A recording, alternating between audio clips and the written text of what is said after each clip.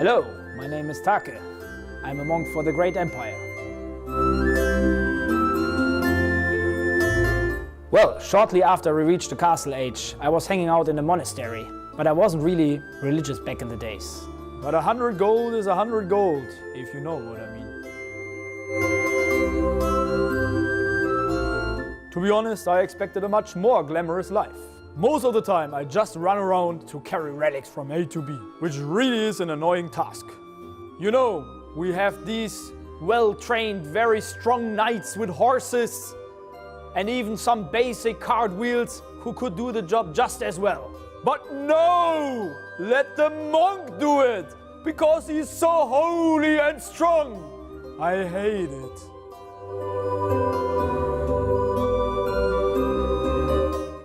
Do you know how fucking hard it is to convert a fucking elephant into a Christian? It's not even that they don't talk. I basically have to make him forget his old beliefs. But elephants never forget. It's hard, man. I'm not gonna lie. In the end, I managed to pull it off. And you know why? Because I'm a man of faith.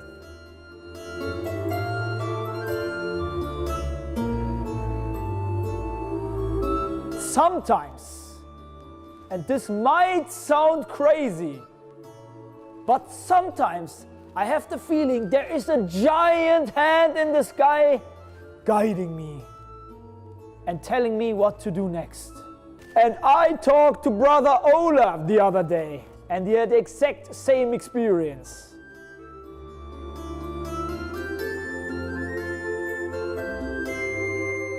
The healing powers are pretty neat.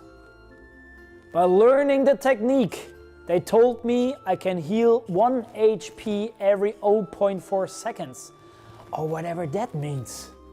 Anyway, I cured Brother Olaf's fever the other day, and it was pretty lit. It's strange that for some reason I can't cure myself though. I always hang out with other monks for that reason, just in case.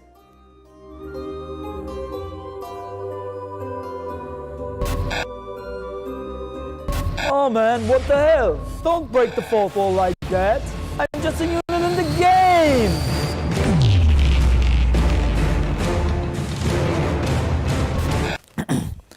By the way, from me to a buddy, don't join the Portuguese. They pay less.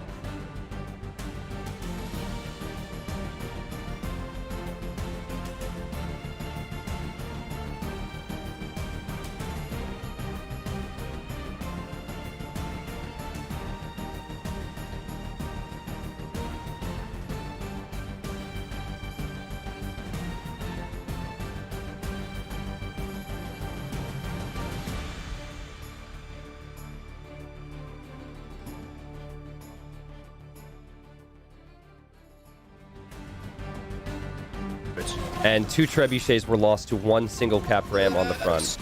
And the Scurbs! Winchester! Don't do this, man. This is like the last 4 years for them in this age. There's a bonus in the next stage, and it's super expensive. Cav archers in general, most people seem to think, oh, goodness gracious! Oh my god! Well, most micro yo. Here, I feel like Hera's always going to out-micro ACCM if he has equal numbers. And also Hera. He just shot his own deer! What? He tried to click back and the deer was there. Oh, man. Now taking the fight. The villagers are being pulled. Oh, man. And Hera split against 4 Mangonels? He should probably... Oh, my God. Oh, attack round ACCM. Oh, he's getting some big shots, Nili. That could be enough. And he is clearing that one up. Still 1,000 score behind, but clearing the full army. Now a 40 population lead. If he gets the 3 traps, I think he can hold the castle. All he needs to do is take out the Trebs. ACCM, take out the trebuchets. He hops into it. Hera might feel like he could sit under the tower as he snipes 2 villagers. But I think he'll lose his army if he does this. Might snipe another villager as he runs away from this, though. You'd expect him to... Oh! Oh! No! Tiamat! No! Oh my God! She saved on 2. No, like, okay, there's... Where are they? All the fish is gone. I don't see any fishing ships. What's going on? Okay, now we'll... No, No. Second. Meanwhile, some other stuff is happening on the map as well, where we have a massive amount of knights finding some villager kills, and The villagers are still in the house, by the way.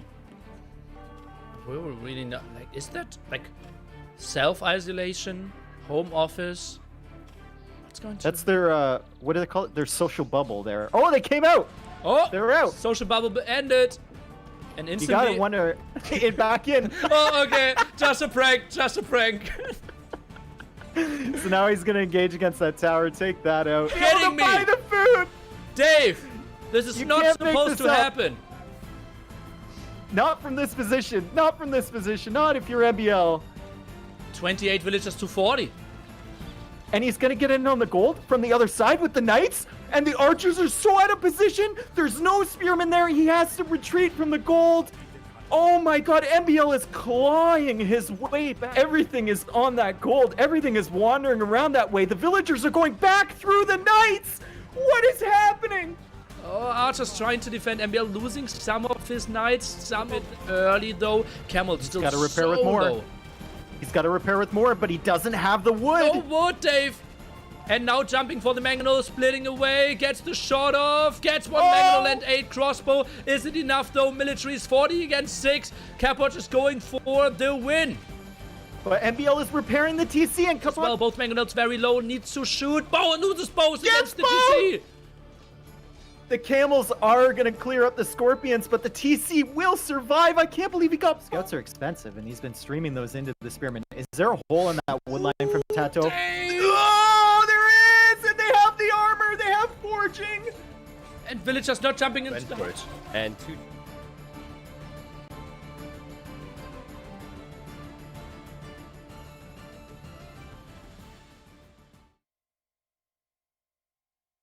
Hello and welcome to day 2 of the Red Bull Wololo. It is Friday, and that means that we've got another full day of round 1 action ahead of us.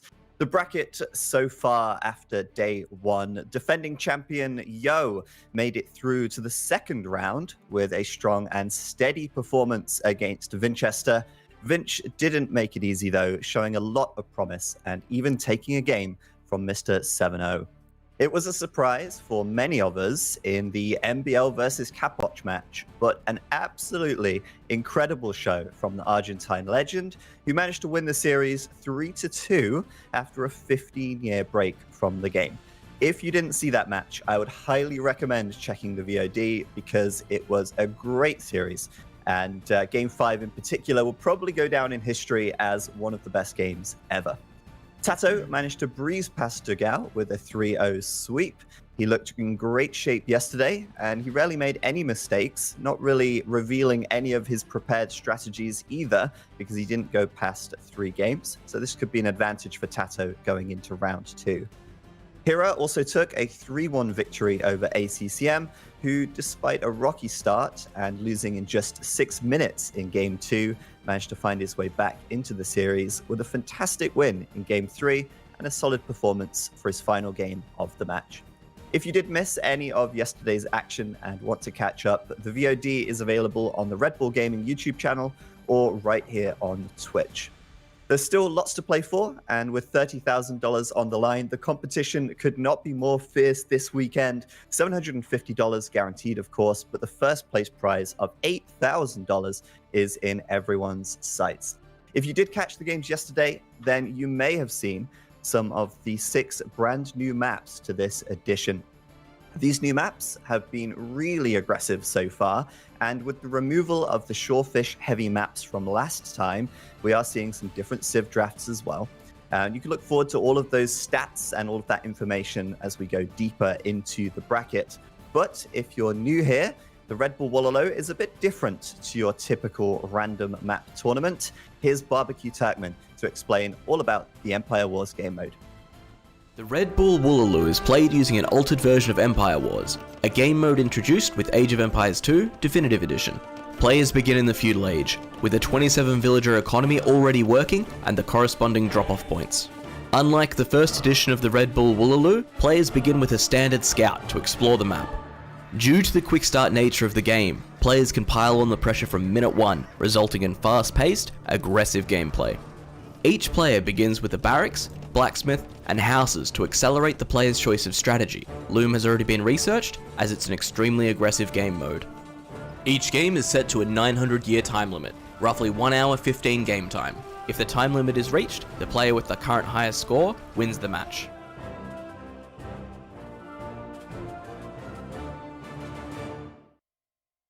So here's the order of today's matches. It is a Finnish afternoon starting at 13 GMT with LIEREY versus VILLESE.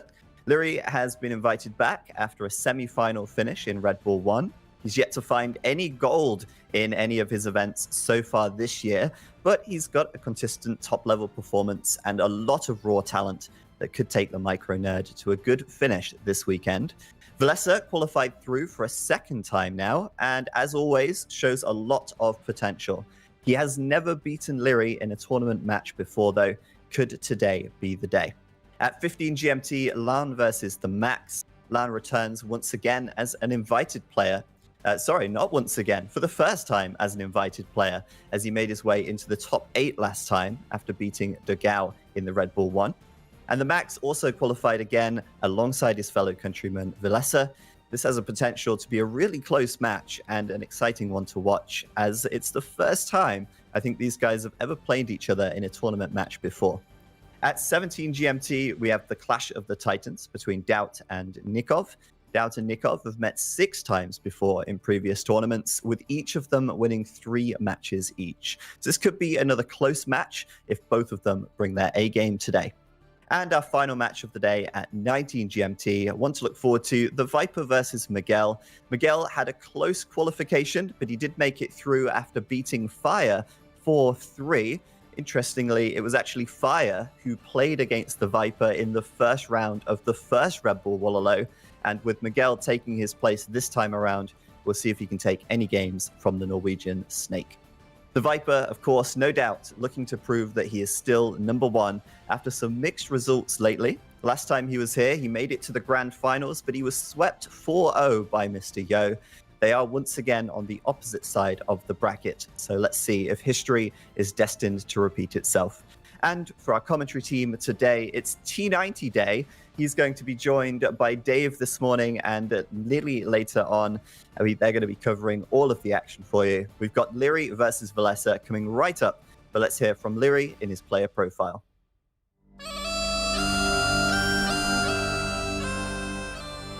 Well, I'm LIEREY, I'm 18 years old. I play Age of Empires, as you all know, and I'm living in Austria. Yeah, I'm happy to be here. It all started when I was younger, well, even younger than now, but basically my family brought me into it. My brother and my dad were playing it, so I started to watch when I was like 7-8 years old, and that's when I got interested in the game, and yeah, started to play it myself and fell in love with it. My favorite civilizations probably Mayans, just because they're very smooth to play. I also like to play archer units, as most people know already, and my Plume Archers are my favorite units to micro. I think there are quite a lot of options who can win the Red Bull tournament. I think the most obvious ones are probably Viper, Yo, Hera, or me. Probably the top 4 favorites. Then TAT obviously as well, but I think it will depend on small factors. I don't think too many people have practiced too much yet, because the tournament was obviously pretty short announced, and we probably watched qualifiers and practice this week, so it's gonna be quite a new meta, I would say, and a new meta where everyone has to adapt. Anything can happen, so it's gonna be pretty close. I would like to play against Yo to get my revenge for the Red Bull 1 tournament, obviously. I don't think there's anyone I really want to avoid. Obviously, my goal is to win the tournament, so I have to beat anyone regardless, so I'm not really afraid of anyone. All right. So, got to hear from Leery. I was thinking about this morning, Dave. We've seen Leery consistently in tournaments for 3 years, maybe more. He's just turned 18. I was gonna say the same thing if you didn't start talking. I mean, I can't believe that he's 18. I think he's still 15 in everyone's eyes. Yeah. Saying that though, when was the last time that he won a tournament? This is true. This is true. He's always been in the conversations. My opinion has kind of shifted from Leery not practicing enough to, wow, Leery's going to be a top 5 player regardless of practice. Yeah. I think the game mode here, though, is better for him. It's faster paced. He's able to abuse his micro and his nerdiness more than he might be able to do in standard Age of Empires. Yeah, I found it funny though. Like he listed his favorites and he said, "Oh, it's clearly, you know, Viper, Yo, Hera, and me." And then he's like, "Oh, and Tato," who has had, That's true. I think, much better results on average than him. So obviously the confidence is there for Leery. It's still there, even though he's not regarded generally as like that top, you know, 2 or 3 position anymore. He's more in the maybe 5, maybe 6, depending on who you're talking to. But Empire Wars is obviously different. I think he's hungry for the win this tournament, and he'll be going up against a tough opponent, someone that he's beaten historically, but is always a threat to like any player, I think, in VILLESE. Yeah, VILLESE. Well, VILLESE and Max are kind of similar in that they benefit from training a lot. And we have no way of knowing if like how much these players train. As Leery mentioned in his showcase video, that the tournament wasn't announced until a week or 2 before the qualifiers began. So I personally believe that VILLESE and Max probably train more than any other players here today. And we'll see both of them playing. We'll actually cast both of them together. So there might be the same strategies that they're going for. Might have the same ideas. But yeah, VILLESE, he's going to be potentially more prepared than Leery. Yeah, I could see that, although you're going to need that preparation to overcome all the natural talent that Leery has. Not saying that VILLESE doesn't have natural talent, but Leery, as I saw in the chat earlier, they were saying like, oh, born with this game or whatever, born with the keyboard in his hands. That's basically it for him. It's not a meme. It's actually what happened. He's a god at the game just naturally, and sometimes he can, you know, use that in place of the preparation that other players might put into a tournament before they get here. Yeah, I have to give a lot of credit to VILLESE because he, like some others we'll talk about today and throughout this tournament, has really upped his game over the last 2 years. There was a while where everyone would say the Max is the best in Finland, and now it's like VILLESE is matching Max's results. And even in team games, if you want to look at how they perform together, it's always Max and VILLESE. So VILLESE, he's a beast, and I feel like he's a beast that does not get enough recognition. You know, oftentimes if you don't have a stream, or you don't have an outgoing personality, or, you know, maybe you don't take it quite as far as some other players do, you don't get that name for yourself. VILLESE deserves it. So I don't think Leery should. I don't think he should be scared of VILLESE, but I don't think that he should think this is going to be an easy win either. No, and I don't think he thinks it's going to be an easy win. I mean, we've seen some major upsets pulled by VILLESE and some amazing performances on his end as well. I think the thing that people don't really recognize VILLESE because he doesn't have a signature style. He's more just a clean player, and when he's playing super clean and not making any mistakes, he's extremely dangerous. Okay, so with that in mind, what are your thoughts for the series? Do you think we're going to see Leery go through? Do you think VILLESE is going to go for the upset? What's your guess or prediction on a score? I think it's probably going to be 3-2 for Leery. Okay. I think VILLESE will take 2 games, and I wouldn't be surprised if VILLESE finally gets a win over Leery.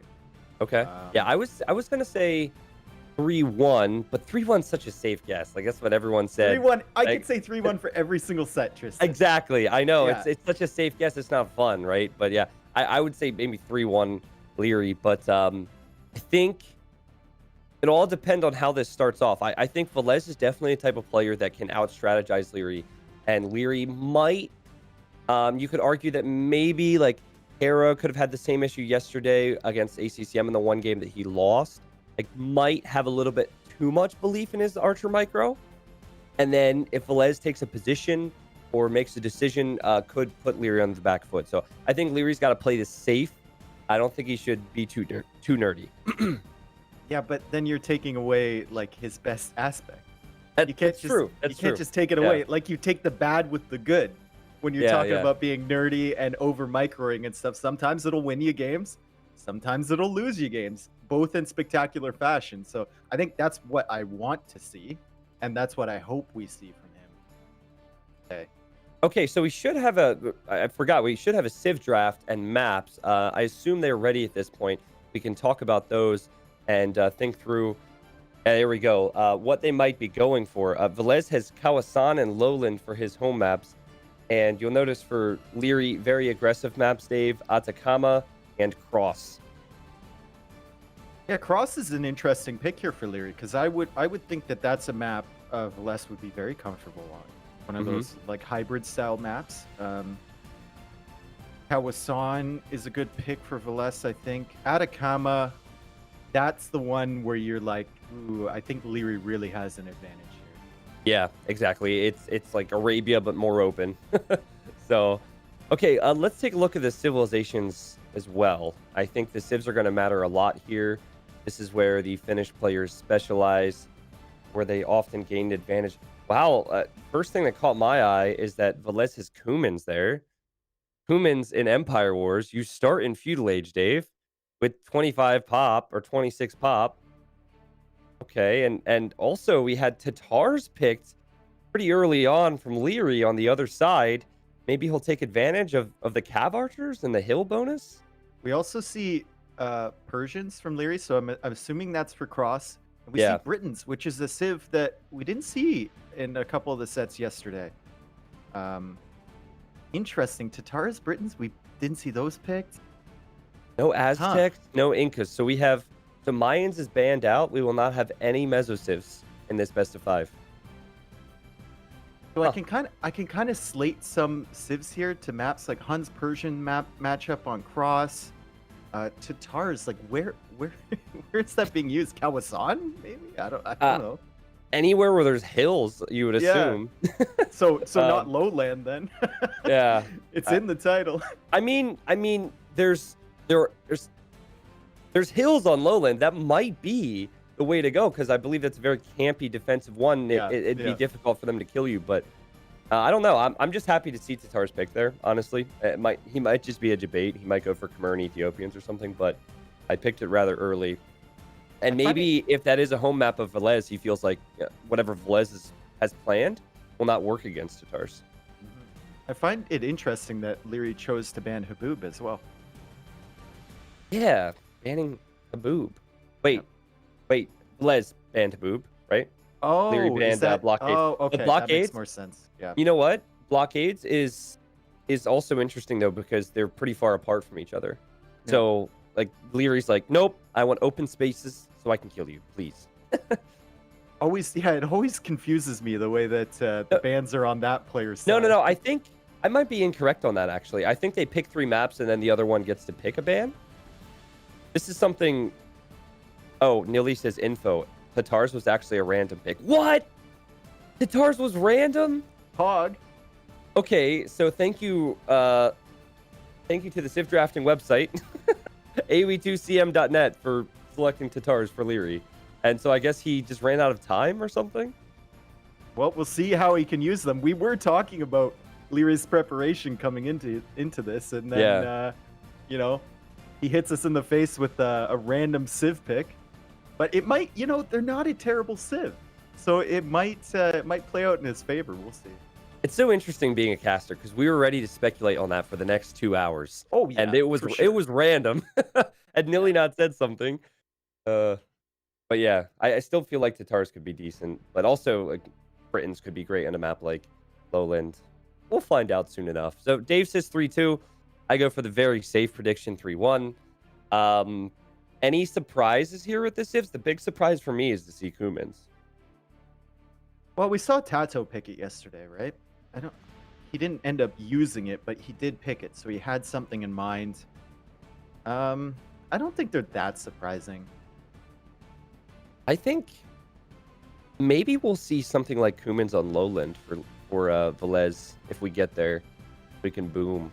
Especially because if he feels like he's going to struggle against Leery playing straight up, you always want to do something slightly different. But Dave, I think Game 1's about to launch for us. Welcome to all the viewers who are watching. Nice to see you guys. Very excited. 10 seconds, actually. Wow. And we will be into game number 1. Gonna be a long day for me, man. Tomorrow's Saturday for you, Dave. So you're getting warmed up, getting your energy levels ready with 2 big sets to start off today. Here we go. It is going to be Lithuanians against Vietnamese, and everything's looking good on my end here. So Leery in the red to start off this best of 5 in round 1. He is playing as the Lithuanians. Then in the yellow, we have VILLESE. VILLESE opening with the stable Dave, and he's playing as the Vietnamese.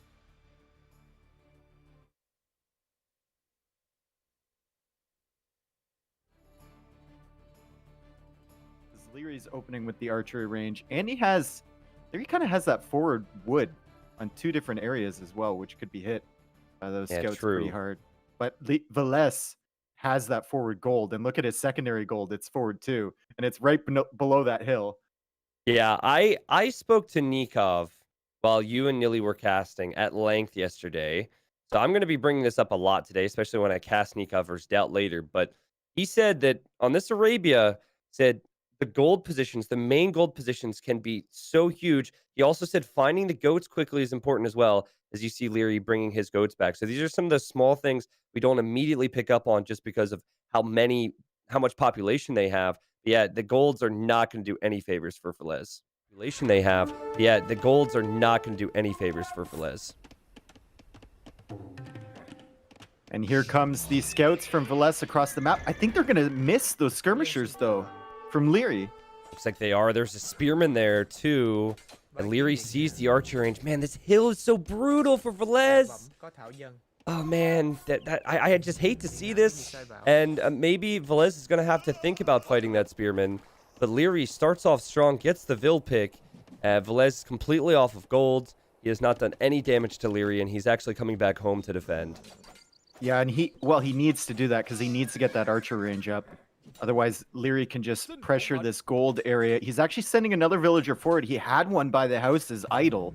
Ah, gotcha. Didn't notice her. Leery, though, losing his forward army, but I think that push was worth it. It gave him time to get some extra walls up, to get some archers onto the field, extra spearmen, and he's looking pretty at his own base right now. Yeah, he's looking good, and I think army momentum's huge here, Dave. Obviously, VILLESE has scouts, but in that whole period of time, VILLESE wasn't able to get any skirms out. And so now that 2 skirms, and an archer come forward, there's no way that 5 scouts could fight that. So VILLESE doing the right thing. He's going to go for a tower. I feel so bad if this gets denied. But he's going to go tower and then counterattack, Dave. Yeah, imagine if that archer range just went up and Leery was like 10 seconds later. Yep. With that initial army. Suddenly VILLESE probably has a wall around this gold rather than a tower. Yeah, and well, he has more skirmishers to defend. Villager... well, the tower was enough to push Leery away, and VILLESE picks off a villager at Leery's base. So, actually evens things up there, and is using the mobility very well. It's not easy against Lithuanians, because they have the very fast trash units. Mm-hmm. But Leery, he likes to do that. He likes to trickle in a few units at the start to get a Vil pick or 2, and then gain a lead. And then, from there, it's all macro now. I think maybe in the past that wasn't the case for Leery, or wasn't quite as strong. But yeah, his macro is looking good, Dave, to click up the Castle Age. And a quick walls from Leery. All right, looks like he's warmed up. Yeah, and he's at the back too. So he was harassing the deer villagers at the same time he was quick walling like 3 different villagers. Wow. He's just such an excellent player. And he's invested less into the feudal age, at least when it comes to food. These scouts are not cheap. And VILLESE will do his best to clear up the army in the back of his base. And he might end up doing that, Dave. But my concern for VILLESE is then LIEREY's going to be on the way up. So VILLESE needs this, and he needs a counter to distract LIEREY. Because LIEREY 3, 2, 1 has clicked up to Castle Age. Why is that villager forward for VILLESE? We don't see a lot of one villager towers in Empire Wars. No, she was walking without purpose, so I think it might have been a misclick. Okay. On like the gather point from the TC, but we'll see what he does with it. He's just gonna place houses for the meantime. Yeah, I think it was a misclick. You know, I've seen players do this a lot in 2019 and 2020. Like they like to place houses, not necessarily in this instance, but place houses along the middle of the map. So when the enemy patrols their armies across the map, it patrols into the house, and then they know where the army is. Also slows that army down. Maybe that's the reasoning. But yeah, LIEREY's gonna have his work cut out for him here. Yeah, and this is the danger about going up to Castle Age faster than your opponent, especially in Empire Wars where you don't have the walls down to protect you. You can be overrun in that transitionary period, but LIEREY is gonna micro his boots off here, trying to defend his base, and the hill is kind of benefiting him at the front here. I think VILLESE, he still isn't clicked, Dave. He has to be forcing fights. Even if he loses the fight, the risk is worth it. You've got to try and gain some more of a lead here. Because if LIEREY adds 1 or 2 knights, he counters everything VILLESE has. So VILLESE goes in. A good micro to pull back because there are still 3 spearmen in there. And man, LIEREY's just doing enough, Dave, just to hold. Yeah, and VILLESE is going to be about 2 minutes behind the Castle Age. But that LIEREY gold with the splits. Oh, this micro, dude. This is stupid. Stop it. Stop it, You didn't get hit LIEREY. once. The biggest nerd. That was disgusting. Dude, he's fighting uphill like 2 tiles away, and he didn't get hit once. The other thing is, it doesn't even matter. Like, that army from VILLESE, it could still be there. It doesn't matter because he's going to shift it to knights, but he just wants to kill stuff. He wants to fight. Also, notice that it's not fully walled. Very fun to watch. And now he gates and palisade walls. Oh my goodness, the speed from LIEREY. If there was ever any doubt LIEREY's form going into this, he is in top shape right now. VILLESE doing a great job to pick that one villager, and I hope he gets the walls down here in time. He has the right idea, walling in this gold area. Just needs time until he gets to Castle Age. A couple knights in there is going to be really, really tough for him to deal with. And VILLESE is not fully walled. I think this should be quick wallable. It is. He's not fully walled on the left. Is there a hole in there? That's the question. Also, you feel like there is somewhere. Also, Dave, he's going to lose his skirms and archers. So that's really bad. Looks like with Vietnamese, he's going to have to shift into knights against Lithuanians. And that is not a recipe for success normally, especially when LIEREY's adding the monastery to grab relics. So VILLESE's forward villager is still there, but LIEREY is actually TC rushing it. So I'll keep you updated with what happens with her. All right, and the walls are completed on the left. It's also very difficult to quick wall behind these palisades if LIEREY keeps the skirmishers here. So you'll see a house go up here. I think LIEREY will try and hit the villagers. He can't kill them. Oh man, She's that's dead. so close. Oh, the forward villager's dead. Thank you, Dave. Thank you, Dave. Yeah, everyone was really curious. I thought you were talking about other villagers, but of course it was that villager. And so LIEREY, just amazing position, Dave. Better boom. He's in now. He's got too many knights for VILLESE to deal with, and more villagers will die. Yeah, once you get behind like this, you're 2 minutes behind to Castle Age, and the knight numbers start creeping up with Lithuanians. Yep. It gets really scary. And VILLESE went for a monastery to try and counter this, but he's still got to keep them out of his base before those monk numbers are up. Yeah, it's pretty crazy now. LIEREY can just snag a few relics and take the time to do so. LIEREY with a 5 villager lead, and LIEREY will back away from this fight for now. And now he goes into the fight. I think he'll try and use the skirmishers against the monk. Unfortunately, though, VILLESE with great micro. VILLESE gets a conversion and saves the monk. Yeah, it's been a really good defense, considering his position. That was a great quick house there. Oh, the monk, from though. VILLESE. What's the monk doing? The monk cannot convert anymore, but he's still excited to. Okay. Don't let him out. No. Leereyy's happy It's to not get bad, a though. Vill kill and now run away. Yeah, I agree with you. The position that VILLESE is in is just unfortunate because of the start, the delayed range, the awful forward golds on this map gen. But in general, the defense has been good, and he still has a chance in this game. Yeah, and Leereyy's just trying to find all the relics at the moment. He got one in, but I don't think he sees the other ones. Scouting around with a ton of monks. Yeah, you have to be careful not to be too greedy. Like, you will need your monks to heal up your units. You will need your monks for conversions. But Dave, And I here see comes VILLESE. VILLESE coming in. Are we doing VILLESE or VILLESE in this set, by the way? Zach said VILLESE, and I'm like, uh-oh. I'll do VILLESE. I'll just keep it consistent. Thank you.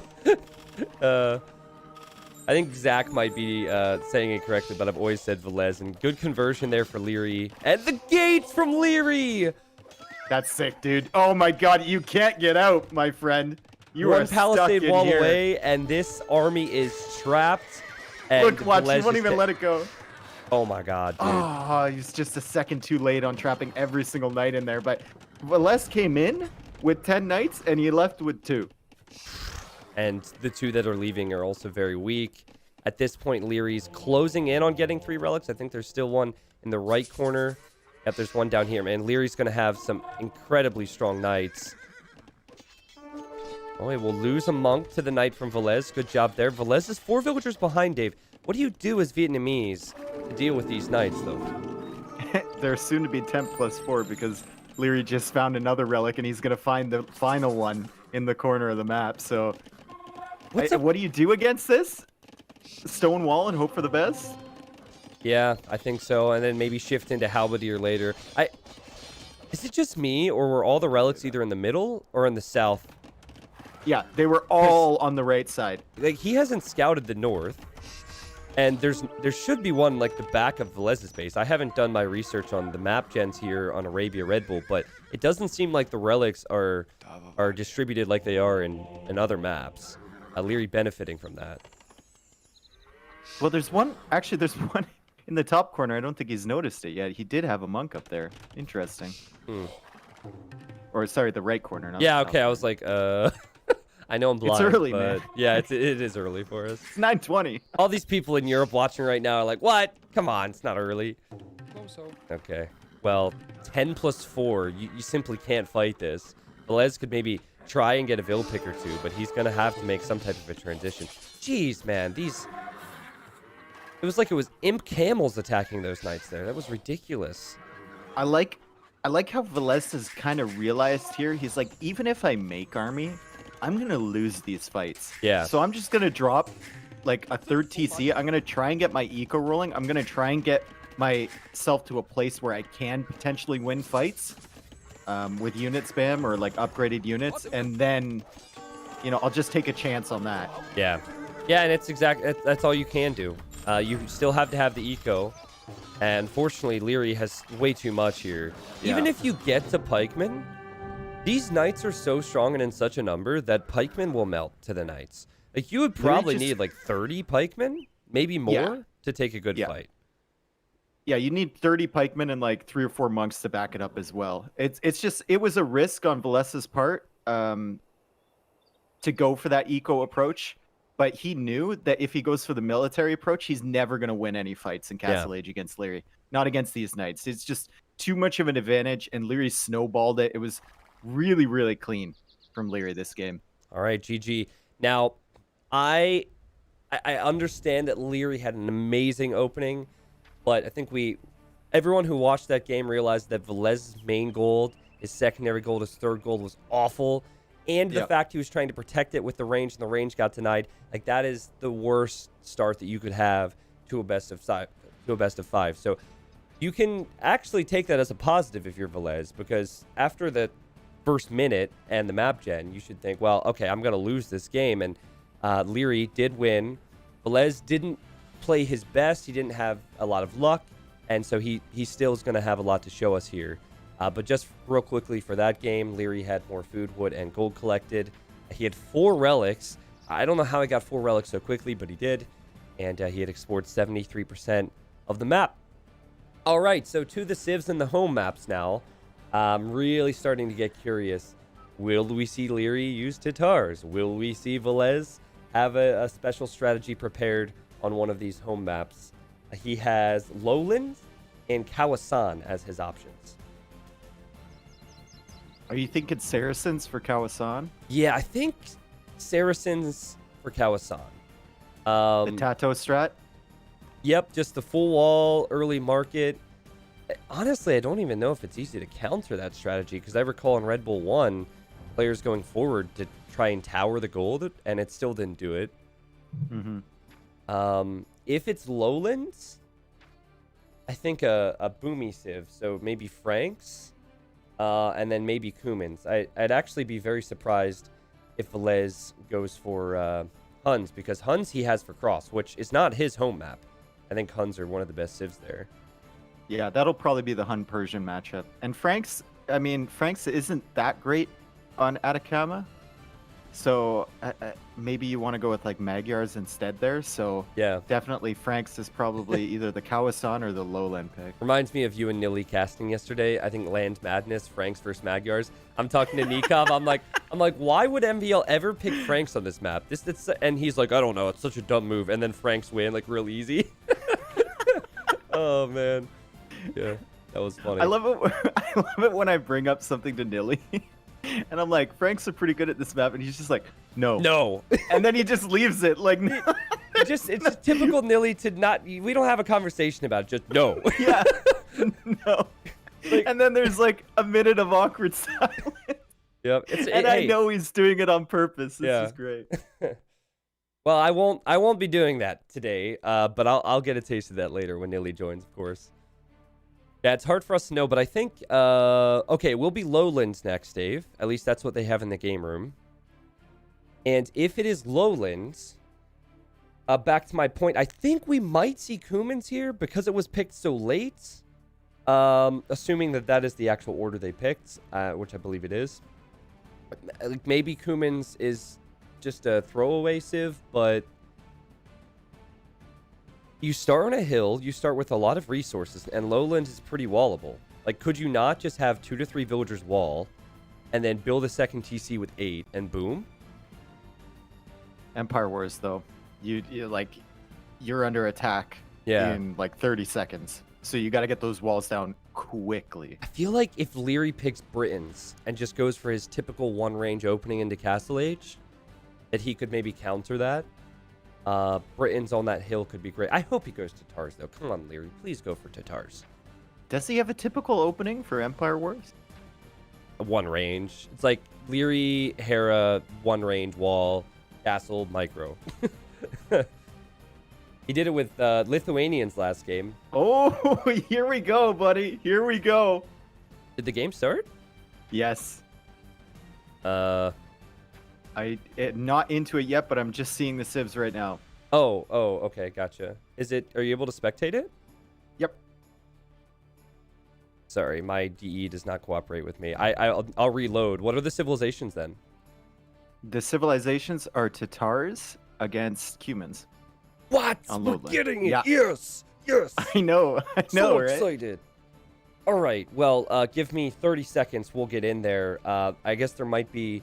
I'll catch up to the time you're at, Dave, but I might be a bit behind. There's a pause, so we're fine. Okay, cool. Oh, it's a restart. I'm being told it's a restart. There was a trapped villager for Leery, so Robo is letting me know that it's restarting. So don't worry about anything. Okay, it's fine. So a thanks DE cures the thanks DE because I was having a game issue. Perfect. But what's funny is apparently Tatars, if we can believe what Nili says, Tatars was random civ. So he did not pick Tatars, and yet he's going to use Tatars for his game. Maybe he got into the game knowing that there would be a trapped Vill, and he's trying to mind game VILLESE. What? With the Tatars. He has to pick the same civ, guys. That would be next level, though. That would be next level, indeed, yeah.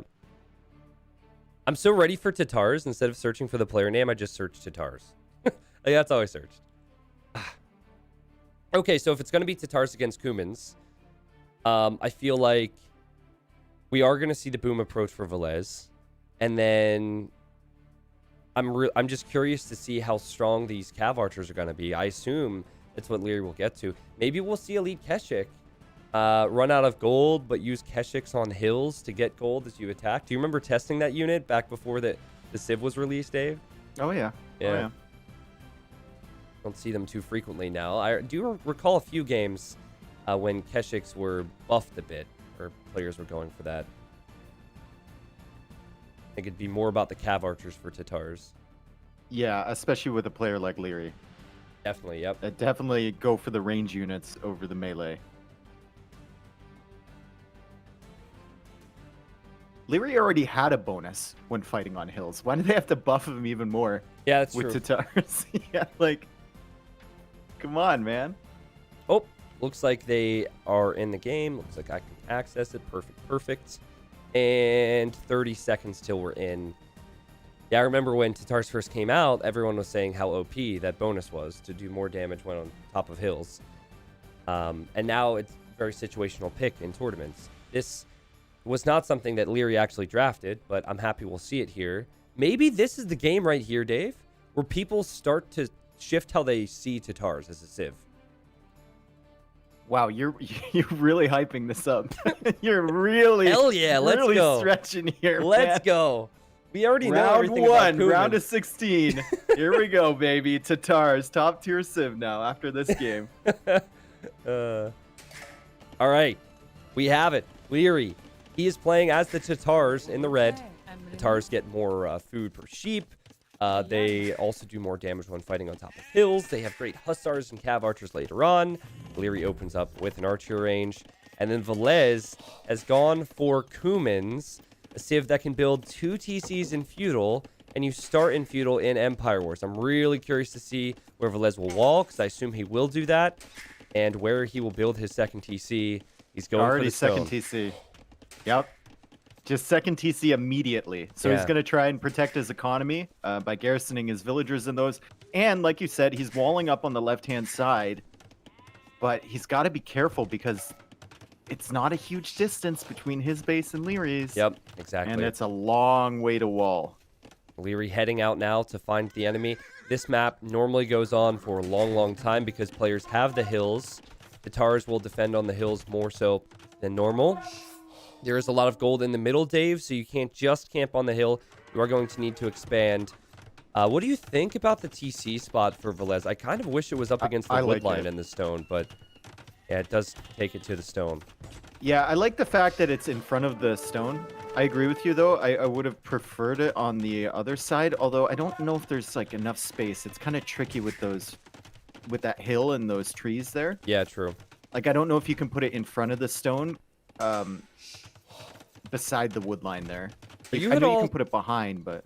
Are you at all surprised that we're not seeing more walling from VILLESE? I would have walled the bottom side already. Where the deer are? Yeah. Yeah. We'll see. He might end up doing that here. And Yep, yep, doing it there are right the now. palisade walls. Leery with his normal spear. 2 archer, fast fletching opening. Man, he loves this. I remember even in team games, Battle of Africa 2, flank, 2 archers, fletching, a spear. They do so VILLESE? much damage. Okay, he finished it just in time. Leery's still going to be annoying here, though, because those palisades aren't full HP yet. True. The one in the middle is fairly low. Okay. VILLESE is going to get some hits on that. It is Kuman, so you get more HP on your palisades. That was sloppy from VILLESE to shoot the deer. Okay, he's going to place a market there. And I think maybe he can still take the deer. Yeah, what do you do if you're Leery besides this? Just try to pressure. But Vil lead already for VILLESE. Well, there is still one hole in VILLESE's wall to the left-hand side. Yeah. And, of course, there's a hole beside the TC, but you never want to run in there. Because you will get punished by that TC fire. Leery's going to try it. No, he's coming back. What do you do in this position? You can't even, like... You can't even go for, like, a tower push or something because it's all against TCs, right? Yeah. It's just a difficult decision to make if you're Leery. I'm really curious think- to see if Kumans will pay off here, Dave, because obviously the Castle Age time is going to be faster for Leery. He's just clicked up. Is it worth it to boom on 2 TCs like this? Is there a payoff? Oh, that hole might come into play in the backside of VILLESE's base. It might, yeah. It's going to house wall behind this. Pressure from Leery. Leery, when he sees the second layer of walls, might decide to run around and right through there. He also, I wonder if he's going to boom after getting to Castle Age, Dave, or if he's going to add a second range or even go forward, go for a Siege Workshop, which I think would be a bad move. I think you just boom with Britons. Like, we've seen this before on maps like Hideout, where it's Cumans versus Britons, and the Britons just go FC, and they're cheaper TCs. They're able to get them up quicker and get them producing, and they'll catch up in villagers by the time the Cumans get to Castle Age. You just can't accept that it's Tatars in a competitive tournament. Oh my god! You Oh my can't god! accept What? it, Dave. Oh my accept god! it. What am I saying, dude? It's I Tatars. thought it was Britons. I'm bad. Respect the Tatars. I'm bad, dude. It's all right. It's early. I can't believe that. I'm sorry, chat. I'm sorry, Tristan. I think Wow, I'm what really am I surprised doing that VILLESE is not towering, but he also might not realize that the castle time is going to be so fast for Leery. Yeah. But Dave, VILLESE is on the way up. He has more vills, and he's on stone, so if Kip checks is something he wants, he might go for that. He could always just add a stable and go for some knights, maybe even some step lancers. That could be cool. It's funny, every time there's a hole in the back of someone's base, the other player never finds it, it seems yeah. like. They're always pressuring that same area at the front. And VILLESE, like, he still doesn't realize that it's a hole. Yep. I'm surprised man. he's up to Castle Age so quickly here. Yeah. 21 on food, so has the food to make knights. That house is really tanky, man. Taking a lot of shots to the point where VILLESE is only building the tower with 3. I'd probably build it with 5. Because if you don't get that tower up before Leery weakens the house, Leery might still shoot it and run in. But I think he's fine. yeah, well calculated. Maybe not. I mean, he can place a siege workshop in Feudal Age to wall behind that. Yeah, Maybe chase him away. Okay, Leary's just gonna leave. yeah, market. Market? Now. You already think- have one of those. I think it's a temporary market, and the tower does its job. Oh, siege workshop Here's the now siege for Leery. from Leery. All right. I'd like a siege workshop in defense here from VILLESE. I think that would accomplish a lot Yeah. against this army. I think depends on how many knights he can make. If he can make enough knights to clear up the crossbows, then obviously he's also going to take out the Mangonel. I'm actually really surprised to see a forward siege workshop. This might be the first time we've ever seen a forward siege workshop on this map, Dave. Just because of Kumans. You've got to pressure him. Yeah, well, a lot of the times you don't have space to build one either. Yeah. There's this field in front of VILLESE's base. A lot of times it's a hill, so you can't actually build on that terrain. He's got to build up enough knights and maybe a Mangonel to be able to push this back. You can't fight this with like 4 or 5 knights. You're going to need more than that. Yeah, and I'd like to see some patience here. Like, don't fight too early. Also, there is a sense of urgency, right? Because you're going to need map control. Leery has 2 Mangonels now. You don't want to have to repair that TC, which is very expensive to do. But he'll have his own Mangonel, Dave, and he'll have about 4 to 6 knights, like you said. You could even justify just keeping the Mangonel at home and then sending the knights to the middle of the map to cut off the reinforcements. Yeah, that's a good point. So as you build your numbers, you're keeping him at the same army count. Yeah, he has the scout scouting around to see what's going on, too. I like the activity the of the Mangonel. scout. And Leery doesn't see it, Dave. He loses Nice one. shot. He will not lose the second, but he learned the hard way that there's a siege workshop back there. And look at the villager count, 62 to 47. That's the human Damn. advantage. Like it's so strong if you can survive through it. Yeah. And I think VILLESE has done that pretty well so far here. Yep. Both. Oh my god! I thought that was going to be so much better. Those crossbows are weak, though. That was a snipe and a half from VILLESE. Dave, these knights, I think he has the numbers of them to be able to run in there and take this fight soon. Like, this could be really bad for Leery. He doesn't know about the monks, right? He's seen a couple of them. So if 2 of these get converted right away, all of a sudden the numbers aren't there. As the Mangonels come in, Leary's going to lose another one. I think Leery tried to dodge to the left and clicked a house to attack it instead. Oh, this is going to be a disaster for Leery. He didn't even get a conversion. He's losing the villagers. He's losing the crossbows. He might just lose the game right here. Oh my God, where's he going? Where's your micro now, Leery? Where is it? Oh my God. Heathen. Oh, that is a huge slip up from Leery. VILLESE has got to be loving it. As we said, Dave, the strategy that VILLESE is going to bring to the table as he takes out another monk, that's going to give him potential for wins. He just needs to be able to execute, and he executed in a big way there. Yeah, and I can't help but feel like Leery might have been a little bit sloppy losing those 2 mangonels for free, essentially. Wow, what a fight from VILLESE, and what patience to wait, too. His TC got down pretty low on HP, but he built up the amount of army he needed to push it back, and then he engaged at just the right moment. It's so easy to say now, but I feel like with Tatars going forward, Siege Monk is not really the play. I like the crossbow pressure. I would have liked to have seen crossbow into Cav Archers.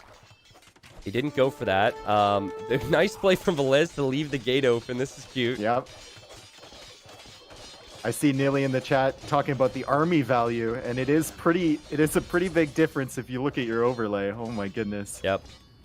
So much value there.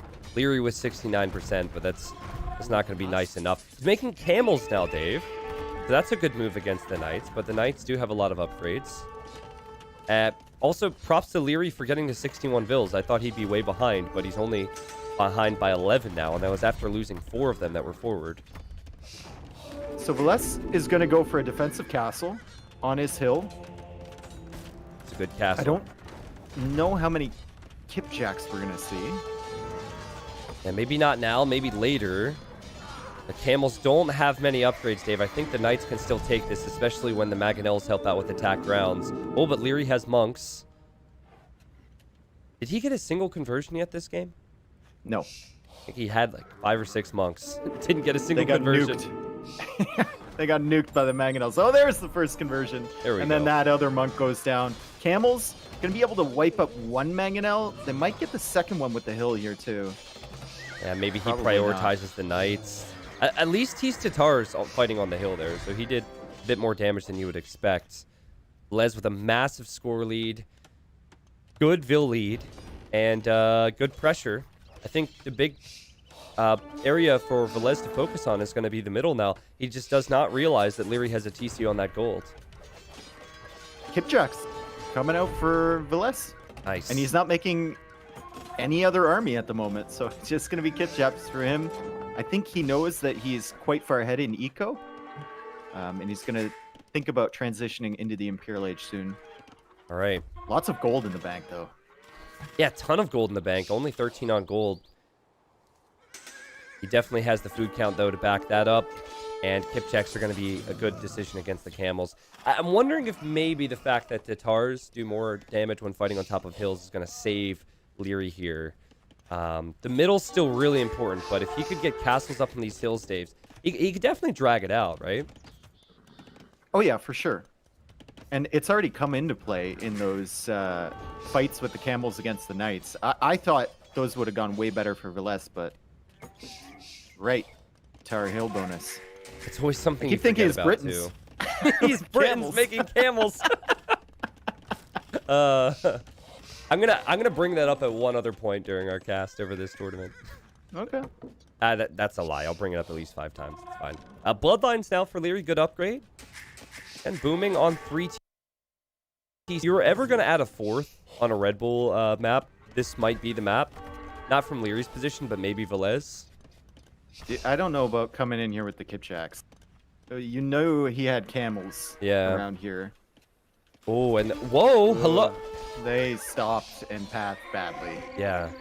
I couldn't tell if they just froze or if he stopped to move them. I think they froze. Yeah. All right. Well, yeah, he's going to need more. He's invested a lot of resources into these upgrades, Dave. He got full armor on the Knights. Also now has the attack on the Kipjacks. Ballistics would be nice. Doesn't have that yet. See if VILLESE can get a conversion. I'm going to say no. No? Nope. Monks have not done too well today. Okay. Humans are meta on this map. That's what the Finnish players think anyways. Might see that from Max later on today. There goes VILLESE on his way to Imp, despite investing so much more into those upgrades. I like it. And another TC. So he is going to go for 4. Now, do you think Tatars go Cav Archers in this situation? Not sure what they do. Yeah, I'm not really sure what humans are going to do here either. Yeah. There are a few Cav Archers for Liereyi, so he might want to go that route. I'd say the best composition for Tatars would be the Trebuchets, because you have to give them credit for their long-range Trebuchets. Oh my god, Flaming Camels. But no, realistically, the Cav Archers and the Hussars. After Silk Armor, they're very hard to kill. In the middle from Liereyi in some way. He knows it's there. Actually, does he know it's there? I don't think so, because Liereyi didn't take any of that wood. And he doesn't see the TC.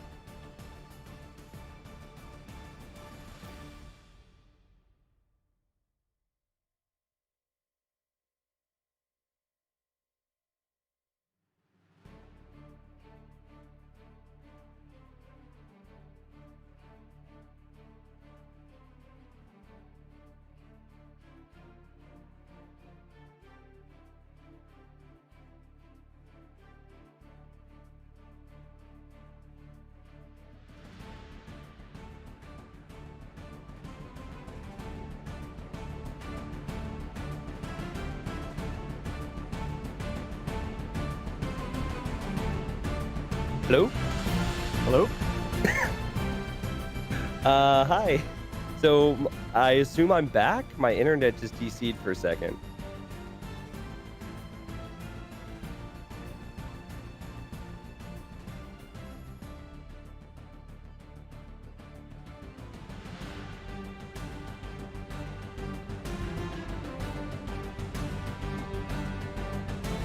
Are you Okay. still in the game? No, or- no, I'm gonna get back in the game. Sorry. Just restart my signal, and I gotta speed back up to it, but I don't know why that happens.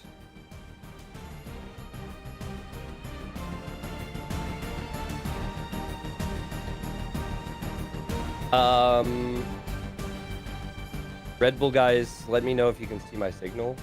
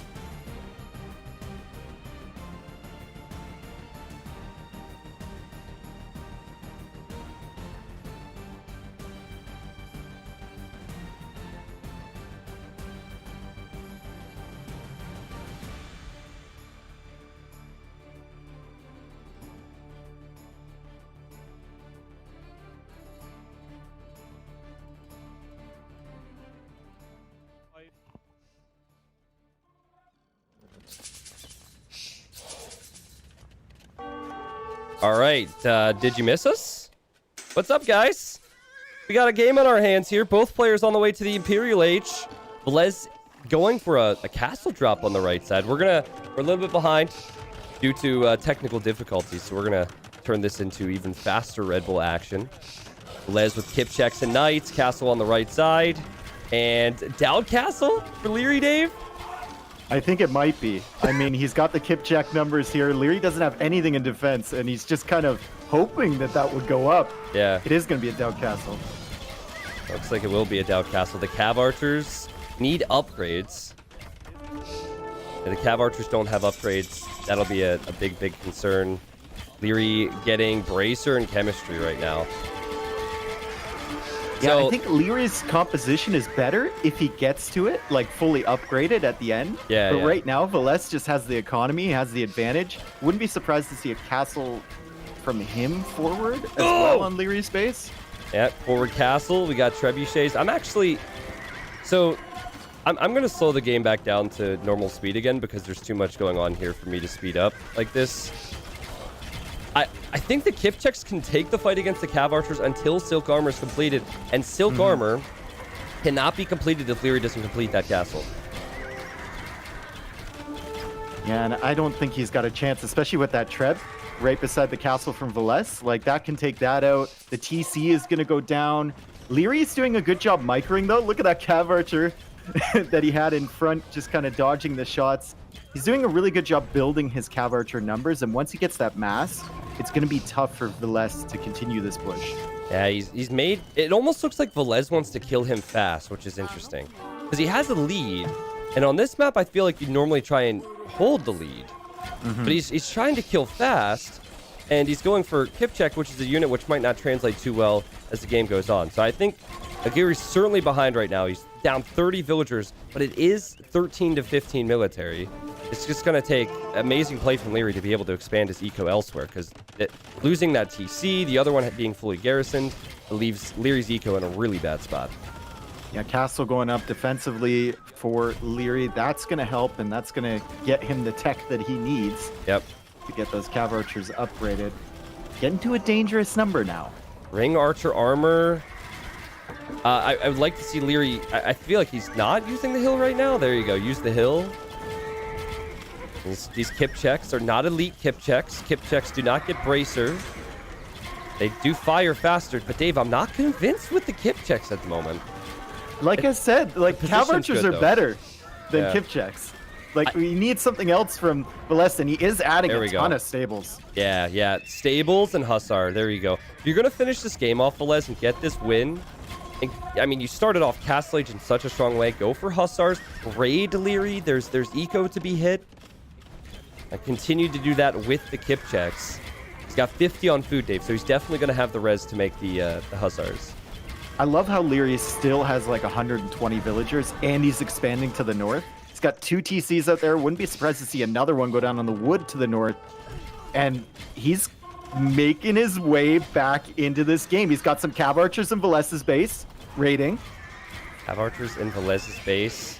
I don't see the Cav Archers in VILLESE's base. Oh, sorry, I might be a little bit ahead of you. No worries. We're getting there. So there will be Cav Archers. Dave, you can't kill Tatars. And this is before Silk Armor. It's crazy. Yeah, I think big thing for Leery is get Silk Armor. I believe he does not have that now because he would have 7 Pierce Armor. That would also apply to his Cav. And then maybe making trebuchets from that castle would mean that VILLESE would lose his forward position. I haven't been convinced with VILLESE's raiding, because he hasn't been raiding all that much as he tries to do it now. He's just been sitting here in the same spot and not pushing any further for the last 10 minutes. Yeah, I think he thought his eco was way better than Leery's. Like, it's a bigger gap between them than there actually is. Yeah. And Leery, with this amount of Cav Archers, he's really making his way back into this game. I don't know where the 147 villagers are for VILLESE. Like, sorry, obviously I can see them, but I'm not seeing the economy turn into military right now. Still only 20 military. They're the Cav Archers you mentioned, Dave, so a bit of a raid. And VILLESE will probably clean that up, but man, it only gets stronger for the Tatars. once they get the Hussars out. And Leery with his range units has been very strong. But here you go. Finally, VILLESE, he's the one taking the initiative on the right side. He's going to start Hussar raiding, and he's also going to tread that castle down. Leery does not have many castles. In fact, that's his only one. And he has a lot of his farming eco back there. Is it just me, or does VILLESE not have the second wood upgrade? He doesn't have... Oh my god! He doesn't have the second wood upgrade? He also doesn't have the second farm upgrade. Oh my goodness. Well, that explains it Yeah. a little bit. Definitely does. Man, both players are raiding now. The Cav Archers are going to raid VILLESE's base. And then you have the Hussars for VILLESE raiding Leery. This is the first time he's been able to hit Leery here. Leery was expanding there as he was dying on the other side. And Leery might now die on the other side because the castle falls.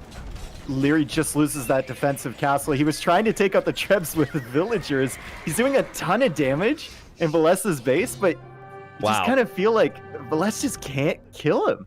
Finally does, man. I was worried there when I saw the Kipchaks continuously dying that VILLESE wasn't going to be able to finish it off. I think what Leery realized was all he could do was hope and pray that he could reboom to the north and reboom to the back and get a raid in. And the raid was going to be short-lived. Anyways, let's move on. The score is 1-1. That was a really good game. Really good performance from VILLESE. There was some uncertainty whether he, near the end of that game trying to kill Leery off. But it's good of him to bring it back to 1-1. Sorry about the drops, guys. We'll just move on. Game number 3. Here we go. Hey, 20-year-old game. Things are going to happen. We're so privileged now. 154 kills for VILLESE. Yeah, just to think back to what I think decided this game was VILLESE was able to get away with the boom. So he gets away with the boom, and I don't know if you can really punish Kumans for that. Certainly not with Tatars. So just keep an eye on that strategy, guys. We are early rounds here in Red Bull Wololo. There's the eco difference for VILLESE. The boom paid off. I wasn't convinced with how he used the boom, Dave. I was convinced in how long it took him to kill Leery, but he gets his win, and that's all that matters. It's like, do you ever really want to just boom into straight Kipchaks? I don't think so, right? Yeah. That's not the answer with humans. And the Hussars took a long time to come out. I wonder how much not having those eco upgrades hurt him. Yeah, his food count wasn't as high as I would have expected. What's interesting is pros are constantly going for Kipchaks, and I don't like them. I don't think they're that good. They can be in some situations, but we should move on to the maps and the civilizations now. Maps and civilizations, and then Leery will have to show one of his home maps and maybe one of his prepared strategies. He has Cross and Atacama. Now, Dave, if he goes Cross, VILLESE, he has a great civilization for Cross in Huns. Mm-hmm. And he probably picked Huns first with that in mind as well. Mm-hmm. I don't see Huns being a play on any of his home maps, so he went with that civ pick at the beginning to deny it from... did he get the first pick, actually? Did he try and deny that from Leery? Maybe. I think VILLESE, I don't know how the draft went down, but it would make sense that VILLESE might have wanted to pick Huns right away if he knew the maps, which he would have, so... You obviously pick the civs after the maps. I think seeing as he is not as... Like, Leery's a higher seed. Yeah. Pick Huns, then ban Vikings away from Leery. Do you think Leery is going to be upset that he just lost with the Tatars, a civ that he did not draft? Or do you think he's just going to be like, whatever? No. I think he probably saw his civ list and he's like, oh, lowlands. And then on instinct, he's like, oh, whatever, Tatars. Okay. Let's see if it works. All right. Well, it will be Cross. I can see them in the game room right now, so it will be Cross. So if that's the case, I would assume it's going to be Persians for Leery, which is not a bad cross civ either. I think Persians starting with more wood, starting with more food.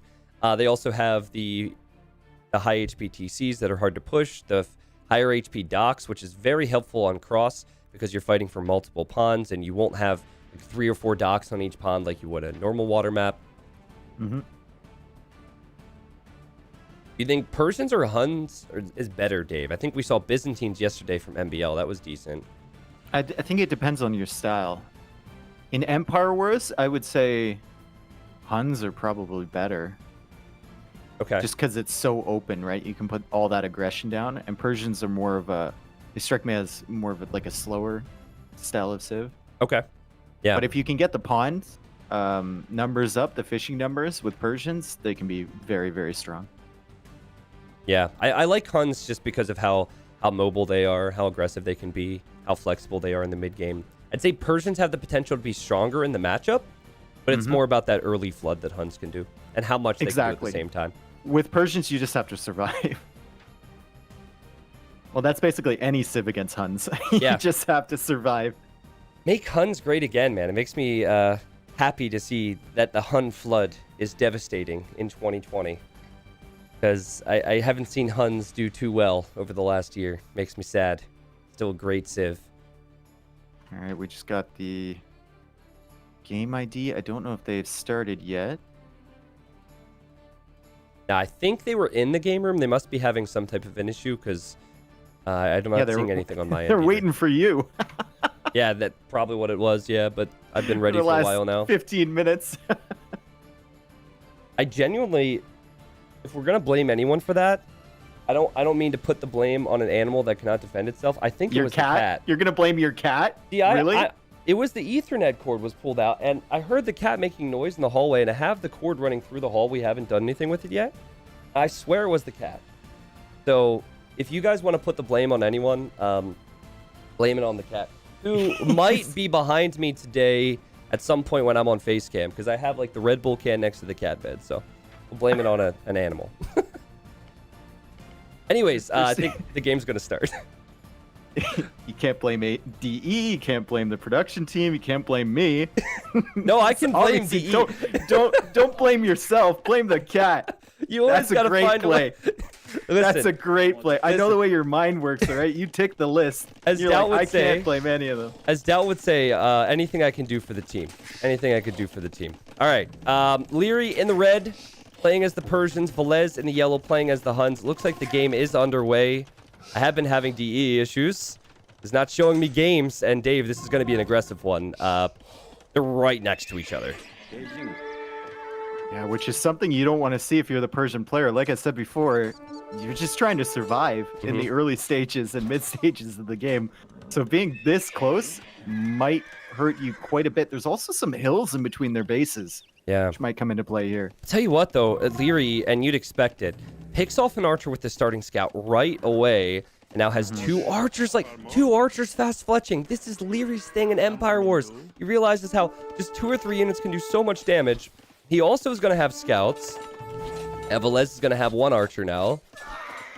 Very close fight. I think Leery is better off there, but Leery is in an awkward spot and needs to run from this.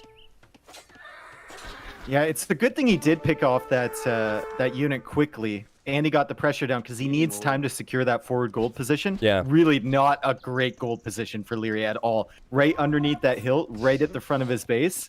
VILLESE far more fortunate with his position at the back, and VILLESE is actually going for 2 docks. 2 docks in the same pond as well, Dave. And this is where Huns can be very strong. Yes, Persians start with more wood, but Huns don't have to build houses. Do not be confused. These houses here, they don't need them. So I think this is around the point where Huns start to become stronger as the populations grow. Oh, man, it's about to go down again, Dave. VILLESE trying to take the deer here. VILLESE loses the scout. Also, something to point out about Leery's base is he's not that close to a pond, whereas VILLESE is pretty close to one. So I'd say unfortunate map generation for Leery, but if you remember game 1, VILLESE had one of the worst Arabia generations that you could have. That's just part of Age of Empires. We're not going to have mirrored maps. That's boring. You've got to scout. You've got to play to the map you're given. Leery can certainly do that. I'm just surprised. Like, I'm surprised he hasn't gone for a dock yet. And not at all. Ooh. Well, he might end up having a faster castle age time. Like, the fish boom doesn't help near as much in Empire Wars as it does in Dark Age starts. Because Dark Age starts, you're going to have... it just leads into so much more. So, Leery could maybe have a faster castle time with this. He actually separates his archers from his scouts. Dave, his scouts have scale barding, they have bloodlines, and they'll have forging. These will have full upgrades. Ooh, VILLESE has to be very careful. He can avoid this if he just quick walls his wood line. And be pretty safe. Then he can make a few spearmen and loop them back there, but he's not going to in time. No, he's not. And VILLESE's units don't path back to the TC. He hasn't lost a field yet, and the TC's helping. Actually, that ended up being much better for VILLESE than I expected. Well, he didn't lose any villagers, but he lost 3 scouts, which Yeah. is... yeah, I mean, we're talking about momentum shifts, right? Oh, God. And then he sent the villagers a right pretty back big to the one. wood line. No! Oh, man, yeah, that is going to be huge. Yeah, good call there. VILLESE really wants to move forward with his archers. And as he moved forward, he saw a tower from Leery. I'd say good work the from Leery. awareness from Leery. Yeah, and he kept his archers. Look, he's even got an outpost on the left-hand side. He knows now that he's got that tower there. VILLESE isn't likely to push through the middle. Yep. He's going to go to the left, and look at where VILLESE Oh is my going. God. Look at the archers from Leery. He's already pulling his villagers away. Just so smart, man. VILLESE is losing everything. What's interesting is he still has more eco, according to the statistics. Oh, but Leery! No! Leery's going to Leery lose just- his archers. I was talking about how smart he was bringing the archers over there. I thought he saw VILLESE's archers. He did not. And he only kills 2 of them. There's just too much going on. You know, they've got the water to focus on, or at least VILLESE does. And they've got multiple armies to focus on. They have their ecos to balance. And with that right there, Dave, even though VILLESE took big hits, oh my God, look how many villagers he has on deer. What is this? It's hunting season. Do you have a permit? 14 villagers were on deer, but yeah, I still think the castle time is going to be good for VILLESE, despite losing lumberjacks, because he has the fishing ships, and he has a big ball of archers, and Leery's not going to have much military at all. He's actually creating more scouts. I think he's going to find another villager pick, though, here at the back. No, he just runs right past her, right into the wood line. Those scouts are weak. They are. So he's got to be careful, but there is a weak villager. There's 2 weak villagers in there, and he's probably checking HPs. No, he keeps running. What? I think Who is this, Leery? I think he saw what's happening at his base. TC garrisoned immediately. He kills 2 archers, loses a villager. It's not ideal to be creating more scouts to deal with archers, because the archers... the archer play normally means they'll have a faster castle age, and that's a great position for VILLESE as he does click up to castle age. Yeah, he's done really great work in these last couple minutes, and he has... It's important to note, he does have 9 fishing ships, and there's no fishing ships on the field for Leery. I think it's too stubborn, Dave. Like, I mentioned the positives of that, but at least one dock does make sense. The Great archer positioning here is for great. VILLESE. Yeah, and Leery does have that armor. He does have forging, so he might actually end up winning this fight, but it's going to cost him a lot. Yep. It cost him too much. Well, you say I wanted to say it's going to cost him too much, but he's going to have 10 scouts remaining to raid VILLESE, and VILLESE is only halfway to castle age, and VILLESE will have 7 military. So realistically, Leery could either engage against that military, or he could engage against the villagers again. VILLESE is really not walling at all, by the way. He does not seem to care. I would be walling a bit more, but it's almost too much to wall. Scouts kind of examining that wood line. VILLESE pushing them away with spears. VILLESE has to keep making spears here, and he is. Constantly producing. The wood line at the front, though.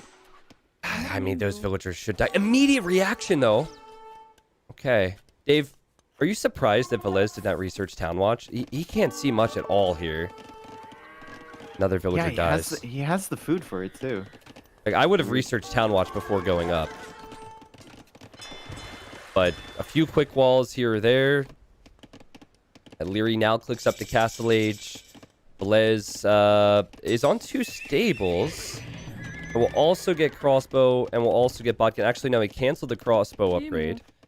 Doesn't really have enough archers. He's going to control all 4 pawns. And once he gets a dock in that right pond, he'll have all of them. But Leery in the wood line again, clearing up the spearmen. Wow. Gonna take a few more villagers. The wood count's going to be really interesting to look at, because I don't think VILLESE is going to have the wood to make cav archers, or the wood to make fishing ships in those ponds. He wants to make cav archers and knights. He has a bit, and he's going to run forward towards Leery now. But I think Leery, while he hasn't docked, has done enough to stay in this game. But now the knights are going to arrive to his wood line. Or not. You can't help but wonder, like, how would this be different if VILLESE had just taken some time to wall the gaps? Yeah. To prevent, or like quick wall his wood lines or something, you know? Something to prevent these villagers dying all over the place. Good defense from VILLESE with the spears and archers, and now the knights are on the wood line. VILLESE immediately micros down the spearmen. Are we about to see VILLESE, of all people, go up against LIEREYY in a tournament? It's really tough for LIEREYY to deal with this. Look, he's got knights on the wood line, he's got knights in the gold, he's got knights in the back. He's everywhere. He Insane, is everywhere. Wow, 53 eco versus 41, and it's 21 military versus 15. Everywhere you look, LIEREYY is taking losses. Dave, this is not going to be easy for him, but he's making some camels now. I like the camels. Camels are a good choice against cav archers and knights. Just needs to stabilize. I'm still surprised he hasn't even attempted a dock yet. Well, I think it's too late now, to be honest. Oh, it's definitely too late, yeah. VILLESE takes the fight. What really worked for VILLESE there was fighting in 3 places at once. And also defending. All these scouts are so weak for LIEREYY. But he will get chain barding. We'll still keep them in the fight. Fishing ships in the south working. Fishing ships in the north working for VILLESE. Bit of a sloppy fight there from VILLESE. I don't know why he's engaging against the camels. This is what he needs to do, what he's doing on the right. Yep. Just kind of swooping in with 2 knights at a time, picking off a villager while the camels are out of position, and then run away and come back in a few minutes, see what you can get. Okay, so if the Persian player's making camels, what do you make as Huns? Do you shift more into cav archers then? I think so. I mean, it's a unit that if you get enough of them, the camels can't really engage. Yeah. And then once you go up to Imperial Age, you can easily upgrade and transition that unit. Yeah. So I think cav archers is the play here. Also, with LIEREY's economy being super open and not many walls, I think cav archers, you get more opportunity for raids. It really bothers me that VILLESE has not walling, at least between his 2 wood lines. Yeah. Like, why? How many times have we seen this? And the villagers, there's a couple weak ones in there. 1, 2, 3 going down. He has the eco lead. Maintain that eco lead. Like, these wood lines have been harassed nonstop, and that would take 7 or 8 palisade walls. The other side, I get under not the tower, walling. though. Ooh. It's going to sit under the tower at LIEREY's base. I think both players are just so focused on their own raids that they can't really, like, solidify the areas in their base that they need to defend. This is why this map is so good. Why does VILLESE have a villager I think she was here? docking. I think he docked with her, and then he clicked her back to his base. And in order to get back to the base, it would have to go through LIEREY's base. Oh my god! Oh my god! That's a really bad spot for the cav archers and knights. They got away. And they'll get away. Yeah, I'm surprised they got away from that. Pikemen coming in now from VILLESE. Yeah, that's a good move. It's just difficult to push with that. It's going to be hard to even defend with it, though, with LIEREY's mobility here. He's just been running around constantly. He still has those scouts. He's still being annoying with them on the same wood line. Oh my god. It's tilting me, man. 3 It's houses, tilting man. Me. No houses for Huns. Oh, yeah, that's true. That's true. Well, it's confusing because there are houses on the screen there. Okay, a town center. I guess that's one way to secure it. All right, we got a town center there. It is 50 eco for LIEREYY. That tells me he has a TC or 2. No, he's just on 1. It's the faster working Persian TC. That's good. And it's been 1 for VILLESE, but he's lost way more villagers. Just he has... how many fishing ships is it, Dave? 4... 9... He has 18 fishing ships. So if he didn't have the fishing ships, he would definitely be dead. Mm-hmm. Even getting chainmail armor for the pikemen. That's not an upgrade you see too frequently this early. And another raid incoming from LIEREYY. I like how LIEREYY is continuing to raid. Obviously needs to defend, but in order to win, you're going to need to be offensive too, and he's doing that. Oh, I wouldn't run into there with the cav archers. Nope. That's the problem with Huns against camels. Oh, that was so bad. LIEREYY takes the score lead. The knights taking a good fight, clearing up the rest of those archers at the back of VILLESE's base. That's where he needs his pikemen right now. Yeah. Not chilling in the middle in a random location. Yeah. I think it can be really difficult for Huns to push against camels. And VILLESE just didn't do a good enough of a job of taking advantage of his lead with eco. Like, he kept losing it. So he gained the lead, and then the wood line is still an issue. Oh, a wall! Another wall. And we're getting a fourth wall. A fifth wall. Okay, that's progress. And it's dead. And the villager, there's like 10 villagers there. Oh man. Well, Dave, normally that'd be really bad, but it's also going to be bad for Leery. Look at Leery's base, and he doesn't notice yet. Oh no, he doesn't notice at all. He's so busy in VILLESE's base. What a game we have here. If VILLESE can use these Cav Archers properly, it's so tough because they're looking in 3 different spots. But if he can get the Cav Archers on the hill and take out the spears, the Knights will be there. Yep. And that's Leery's only wood line too. He's got 1 villager at the front, but that's his primary wood line at the back. He is off wood now. Only 85 in the bag. He pulls the Knights back. I think he has enough Knights to deal with that. Leery has many weak camels at VILLESE's base. So I'm waiting for them to die, but he took a fight on the hill. And the Empire War Cross is amazing. It's so fast-paced. And there's the villager. She's just chilling. She's dead. She's dead now. Sad times. F. You can tell, like, how micro-intensive these Empire Wars games here, especially with the close spaces, the open bases, because players in a regular game setting, you never see so many idols or so many villagers left garrisoned in places, you know? Yeah, but on this mode, they're just so busy with the raids and the counter raids. You know, Dave, if you were new to Age of Empires today and were watching this set, would you say that Leery is far better than VILLESE, or would you say they're 2 evenly matched players? I'd say they're pretty evenly matched, unless you're talking about the first game. Yeah, then of course. Would look. Oh, Mangonel shot. That was a good one. A good one. There are a lot of pikemen there. And with the hill, no ballistics yet. That's a big one that VILLESE is missing. Look at the Persian Knights just building up here. That's a lot. He's still 1 TC, man. Yeah, I think with 1 more Mangonel shot on the pikemen, Leery will consider taking the fight. The pikemen are all pretty weak right now. And look at what happened to VILLESE's pawn in the left as he clears up that Mangonel from Leery. And now he's taking a decent engagement here against the Knights. He's got to pull his Cav Archers back. He has 17 idols right now, Dave. Yep. So he has less working eco than Leery does. That's the danger about dropping 2 docks in 1 pond, is that the fish expire very, very quickly. He did gain that food boost. We saw him use that, but then he lost his advantages. And he's beginning to add farms now. This is a thing that Leery will be doing as well. Leery doesn't have horse collar. You're just full on 1 TC. I love this game. This is great. I say 1 TC, of course. It's for Leery. The wood line. Just leave the wood line, VILLESE. Just get away from it. Wall it. Something.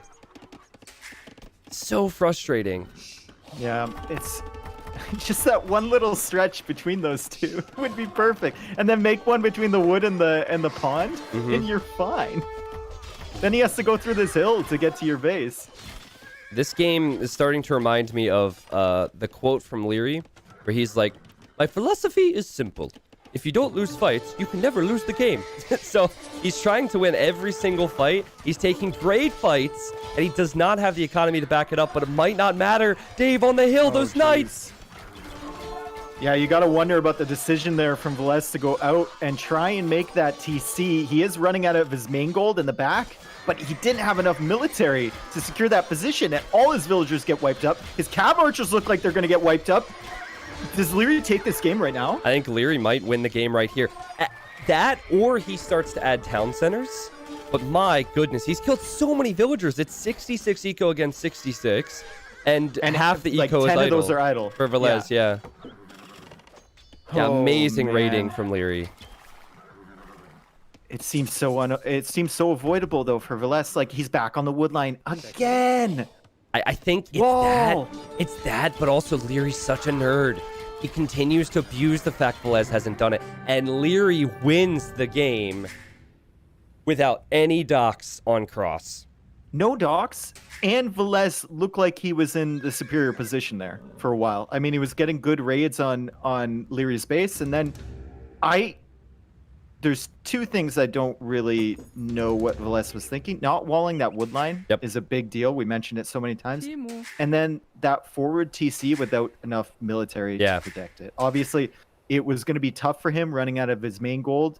His secondaries were pretty far forward. Yeah. But I feel like you have to protect it more than what he did. Well, I think if you protect your eco lead earlier, then you have the military to protect that TC later, right? So there almost was an instant need for gold in that instance. I get going out there, but yeah, Leery just turned Cross into Arabia. Yep. Like he just turned this into a very open Arabia map. He did not care. Like it reminds me of Huang looking back at his eco. There's actually quite a few idols, but look at the forward gold. He knew that if he was ever countered, he would die. So he just made it so he would kill everything before that would ever happen. Crazy. Yeah, I liked that. And I think we see this a lot when you have the top 5 and the top 10 players against other players in the top 16, where they can grind out a win in a very close game that they should not have won. And this was a perfect example of that. Like, if VILLESE loses this series, he's going to look back at this game and say, I should have done better. The Knights did so well there. 164 units killed for Leery. You look at how much Leery collected. This is an interesting stat, Dave. He had more food and more gold collected than VILLESE did. With no fishing ship. Yep, no fishing ships. The castle time was much better for VILLESE. He did use that well. It was just about defending after the fact, and he couldn't get there. Even look at the timeline. There's so much yellow here. Oh, sorry, I got to go to my stat screen. There's so much yellow here, and yet Leery was still able at the end to get the win. That was an incredible win. All right, so we regroup, or VILLESE regroups mentally, and we'll go to his home map next. And if I remember, that is Kawasan.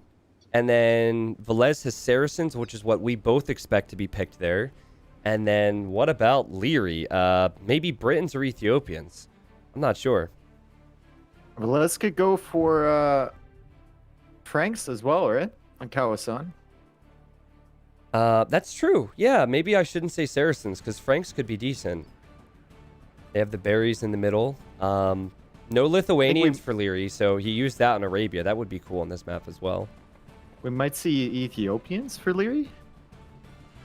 I remember seeing Ethiopians a lot on Kawasan, but that was Red Bull 1. And also, I don't recall the situation with like bans and whatnot, so I don't know if Britons were available. The question is, like, do you want an archer civ here, or do you want a cavalry civ? Yeah. And I think Kimura are just so good on Atacama because you can hide in the houses, you can farm wherever, and it's such an open, raidy map. True. Yeah, I think Kimura is clearly going to be saved for Atacama, if need be. Franks and Magyars will also be saved for... Well, no. Excuse me. Magyars is definitely going to be saved for Atacama for VILLESE. And the game is ready to go, actually. Oh, wow. Okay, they're quick. Actually, 30 seconds on the countdown. Okay, But it's awesome. in the spectate queue. I might be a little bit late again. DE is not letting me load into games. I have to restart the game every time. It's not Red Bull and it's not the cat. I'm sorry. So, Dave will let us know what the civilizations are. Feels bad, man. We've still got some time before this game starts, Yeah. so we're fine. And it looks like the civs are going to be a classic Age of Empires matchup. We will have the Britons against the Franks. Britons against the Franks. I like it. Yeah, I feel like Leery with Britons is just too dangerous to pass up.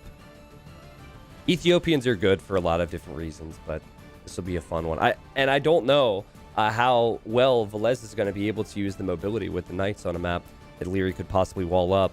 Also, it might be the first Kawasan game we'll see where no one docks, because these are not civs that really opt for docking most times. Yep. We will see. Remember that one game, I think it was MBL versus Hera? It went to a timeout on the last Red Bull, where MBL went, I think, Axeman, and then into Paladin later as the Franks, because he had that middle control. He got castles up in the middle, used the Frank bonus on the berries to get ahead, and then Yeah, had true. a pretty good army. Yeah, and the time limit shouldn't be an issue this time, right? But it was in the past. Ooh. Are you into the game yet? It won't let me. Okay. So we're just gonna think happy thoughts, and remember that there are constant updates to this game that will fix these problems. That's all. All we got to do. Okay, looks like I found the game. Perfect. I'm getting a little bit tilted here, but it's fine. It'd be a long day, so we can't have that. All right, we are into the game now, guys, and we'll catch up just a little bit. So, Dave, what are you seeing here? Britons versus Franks. Well, right away, I saw Leery go forward with a scout. And if you look at VILLESE's base, he's actually going to be able to pick a villager. Wow. Immediately. Just like every game. He picks something off at the start. Such great control to keep the scout in front of that villager to make sure it couldn't get into the TC and pick it off. And VILLESE tried to reciprocate with scouts of his own at Leery's base, but I don't think he's going to find anything there. Yeah. Leery also, like almost every single opening, 2 archers, a spear, and fast fletching, Dave. So we're up to full speed now. VILLESE is actually housed at the moment, and that's not a great sign when you're behind in a series. You're getting pop-capped unnecessarily. See if he can get in here with these scouts that do have more HP. There's a villager there. Leery, like a low elo legend, is using the lumber camp to wall. And he kills the scout at VILLESE's base, and he will lose his villager. Lumber camp to wall. What is that? I guess you can take the wood from it. Yeah.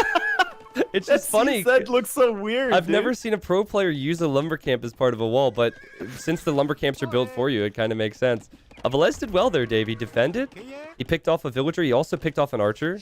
And he has 5 scouts and now some skirms.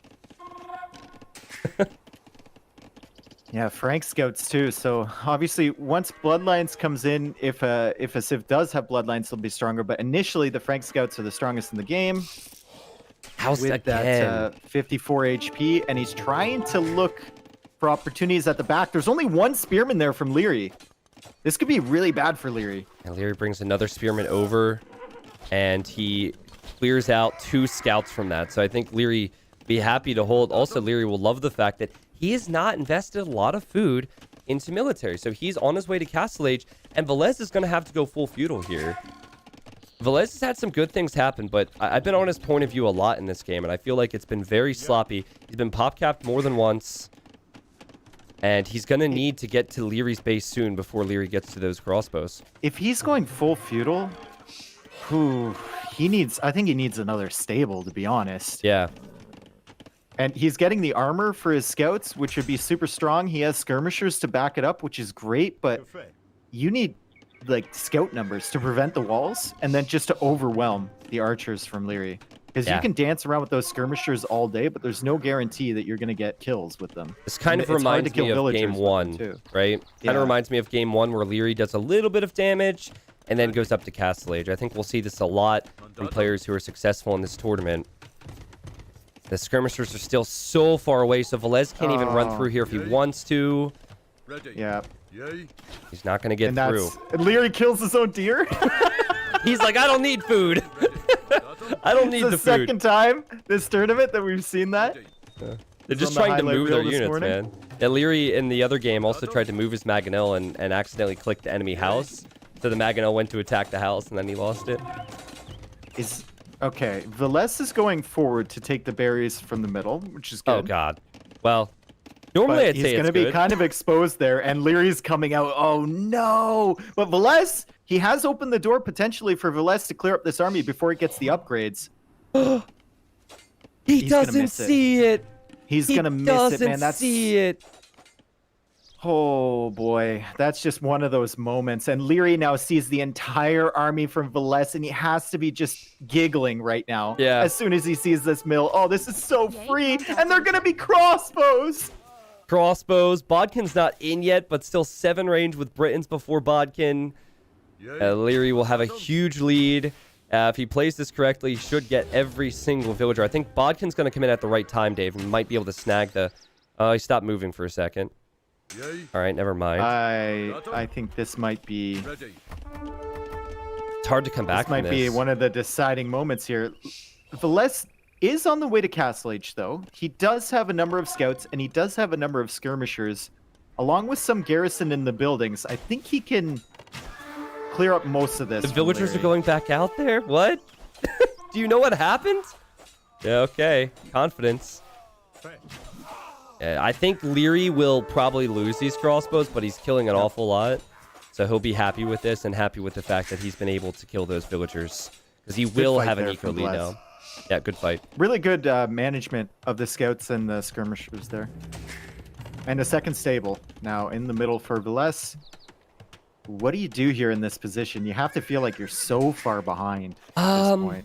He also had to sell stone, by the way, so he doesn't have 200 stone. So he can't even tower, can't build 2 TCs if he needs to. Well, you go YOLO here, Dave. You got to expect that Leereyy's going to add at least a second TC. And so you probably go all-in Knights.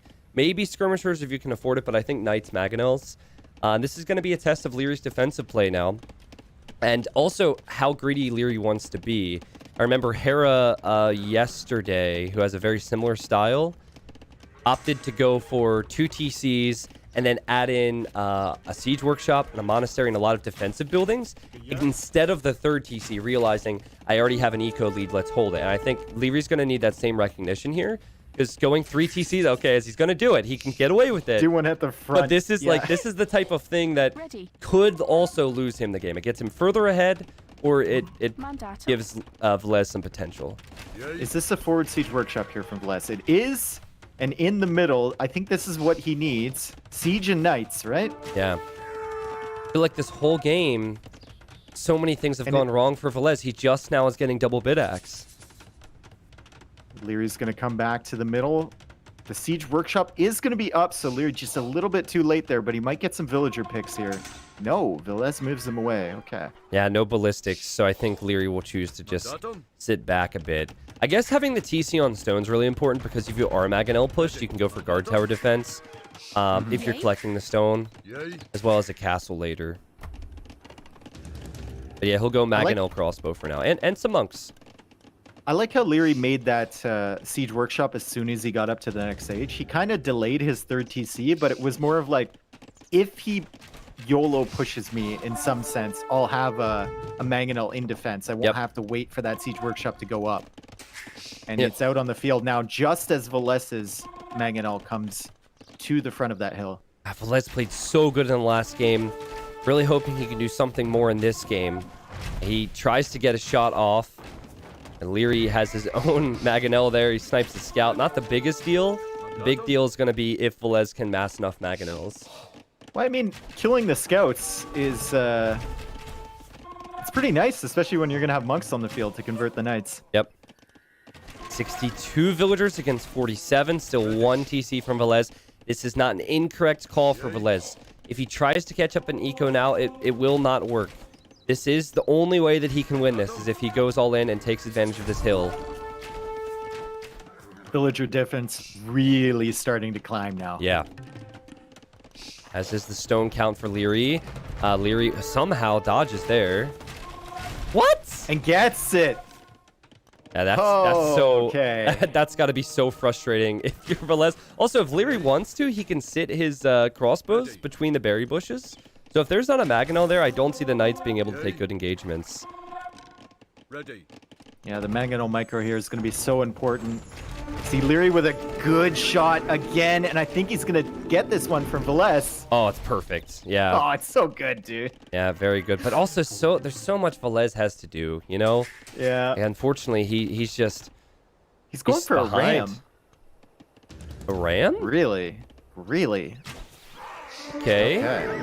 Can't say I agree with that one. The scout does not snipe a monk, so Knights get converted. And this is what I meant about the berry bushes. If he had a Mangonel... And the ram... Yeah, I know, right? I know, right?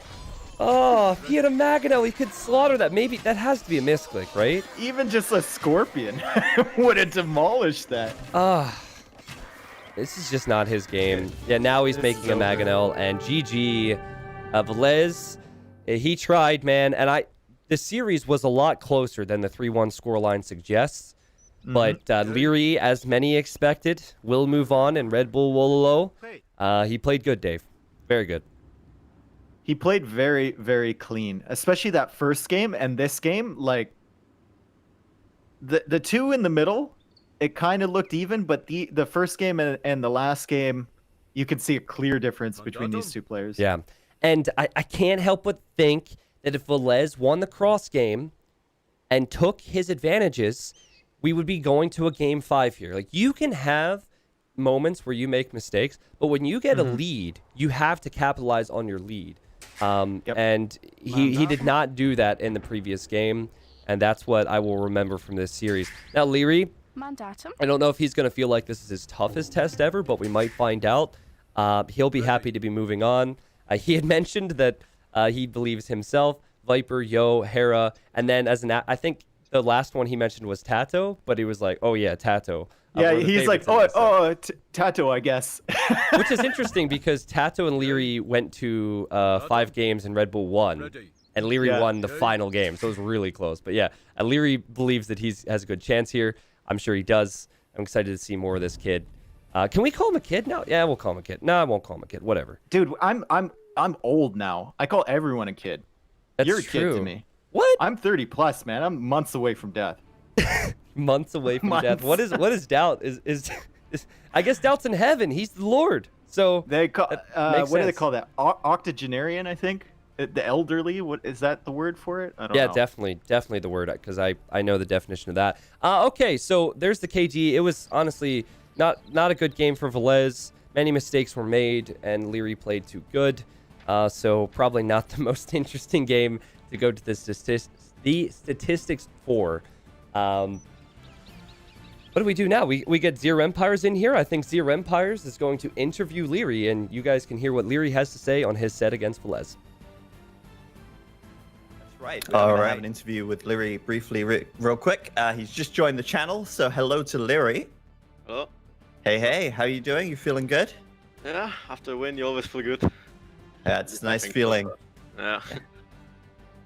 Yeah, so great series for you. Obviously, going into that, I think we had you as the favored player, but did you feel confident? Did you feel good today?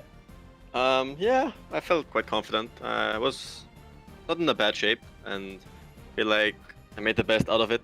So. Great. We'll talk through the games real quick then. So game 1, we had Arabia, and you took Lithuanians versus his Vietnamese. VILLESE had quite a bad map that game. You know, do you think he would have had a better chance if the map had spawned better for him, or do you think that was just a Civ win? You know, how do you feel about that matchup? I believe it's pretty close. Obviously, the fact that he had a bad map kind of played in my hands, but I think even if he had a better map, which is most likely not going to happen, because when I usually played the Arabia version, usually you had forward goals or forward woodlines, because you just have 3 lumber camps and 1 mining camp, so the chances are you're getting a forward one are quite high. So I felt like putting on the aggression first was quite strong, and even if you had the better map, I still think I would be fine. I would just fall back a bit more and play defensive and adapt from there. Yeah, do you feel like the Lithuanians are in a really good spot right now? They obviously get the relic bonus, which we saw you collecting, I think, 4 relics in that game. You know, how do you deal with knights with +7 attack in Castle Age? Yeah, I don't think you do, man. It's quite hard. Like, I definitely think they're in a good spot. Especially on Empire Wars, they're stronger than on the normal mod. Obviously, you still gain all your bonuses while other civs don't, so that's a big factor as well. But I think they're in a pretty good place right now. Not broken, not bad at all, so yeah. Awesome. And actually, what happened with your draft there? Because in game 2, you ended up taking the Tatars. Yeah.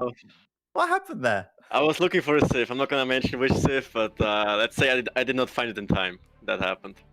Dude, there's not that many. And are they in alphabetical order as well?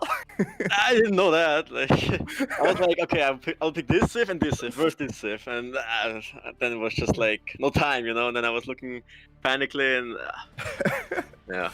That's pretty funny. But I mean, it could have probably been worse. I mean, you obviously picked Tatars in the second game.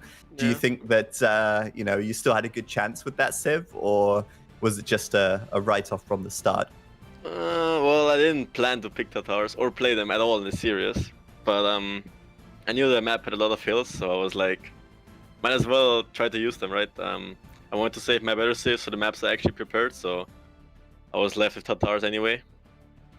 So yeah, I still think game went okay, but Cumans are definitely strong, so prepared quite well there. Quite interesting, actually, because I think in Red Bull 1, the Cumans were only picked and played 1 time. Do you think they're a bit underrated? Kind of depends on the map. Like, you have to make use of the 2TC bonus, otherwise the civ is just like any other Civ, just a bit worse, because I don't get any eco and not really a good army. So you just have to prepare a lot, I feel like, and see if you can make the 2TC strat working. Yeah, it definitely worked really well for VILLESE in that game. I think you had quite a bad fight just outside of his base with the mangonels sniping your monks, your crossbows getting trapped. But it looked like you were onto a pretty good comeback once you got the cavalry archer mass up.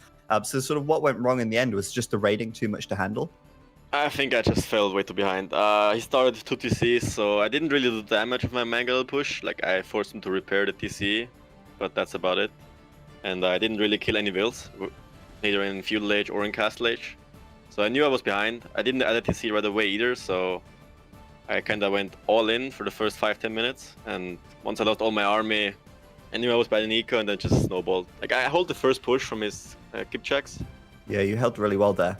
Yeah, but then the economy just came into play when he had like probably 20, 30, maybe even more vills than me at some point. It just started massing Hussars and raiding me. Yeah, pretty tough to deal with that. It was quite open as well. But speaking of the maps being so open, I think the map pool in Red Bull 2 is a little more open than even the first one. But I see you quick walling so often. You're always quick walling. You know, do you prefer to quick wall than wall in advance, or you just feel like you don't get the time in Empire Wars to get those walls up early enough?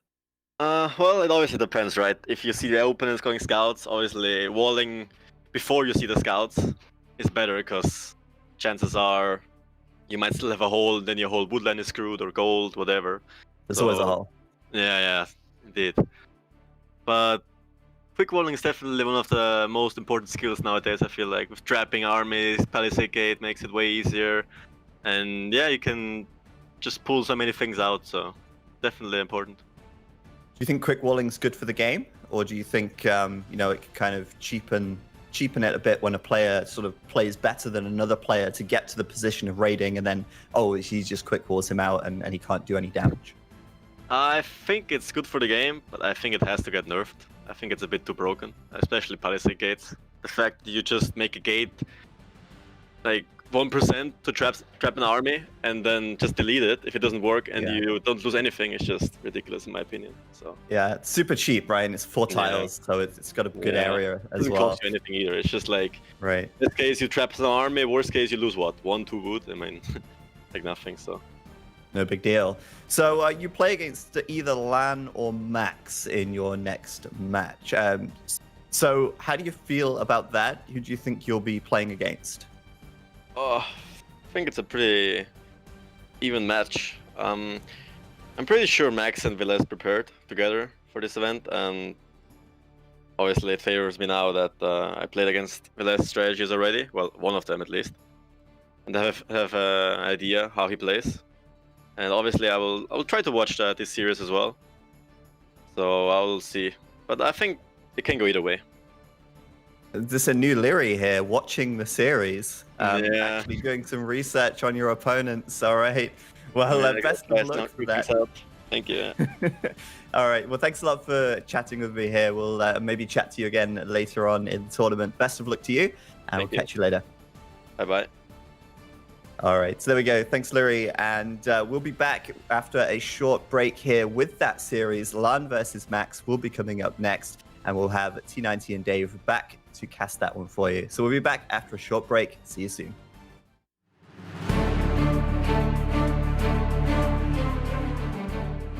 My name is Ruben, or Ruben.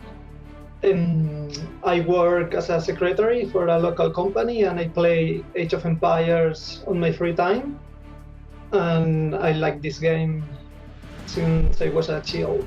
I play Age of Empires 2 because I like history, I like games like this, advancing through the age, war games, and stuff like this.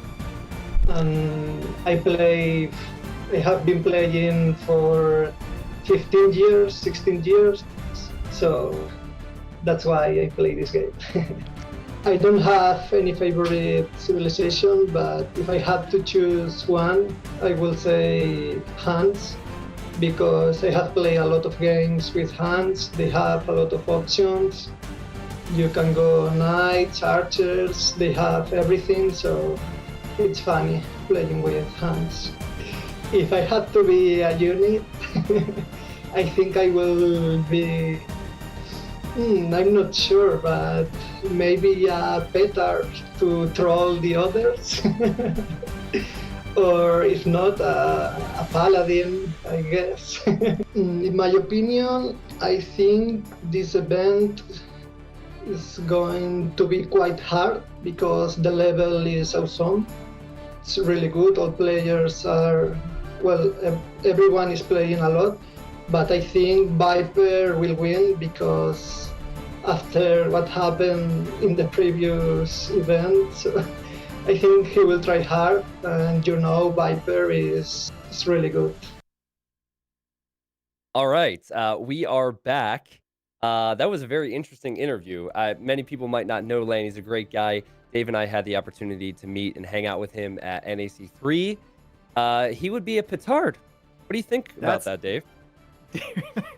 That's why I love Lan, because you saw, like, I think Harris said he'd be like a plumed archer, or Leary said plumed archer or something. You know, some micro-heavy unit, and Lan's just like, I want to be the guy that explodes so that I can troll the other people. So he's a great guy, and I always love to see him in these tournaments. He had his breakout performance, I think, 2 years ago now, King of the Desert 2, I believe.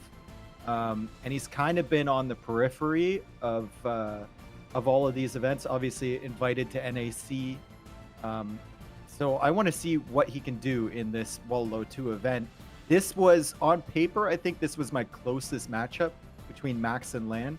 Max is obviously a very solid player, lots of unique strategies, but Lan has been so good this last year that I think this could easily go to 5 games. I feel like Lan's almost been more consistent recently. Yeah. Max is like, he destroys or he's underwhelming. So we'll see what type of day Max has.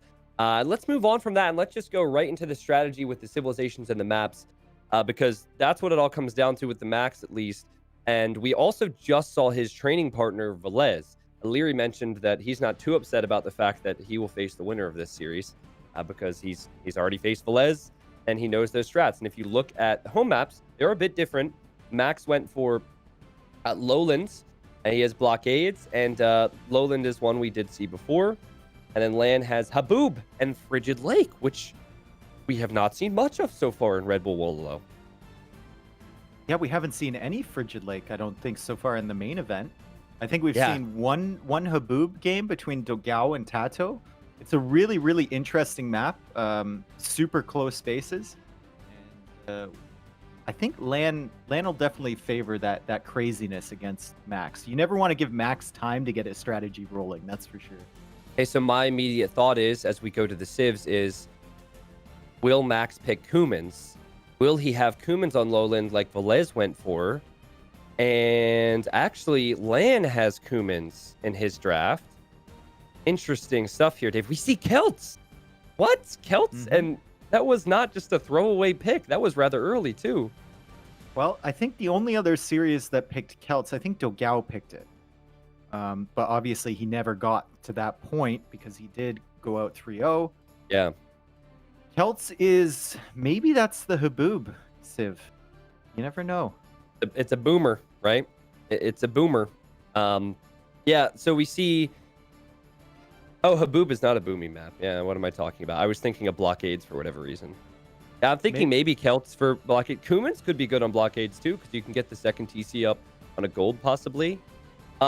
Okay, but overall predictions and thoughts for the series, Dave. Which way is it going to go? Is it going to be Lan or is it going to be Max? I want to say, you know me. My heart says Max because I love Max. He's just he's such a great guy. He's so fun to watch. But Lan, I think you said it before. Lan has been stronger recently, so I'm gonna go with Lan. This is so close. It's hard to call. Yeah, I think this will go to 5 games, Dave. I feel like actually this is a best of 5 where it's either 3-2 or 3-0. Like either we get it and it goes 3-2, it goes to the final game, or we're just completely wrong. I'm just gonna say 3-2 for everything because as a caster, you always want to go to that 5th game. there's just such a an emotional investment in a game 5 situation. Yeah. So I really want to see it go there, and I'm gonna say land 3-2 over. You're still riding off the high of MBL Kapoch yesterday. Nili and I talked after the event, and we were talking about the sets, and we spoke about Dogao Tato. We're kind of we both had the same opinion. After that game 5 of the 3rd set yesterday, we could barely summon the energy to continue with Dogao Tato, even though it was a potentially great set. I'm always extremely jealous, when we have schedules like this, and then someone gets a set like that, and I'm like, no, can I jump in with you guys? Can we have 3 people casting this? It was amazing. Yeah, in 5 years' time, people will still be watching that game. Yeah, so it's nice as a caster to know that you were part of something like that, right? Yeah, and for me, it's nice to know I was on the bench. Thanks, Robo. All right, so Arabia's coming up. We still are looking at the civilizations. So what you need to factor in is you want civilization saved for the potential home maps, excuse me. A lot of players like LIEREY, I think we saw Hera. A lot of players go for mesocivs if they have them for Game 1 Arabia. Max does have Mayans. I'm thinking we might see that. As for LAN, I'm not too sure, but my guess would be Vietnamese, just because having an archer civilization with decent eco is always strong on Arabia. We might right see now. Ethiopians too from LAN. Yeah. Vietnamese or Ethiopians, or could you even say Lithuanians go with the same strat that LIEREY went with last set? Also, I think Max is the first person to select Indians. And he selected it at the very end. Do you think he saves that if he's expecting something? I don't know, maybe to counter Kuman Boom into Paladin? Maybe it's just a mind game thing. Or, or just a mind You never game know thing. with Max. He's, I think he's 2 levels above everyone else, playing 17D chess. Yeah, Magyars will probably be on more open maps. I'm excited, Dave. My prediction, I can't have you give a prediction and then not give one. I'm going to say, I'm the typical 3-1 guy, I guess. I'm actually going to say 3-1 for LAN today, which is not something I would have ever expected to say, but that's just my feel. I think LAN's going to be prepared.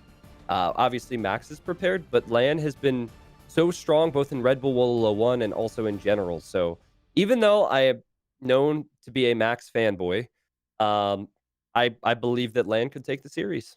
And LAN is a player who's hungry for wins. That's huge. Yep. Yep. That's what you saw with Kapoch. Kapoch yesterday, he comes back and he's like, I was never supposed to be here. I made it into the event. I'm hungry for wins.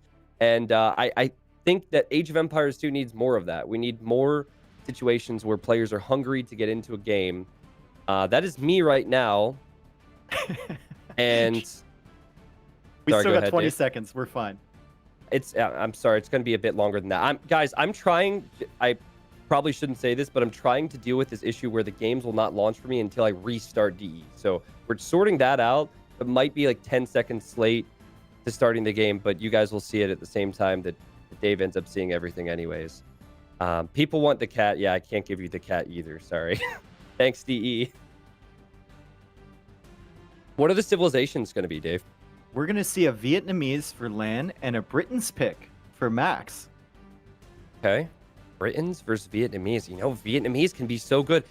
So, Vietnamese for LAN. Do you remember when LAN had Vietnamese against DAUT once? And the only Vietnamese in NAC3, for anyone who didn't watch, had a 100% win rate. Yeah. They were only picked once. And he won on Fortress against DAUT. Yeah. Regicide Fortress. All right. Well, very different than Arabia, but just some things to think about. It's always fun for us to look back because we've casted so and that's many when they games. were bad. That's they true. weren't good back then. They were bad back then. Yeah. We're not very good back then. All right, David. Assume we should be good here. We'll hop into the game. Let's make it happen. Game number 1 in another amazing series. It is here. Well, this is... I don't know if you're into the game yet, but both I'm into players the game, going for a archer range to start. Both players with a bit of an exposed gold. And this is a kind of different feel from the last series. We don't see any real aggression. LAN garrisoning his archers. Real aggression. LAN garrisoning his archers. Max, I think, thinking about doing the same thing. Okay, now he's coming across with 2 of them, but much slower than the pressure we saw in the last series. I see that both are going for 2 ranges. Yep, here comes Max across the map. Yeah, both players, I think, are so similar in how safe they play. If you ever want to see players play safe and clean, you look at players like LAAAAN and Max. They don't have the flash, really, though there are some moments of brilliance. It's more so about, well, as LAAAN doesn't finish the range. LAAAN isn't finishing his archer range. LAAAN? Hello? He obviously tried to do commands queue, but he must have missed shift. He's also housed at the moment, but, you know, it doesn't matter when he still kills 2 archers. I'm sure he'll be liking this. There he goes. He finishes the archer range. That was weird. So you say both of these players play safe, and they do, but they both have a switch that they can flip. Yeah. And, like, you'll see it, especially with Max, where you'll see these weird forwards, where it's like a double siege forward push or something that shouldn't work, but it does. They know when to turn that safety into aggression. And they have excellent game sense, both of them. Yeah, I think the big switch with LAAAN is he's really good at taking map control late Castle Age. He's not a player I see go for what other players might do, where they go for an early imp into a power spike with ARBs. Now, he prefers to switch into knights and get more military onto the field. He's patrolling the left side of his base at the moment. I wasn't really sure where Max was going to go. And actually, Max is going to, almost make it through there. And Max is unable to snipe a villager, unable to get through with his army. That was really good for LAAAN. How is there a hole there? How is there a hole in between that blacksmith and the palisade? I think the bamboo is... You think that's a tree? It's but part actually, of the blacksmith. it's part of the blacksmith, yeah. Yeah, I still don't see... No, I can see the tile gap. That's just Age of Empires things, I suppose. Dave, there is a big difference economically. At the moment, you'll notice Max is not taking his hunt, and the hunt is on the back for LAAAN. So he's taking his hunt.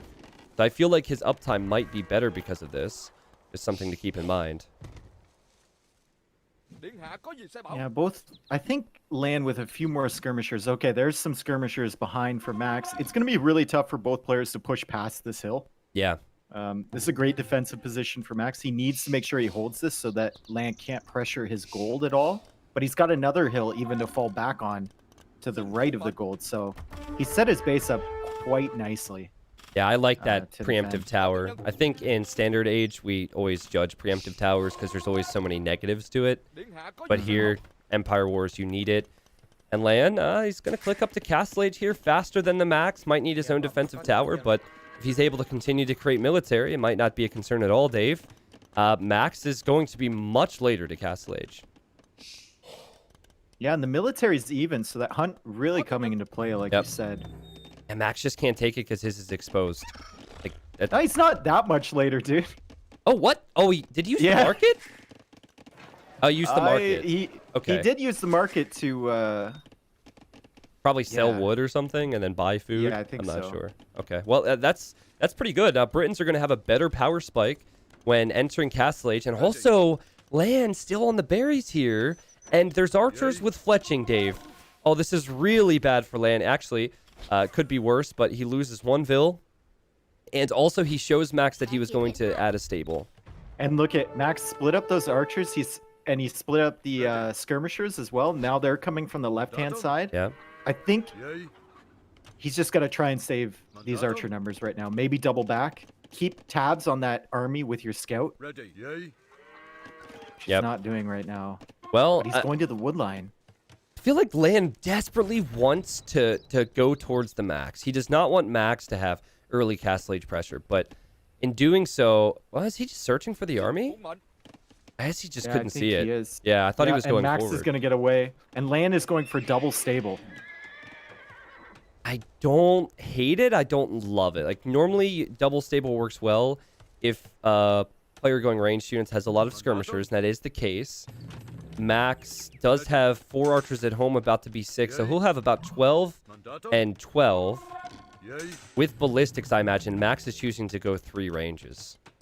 Okay, so LAAAN's going double stable and adding that second TC. His economy is going to be a bit stretched for this.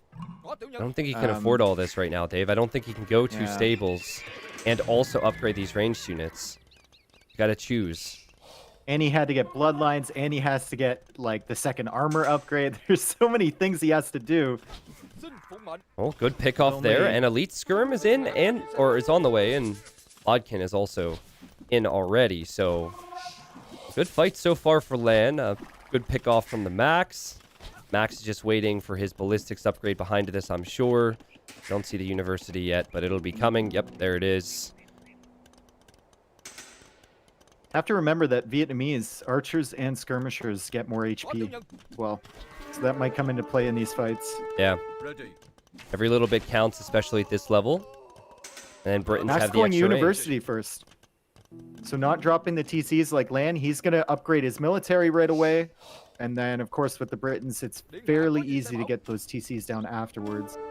It's kind of tough for LAAAAN. Oh, nice quick wall from Max. He needs another Great one. walls. He gets it. It's kind of difficult for LAAAAN to hit the gold. Does he know that the wood's being chopped there? He does.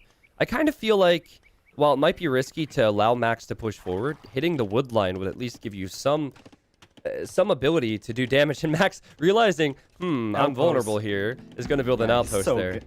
Yeah. His game sense is just so good. Unfortunately for him, it's a little bit late. He is going to get away with all those villagers, though, and he does have an option at the back. However, no villagers over on this left-hand side to wall this area, and he's going to have to go all the way around. I think he wants to trap this army in from LAAAAN, but it's going to take him time to get over here with his range units. And meanwhile, lands on TCs. But remember, with Britons, it's all about army momentum. So if Max has less economy, but then somehow traps this army, it could be huge for him. If I'm LAAAAN, I just stay here as long as humanly possible. Honestly, he could just run around the other side, Dave. He could just run in and leave. Right behind, you could even snipe some villagers on the wood line as you're passing. Just passing. Max won't be able to wall off that Oh, man, right-hand there's side nothing worse than this feeling where you have military that can kill the opponent's military, but they're out-positioning you. Oh, this is and you so can't good for even- LAAAAN. If you're in Max's position, like if this was just skirmishers crossbow, then you could split up your skirmishers and crossbows and go in from either side. But the knights there are making things so much more difficult. Yep, you're exactly right. And look at this. Look at this. LAAAAN's He's just going to going run back. away to the other side. And meanwhile, And he's on hitting the 3 wood line. TCs. This is hitting so the wood line good at the from front. LAAAAN. Yeah. This is amazing. It almost reminds me of Tato. Because I recall Tato being extremely good with controlling his armies and hitting the right positions. Wonder if they've trained together. I'm not sure. I mean, they are Spanish, so. Yeah, that must be in their blood. Oh, might be a mistake here from LAAAAN, though. Get trapped on this side. Could have kept running around. Yeah, well, he is fighting on the hill, at least. So fighting on the hill is nice, because especially with the extra HP. Yeah, and also great micro. And great eco behind this, Dave. 66 villagers. Max is only on 55. Ballistics coming in. Armor's in on the skirms, too. LAAAAN might end up sticking around here a bit longer. Yeah, he's keeping his TCs producing. He got the armor, like he got all the upgrades for his skirmishers. It's really, really impressive. I love the fact that he dropped the stables and then was able to reverse and not make any knights. Like once he made 3 of them, he's like, okay, that's enough for this army composition. I want to spend my my food on expanding my economy. And might even see a third range. Now, the thing about Britons in this matchup is normally they can gain a lead in early Castle Age. LAAAAN has weathered that early Castle Age storm, which is so tough because of the extra range, because of the cheap town centers. But Max, he's on 3 TCs now. He still is unable to clean up this army, and LAAAAN is still knocking. So is there anything more you'd like to see from LAAAAN here, or is this just perfect for him? I think he wants to work his way towards the castle. Okay, he's on stone at the back, so maybe getting a castle up in that hilled position would be good. But at the moment, just delay Max as long as you can in Max's base. Try and get some good trades, which he's getting extremely good trades against those crossbows. And then build up your numbers in the center so you can come forward with a castle and try and get that position. It seems so simple, but he's using the knights to take out a palisade wall and send in more skirmishers. Now he's out. No, he's going to come back in. He's going to bring in more skirms. It's just never going to stop. Max didn't feel comfortable going for a siege workshop, and he just doesn't know what to do about this. He can't take that stone. Well, he went for one slightly forward on that hill. I think he wants to secure that middle area, but now he's going to see the sheer amount of skirmishers coming in from LAAAAN. And LAAAAN can almost like justify diving under the TCs here with +2. Good like point. if Max doesn't have army over here to keep LAAAAN at bay, he could be in risk. All right, well, there is an exposed right side. There's not much. Well, it's not really that exposed, actually. I'm incorrect. And LAAAAN patrolling a skirmisher there. So he knew he was vulnerable here as he's house-walling that, just in case Max were to have countered, and Max is doing that. Love the awareness from LAAAAN. LAAAAN is sharp here right now. But Max, give credit to him, he's able to get to 3 TCs anyways. Right side. And he has a lot of military. Space. Right side of land space. Max saw a house and retreated. I think he could have got a great raid on the stone there. I think he, after killing that one skirmisher, knew that. Oh my God, LAAAAN! No! Max with a huge shot. In fact, most, if not all, of these skirmishers will die regardless, right? Because the Mangonel should get one more shot. And there is one more shot. And just like that, Max he's 81 vills. He has more military. Oh, one skirmisher remains. Making mistakes like that is so punishing at a high level, Dave. And I think he was just tempted to dive in, like you said. He didn't think Max had siege. And that's the benefit of having that Mangonel out there, is that the skirms, they become less effective. You can't really dive under the TCs like that if there's a threat of a Mangonel. And good on Max for not showing that to him until LAAAAN committed. Yeah. Max ran back with those other crossbows, so he didn't lose those. LAAAAN did go back with more skirms to the right to find it. There's a big difference right now between the economies. It's the Vill counts, but also the fact that Max is banking up resources to go up to Imp. And if you're doing that, then +2 knights with skirmishers can kill you. And once the Mangonels are gone, suddenly the crossbows look a whole lot less effective against these skirmishers. That's so good from LAAAAN. To use your food, to use your eco, to take full map control. This could win him the game right here, Dave. Crossbows can't be protected by siege. Max can't take all of his golds. And Max is on the way to Imp. I just don't know if he's going to have enough. Yeah, it's just... this hill is such a good position for LAAAAN. This is exactly where he needs to be. And he has the army advantage now.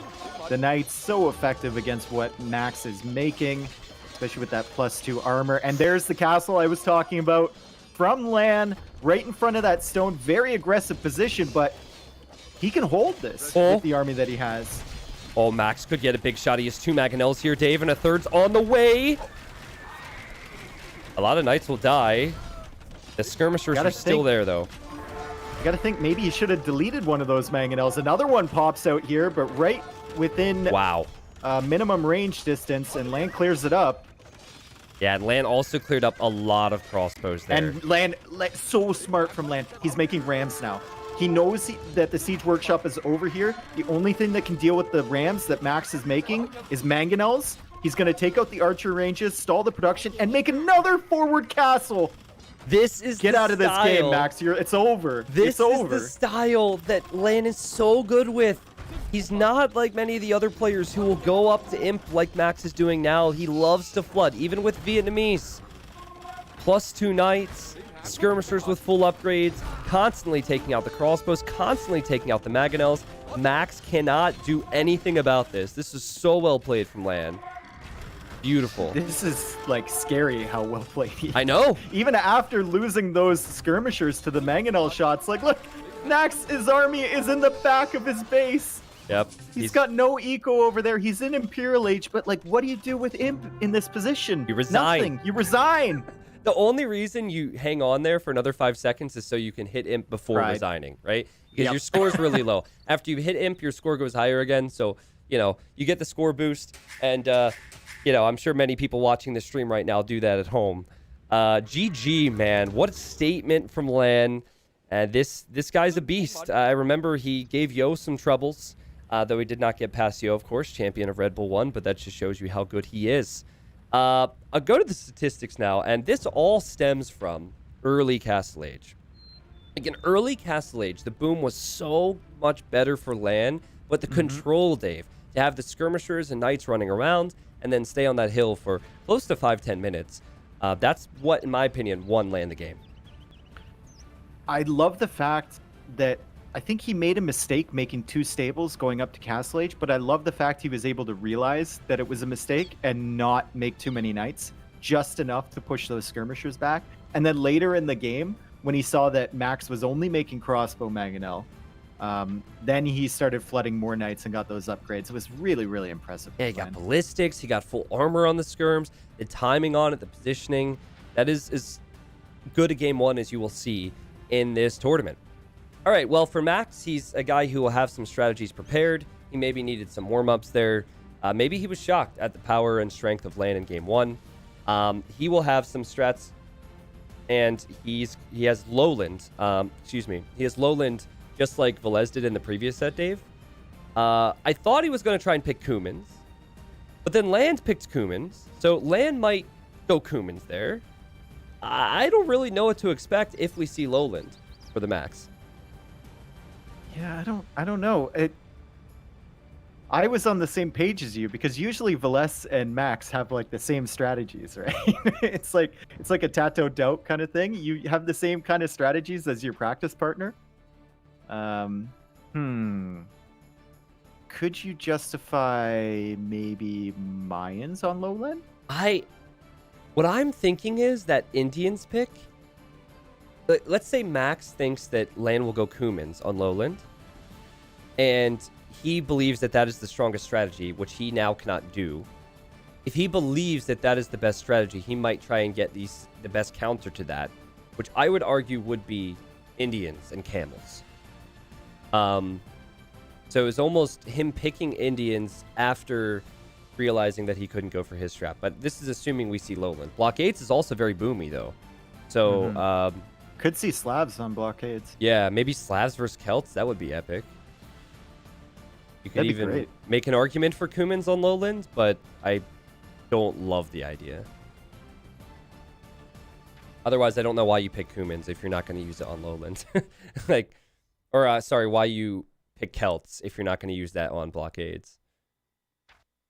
Fun stuff, though. I think this series is going to be one of the best sets I'll cast in this tournament. That was, occasionally you get games where one person is just so good, and that last game was one of them. That was a prime example. LAAAN was lights out there. Yeah, that was Viper-esque, or insert any top 5 player name here type of game.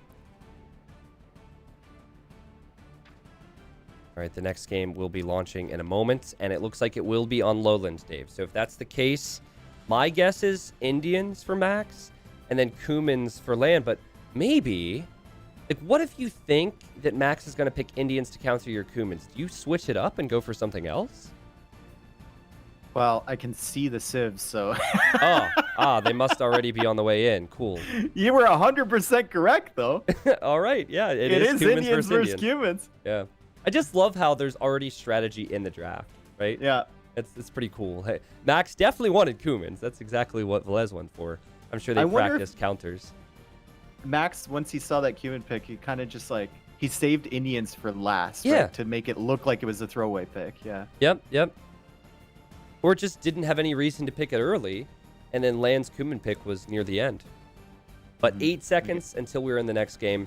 I know there were some conversations about the map before the main event. Lowland is campy, Lowland is this, Lowland is that. I personally have really enjoyed it, and I think this is going to be a fun one. This is going to be all about can LAAAAN boom and can Max pressure. But here he is, LAAAAN, the winner of game 1 in this series. Off to a great start. He's Cumans, and then Max is Indians, and he's opening up with an archer range. Okay. I need to fix this real quick. We'll just say thanks to E because it says clamp mouse to window. Now it's clamped again. Man, we're having a great day here. There's the second TC for the Max. Now, the big difference here is, for LAAAAN. The big difference here is that LAAAAN is building that TC on gold and wood.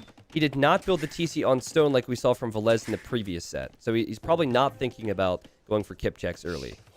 He is starting to wall, though, on the right-hand side. And if he gets another wall to those houses near his TC, his economy is going to be fairly safe. He can always retreat from that forward wood position. Yeah.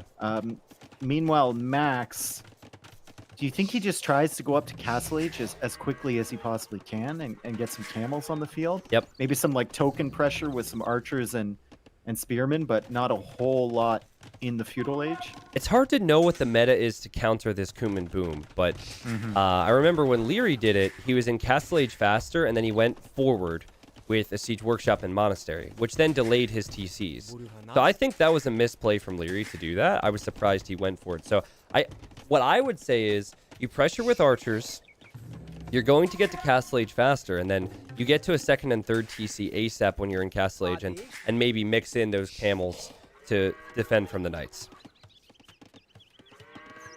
Especially if you can deny this wall here. Yeah. That's important that Max got in there. And obviously, going for that second TC, you don't have the resources to make a stable or to make an archer range. And nothing from your barracks is really going to help you against these units. So one villager already down for land. This is so bad. And like, now he's he off has the to leave berries. his berries too. Like all he needed, it is actually quite bad for him, because all he needed was 5 to 10 palisade walls. He knows he's going to be exposed. He should know military is going to come in. I'm really surprised that Land didn't wall that up. And if I know Max, he'll keep that archer right there on the wood line on stand ground, just sitting there being annoying. He's already accomplished probably much more than he thought he ever would. And there's more archers coming in. Like, and he still hasn't walled it. Wow. You know, this is exactly what Max would have wanted. He doesn't even need to kill much more.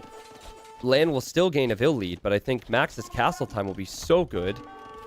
He just wanted to delay. Oh, and is he going to get another villager? Where is she going? He will get another Vill pick, Dave. Land with a good snipe, though. At the back of Max's base, it looks like he's going to kill a villager, and there is a pause for me. Okay, there's a pause for me as well. So, perhaps someone... I don't know the reasons. We can't speculate, but we have a pause. So, let's talk about the differences between what Lan is doing and what VILLESE did previously when he beat Liere with this strat.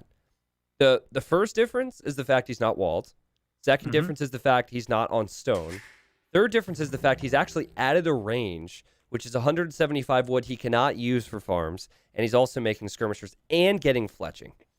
And he's pushed off the berries. And he's pushed off the berries. Because you're producing from 2 TCs, and you're trying to make skirmishers. Yep. You need as much food as possible. Good snipe there. Lan did kill the villager. We're back in business here. Vill count still far ahead for Land. Yeah. Thank you, 2 TCs, but I mean, the momentum seems all in Max's favor right now. Yeah, and Lan is having issues producing out of his TCs all the time. And the idea behind this strategy is to have quite a big villager lead, because it is going to be tough in early Castle Age when the opponent pressures you. I like how Max is using his units, keeping the scout around to counter the skirms if need be. And now he's with archers on the other wood line, Dave. Yeah, and that's the only wood line that Lan is on currently. He's going to have to move back to the other ones at the back. Okay, he has reclaimed the one at the left. And Max, with his scout forward, being really annoying now. Yeah, Max is going to love the fact that Lan's making skirmishers. Oh, you're making skirmishers? That's cute. That's going to delay your castle time, and I'm going to go camels. I'll make the stables, which I already need. Yeah, exactly. Yeah.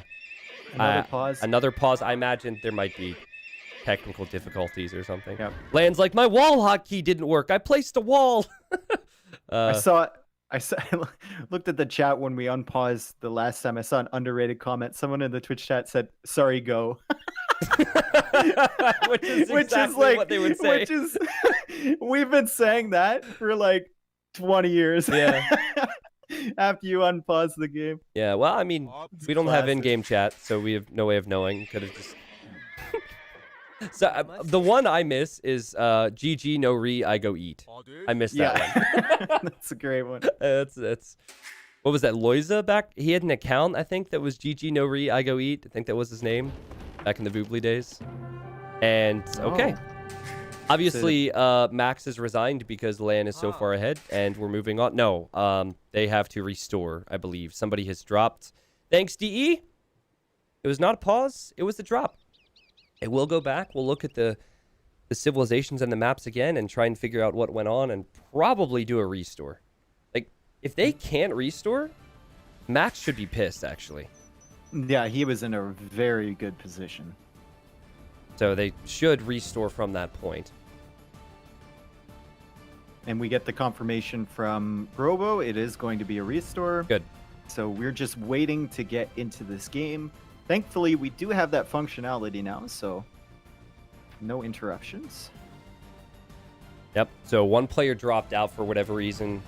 Maybe it was the internet. Who knows? Robo will let us know when they start that restore. I still see the old game file. I don't think that's the new restore yet. But while we have the time, Dave, let's just briefly talk about what LAN can do now, because this is not what he would have wanted. Where does he go from here? Stop making skirms, wall up, try and get yourself to Castle Age. Yeah. You're still gonna have the eco advantage because of those 2 TCs. But you really need to prevent any of those camels from getting in. You might even want to drop... do you want to drop a stable of your own to try and snipe any mangonels coming forward? I don't know. Hard to say.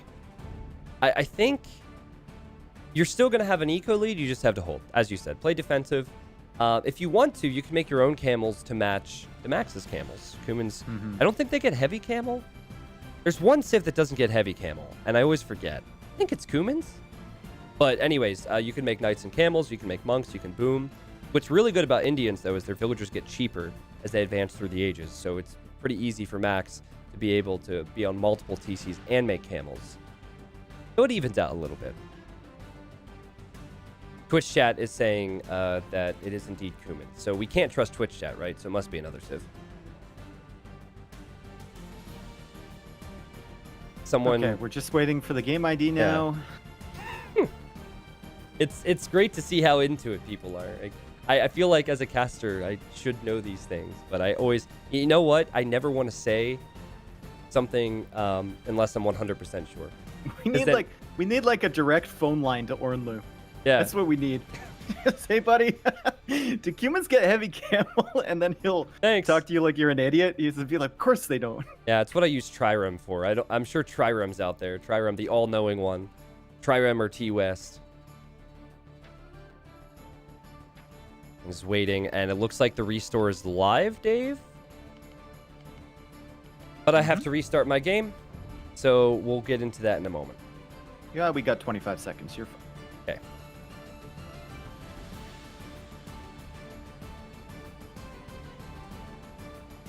There's that fancy music behind us right now, right?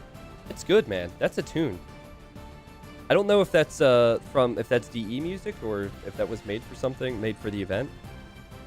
I'm not used to having that behind my voice, but I think it's good stuff.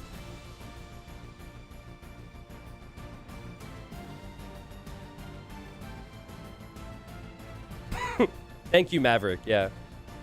I'm doing my best, Maverick. Dave, are you in the game now? Mm-hmm. Restore running smoothly? Cool. I'll be in a second. We pick up right where we left off, with Max advancing to the Castle Age and in a pretty decent position. Okay. I'm still waiting for DE to open.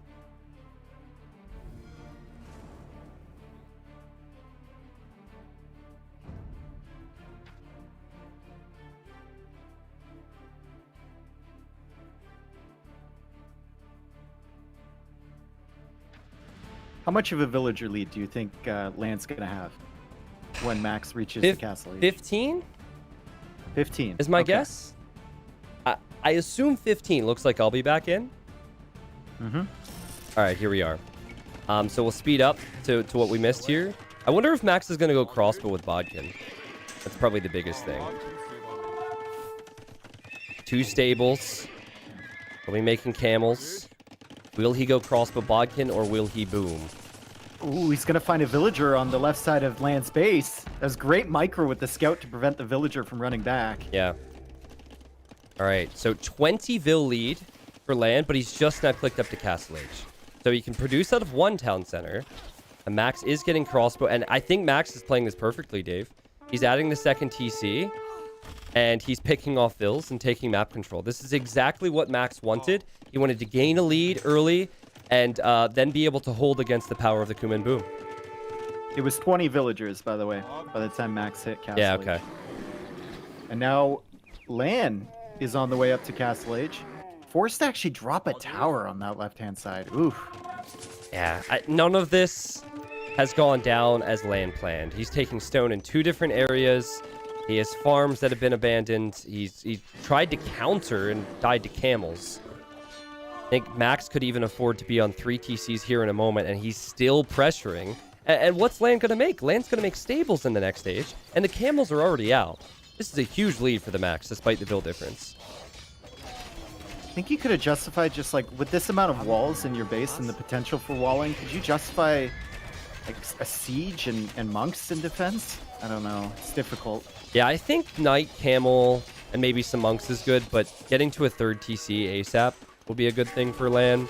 So you might try and send villagers down to the middle. But the camels, also, they shred buildings. Ooh. So if Max wants to, he could just sit right next to the stables with Max crossbows. should just run in. He's going to attack he should just run in with the camels, right? He's got the extra armor against range. His Indians. Look, he ran in with 1. Yeah, he wants to see what's back here. Okay. Like, imagine if he gets into these villagers with his camels. It kills 1 villager already, Dave, and the Vill difference is much closer than before. So many camels. He has such a good boom behind this. And Max will choose to back away now that he sees the tower. Yeah, I think you're right. He could still run through if he wanted to. And here he goes, Dave. He's going to run right in. Just, what does LAAAN do? He can't do anything against this, dude. He runs. 1 villager will die. 2 villagers will die. 3 will go down. Knights and camels will go down. And we got some tower massive will go quick down. walls. He's got that Indian bonus versus buildings. Yeah. So the camels just shred that tower. Yeah, that's a good play, Dave. And now 47 vills for Max, 58 for LAAAAN, but LAAAAN has 18 idols. Oof. Remember in the last game, big fight here. LAAAAN is just hoping for 1 good engagement. I don't think he's going to get it. Not a cost-effective one out there. No. The other camels are separated from the bunch. He might clear up the crossbows, but he's still got camels in his base. His knights are real weak now. I like to see a monastery for LAAAAN so he can heal up. He really wants to farm here. He can't do that. I still don't think he can fight this group of camels. And there goes your eco lead. Yep. Yeah, eco lead's gone, and villagers are cheaper for Indians. Love how the Max picked Indians. I love how he's used Indians here. He gets another villager. Like, LAAAAN has to be careful mentally that he just doesn't tilt here as well. Like, this is a big series. Yeah. This looks so frustrating. Max, I think if Max engages this correctly, I think he wins this fight against the Knights too. They're weak. Yeah. He's not checking HPs though. He sees the number and he sees his camel's HP and he's just gonna run around. He's waiting for the monk, he's trying to get the monk in there. Okay. But he should have just fought it right away. Well, I mean, he could heal up his camels and break in with more. Yeah, he's just gonna break right through. Okay, this is so similar to the previous game. Like how LAAAAN had that 1 army and kept the army gonna wall these in? Nope. Oh, it was so close though. Good attempt. 57 vills for Max, 64 for LAAAAN. He did get the 3rd town center up in the middle, and he does have a monastery of his own. He'll need to rely on quite a few conversions and continue to rely on quick walls. And you just can't... Oh, you can. Never mind. Quick wall in this situation. Can you counterattack in LAAAAN's position, Dave? I mean, theoretically, but you're going to have to deal with these camels somehow. Yeah. Because you got those villagers now in that back area. One of them actually got converted, so she's fighting for her life. Yeah, I think you almost have to send something out in the counter and then hope to use just monks here. Because if you stay home like this, Max is going to have his way. And Max will probably just ease into victory. So LAAAAN is sending those knights around. There's definitely villagers that can be picked off. I see a market now for the Max. I think Max might buy 100 stone to build a 4th town center. Yeah. I'm not sure why he would build the market otherwise. Oh, those knights are weak. One of them already goes down. Second one goes down now. And Max has camels at home in defense. He knew this was coming because he couldn't see the knights forward. And now he's coming forward with a siege workshop and stable. Wow. Interesting. So he really wants to push here then. He might go for rams and camels. Indians eat TC with that. Heavy plow bow saw now important eco upgrades for land. He is on stone. Not too heavily, but being on stone is important because he could maybe build a defensive castle against the push. I don't know how kip checks are going to fare against these camels. I just don't think anything kills these camels right now, but... What about a pike switch, Dave? Oh, okay, pikemen. Like, pikes would be good, I think, with the monks and the knights. You've seen monks, camels, and potentially siege from Max, so pikes would be a decent play. There's so many monks that... Oh, Flan gets conversions! Imagine! Convert him back! Get him back! I convert one monk. I convert it back. I think that's 3 camels converted. That's still way better for the Max because he hasn't lost all of his monks. Lan actually got a great raid in on Max's eco. Oh my god. Killed like 4 or 5 villagers. Max didn't notice that. Yeah. Now he's sending some camels over there. But there's just so much pressure. And this is so Max-esque. It's like constant Castle Age pressure with a great boon behind. Yeah. That's like his signature. And also the villager in the corner. The villager in the corner doing something. That is the Max for you. Oh, that poor villager is trapped in there. Oh, don't chop that tree. There's 8 wood left on that tree. They could have let all the camels in. He can just convert him anyway. Maybe his villagers can chop the tree. Oh my god, that would be epic. That would be great. Wait, if a villager has wood in their hands and you convert it, do they still have the resource? Or do you lose it? Yeah, they still have it. Okay. Conversion from land as he's on life support right now. He's trying his best. Even bears are attacking him. Rams now from Max. Interesting. Are you surprised that Max is going to push this even though he sees multiple barracks for land? No, you're not. It's Max. It's Max. He'll make it work somehow. Could convert quite a few of the pikemen. 2 rams and camels, and it will be fully upgraded Castle Age camels. A lot of pointy boys, though. And he's going to fight it uphill? No, he's going to get on top of the hill and clear these out while he can. The villagers are coming out to fight the rams. Max's army forced to deal with the pikemen. He can't attack those villagers yet, but he is going to win this fight quite handily. Yep, he wins the fight, loses a ram, but that's not a huge deal. Plus, he's not distracted at home, so he'll gladly do this. There's a castle for land next to the main TC to stop Max from pushing in that way. 2 towers as well. He must really be worried about this if he's adding 2 towers. There's still camels around to pick off those vills.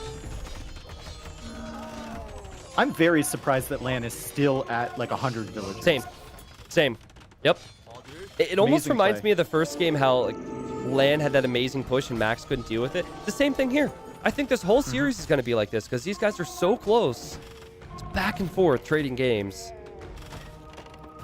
I just don't think Guard Tower really helps against Ram Camel. Well, he needs that gold, right? That's his only gold that he can take. Max. So you got to do something to secure that position. I'm sure that's why Max was pushing there. And a forward barracks, this is so Max. Like, what's weird about this whole area of the map is so weird. We had a ram and a scorpion running away from villagers. Got pikes attacking monks. Camels now attacking the pikes, and they'll clean that up. And then Land's trying to build a town center. He doesn't even know there's gold there. That town center's never going to stay up. Yeah, I don't care what the Vill difference is, Dave. I don't see how Land wins this game. Max is just too far ahead. Yeah. What was it people were saying about this map? That it would be campy? Yeah, I know, right? So far, the games we've seen have been pretty good. I don't know. Yeah, I like this map a lot. He did quick wall and get that TC up.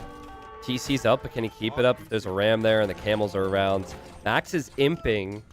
Only 45 food in the bank for Land, so while he has the villagers, they've been idled too frequently.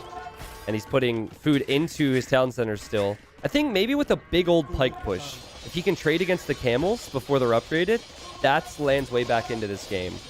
Wow, it's going to be really tough, though, because Max added those scorpions. He's so smart. I hope Max goes champions. It'd be very Max thing to go champions. He's getting squires.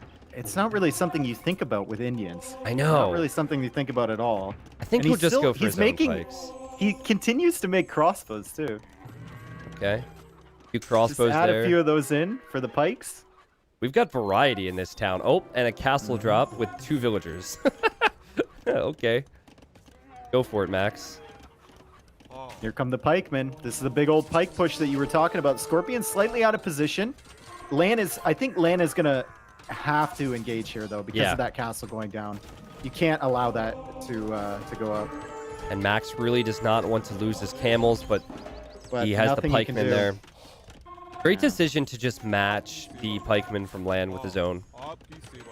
And now he's imping. Lan maybe felt a sense of urgency after seeing the castle, because normally there's a forward castle that means that your enemy's on the way to imp. And unfortunately, Max is about to arrive. It's not like he just clicked. So he's getting chainmail armor. He's dropping another barracks, but we don't see the upgrades for the militia line yet. Nope. So probably just pikemen for now. Yeah, I think Halb Camel is great here. It still doesn't leave Kumans in a spot to really counter you. Kumans do get Halberdier themselves, so Lan will have more numbers, you'd think, but Lan also is on the back foot, and he won't know what Max is going to be up to. Max could pressure him from all sides. I'd almost like to see Max send the camels to the south and melt that TC, and then send the pikes and the trebs. Look, he's chopping wood, like right next to Lan's Yep. TC. Just And push he's there. coming to this TC in the south too. Lan finally got control of that gold, but obviously Max can spot that Yeah. with his monastery, and he's actually getting block printing too. So he's looking to upgrade his monks as well. That This TC's is- gonna die. This is before the upgrades come in. Indian camels melt buildings way too fast. It's ridiculous. Indians eat counterintuitive. TC. Yeah. I remember when camels died to town centers. Now they melt town centers. And look at all the villagers that Lan is going to lose there. And more importantly, he loses the position on the gold. And his other gold to the left is now getting pressured by Max. Halberdier research is in. The Treb is attacking, is pushed off. No gold income at all for Lan right now. Yeah. Lan's trying his best, and he will make it to Imp. I just don't know what he can do with it. I mean, props to him for surviving. He did a lot better than I thought he would be able to. He kept his vill count high. Even now, has 110 villagers. But military difference is huge, and the gold control is huge. Good news is, if you go just Halberdier, you do counter everything Max is making right now. So going with more Halbs might do it, but I think Max will make a tech switch. I actually see Parthian tactics being researched. He's going to make Cav archers. That's a nice move, man. What do Cumans really do against that in this position? Like, Yeah. nothing. Nothing, yeah. And look at that farming eco from Lan, so exposed on the left-hand side. Oh boy. Now let's go down below 100 villagers because of this. And he knows he can't do it. The series is tied up 1-1. Game 1, Lan was a beast. Didn't really look close. Game 2, Max was a beast. And it didn't really look close. So not two of the closest games, but certainly a close series, Dave. It's funny how we can be 31-41 into a game and then look back at something that happened in the second minute. Yep. As a decider. And it was basically Lan not being able to get those walls up. But the archers getting in, and then he's just reacting the whole game. This one is all on Lan making a big mistake. Like, he has to get those walls up. You know you're not going to have military. Why leave yourself exposed there? I guess he wasn't expecting the archer opening, but that's really peculiar too, because most people are going for one range archer opening with 2 archers. So lack of preparation, or just maybe Lan was too focused on the left side of his base to worry about the right. But we'll move on, and well, first, I guess, go to the statistics here. There's the KD. Max with more kills. And Max did not have as much food and wood. He did have way more gold control in the game. So we'll go to Land's home map. Now, I'm curious because Max just showed us what he could do with his home map. Not only that, but he countered the Civ that he was probably going to pick, but Lan had picked it. Could go the other way around here, Dave. You should restart your game. I'm going to, in between games, I'm going to restart my game every single time. Cool. So I am officially going to avoid those issues. So, Land's pick now. Are we going to see Frigid Lake for the first time? Frigid Lake. I don't know too much about that one. I don't either. I've never watched a game on it. It's a relatively new map. There's a certain player, I won't say who because when players tell me things, I don't want to spoil it or anything. And they said that Frigid Lake is their best map. So there will be at least one player who's an absolute beast on Frigid Lake. May or may not have seen him. Who would you be talking? I have a suspicion of who it is. Suspicion? I mean, obviously it's Viper. Viper's so good, he's good on every map. Kappa. Viper doesn't talk to you. Listen, that's not true. Viper will talk to me. It just takes about 4 weeks for him to respond. That's all. It's like you know, when I talk to your mom, she doesn't respond right away. It takes some time. Yours responds within a few seconds. Woo! All right, let's keep it moving here. Well, I'd like to know if it's Frigid Lake or Haboob. I imagine it's going to be Haboob. And if it's Haboob, I'd expect Max to go for something like Magyar's, right? Yeah. Haboob, I feel like, is a map where there's a lot of new potential strategies. You know, players still trying to feel out Haboob, kind of jiggle it around with their map selections and see what can happen. Did you just say feel out Haboob? Yeah. Okay. Nothing. I just didn't hear you correctly. My headphones were acting up. Yeah, I'm with you on that too. I think I need to see more of it before I know if there is a defined meta. It's produced some great games so far. I always forget how many A's are in LAN when I'm searching for the game. Mentally, where do you think LAN sits right now? He played so good in game 1, and then game 2, he not only lost, but he made a big mistake, which is why he lost. He's still, like, he was still in that game, though, even after he made the mistake. It wasn't a complete blowout. So I feel like he's not feeling too bad going into this game 3, and having a home map is always great to get your, you know, your feet back on the ground. Gotcha. Okay. Well, Dave, I think they are into the next game, and we should be in no time. It will be Haboob, and we are into the game now. Magyars against Lithuanians. This is a really good Civ matchup. I like it. We'll have a lot of strong units out, a lot of mobility, a lot of aggression. Max here in the yellow. He's playing as the Magyars, and then it's Lithuanians for land. Lithuanians, very, very strong Civ early, but so are the Magyars. Yeah. It's just kind of like, which bonus are you going to take? You're going to take the extra food, or are you going to take the free forging? Yeah, one Civ has faster spearmen. The other Civ is going to have extra attack on the spearmen at the start. And the berries are right next to each other, Dave. So it won't be gold positions we'll talk about right away. It will be the berry positions. The players will need that food, and I think we'll see a range switch from both. Lan already has his, because he didn't start with the stable. Max is adding a range alongside his stable. Lan already walling his gold, which I love. A lot of players leave their forward resources exposed in Empire Wars because they're busy doing other things. It's a great maneuver. Very early wall. And he's already walled his woodline too. Very safe. How do they do so much? I don't know. Oh, this could be... Ooh, Max might have been walling his woodline. This is the type of push that Leery wins games with. The couple archer opening with the fast fletching. And I think for now, it's certainly better. But in a few moments, once Max gets to scouts and skirmishers, that's where it's worse. So he didn't snipe any villagers, but it does say that he's 3 villagers ahead somehow. I'm not sure how that's the case. I guess idle time for Max. Wonder if Lan got wheelbarrow? No wheel either. So I imagine there was just some idle time for the Max. Or sorry, I meant Max. Yeah, no wheel for either player. I know what you meant. It's fine.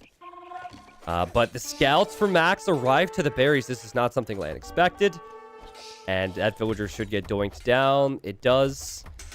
Now, while the gold is walled in, Dave, the skirmishers are still here, and Max also killed an archer. There's another villager there. Yep. Hiding behind those berries. He's going to die for sure against Magyars. Wow.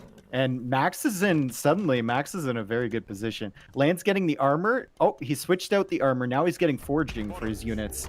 Max, however, has been housed for quite a while. You know, maybe that explains the Vil counts too.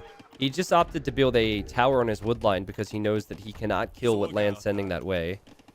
I like that decision. So far, close game. No big mistakes from either player, just different strategies. Lan's wood line. The one area he didn't wall. And the scouts are in, and oh, this is a disaster. They can't get out. I jinxed the man. Oh, that is a mistake. He could have had it walled up. He could have addressed this. And now Max has the Vil lead, but Max is housed. Again. Again, yeah, so... Okay. Well... MBL's no longer in the tournament. Someone has to take the mantle. That's true. Very kind of them to both get housed at the same time. Dedication to MBL. Poor MBL can't even avoid the house jokes when he's not playing. He's not even here. We love you, MBL. All right, well, Dave, there's so much military. It's 15 versus 13 in separate groups. Lan's still pressuring the berries. Meanwhile, he's taking his. It doesn't seem like these players are really that... It doesn't seem like their speed is suited for the map, to be honest, like compared to some other ones. They're both kind of struggling with what's happening right now. Yeah, Max has been trying to stabilize basically this whole game. He's been trying to relocate villagers and whatnot. Fortunately for him, Lan hasn't found that many picks, whereas Max has killed, what, 6 of Lan's villagers? I also and it's still like close, the comp too. It's more only for 3. Max.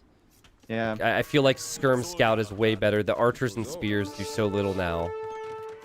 You know what else I like? We saw many players not go to stone early after building a tower, so they're just stuck with 1. Max sent 5 villagers to stone, and he's going to tower his farms. He's probably going to tower his gold. So he will have more villagers mining stone and less on food, but I feel like this is the safe play. More military keeps coming forward from Lan, however. He's going for...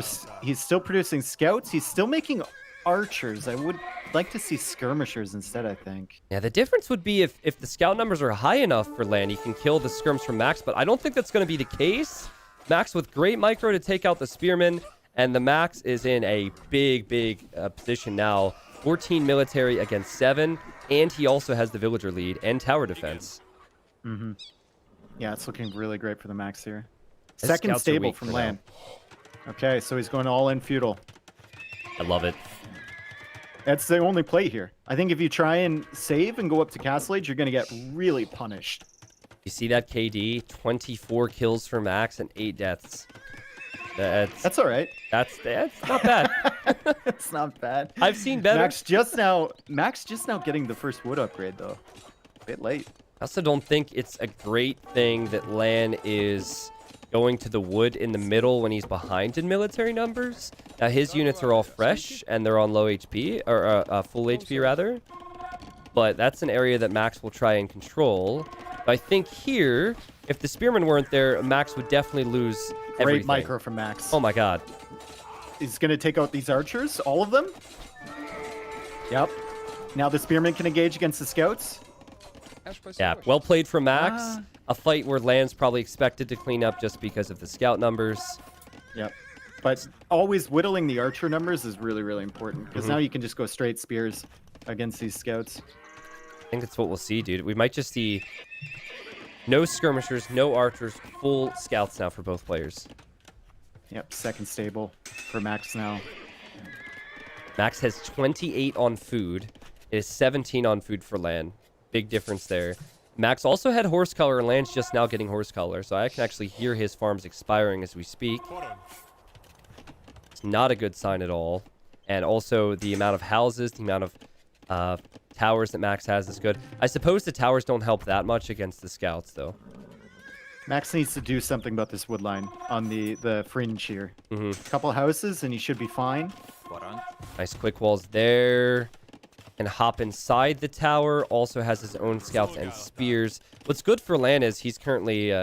he knows where Max is, so he could maybe send in another group of scouts to the wood line you mentioned.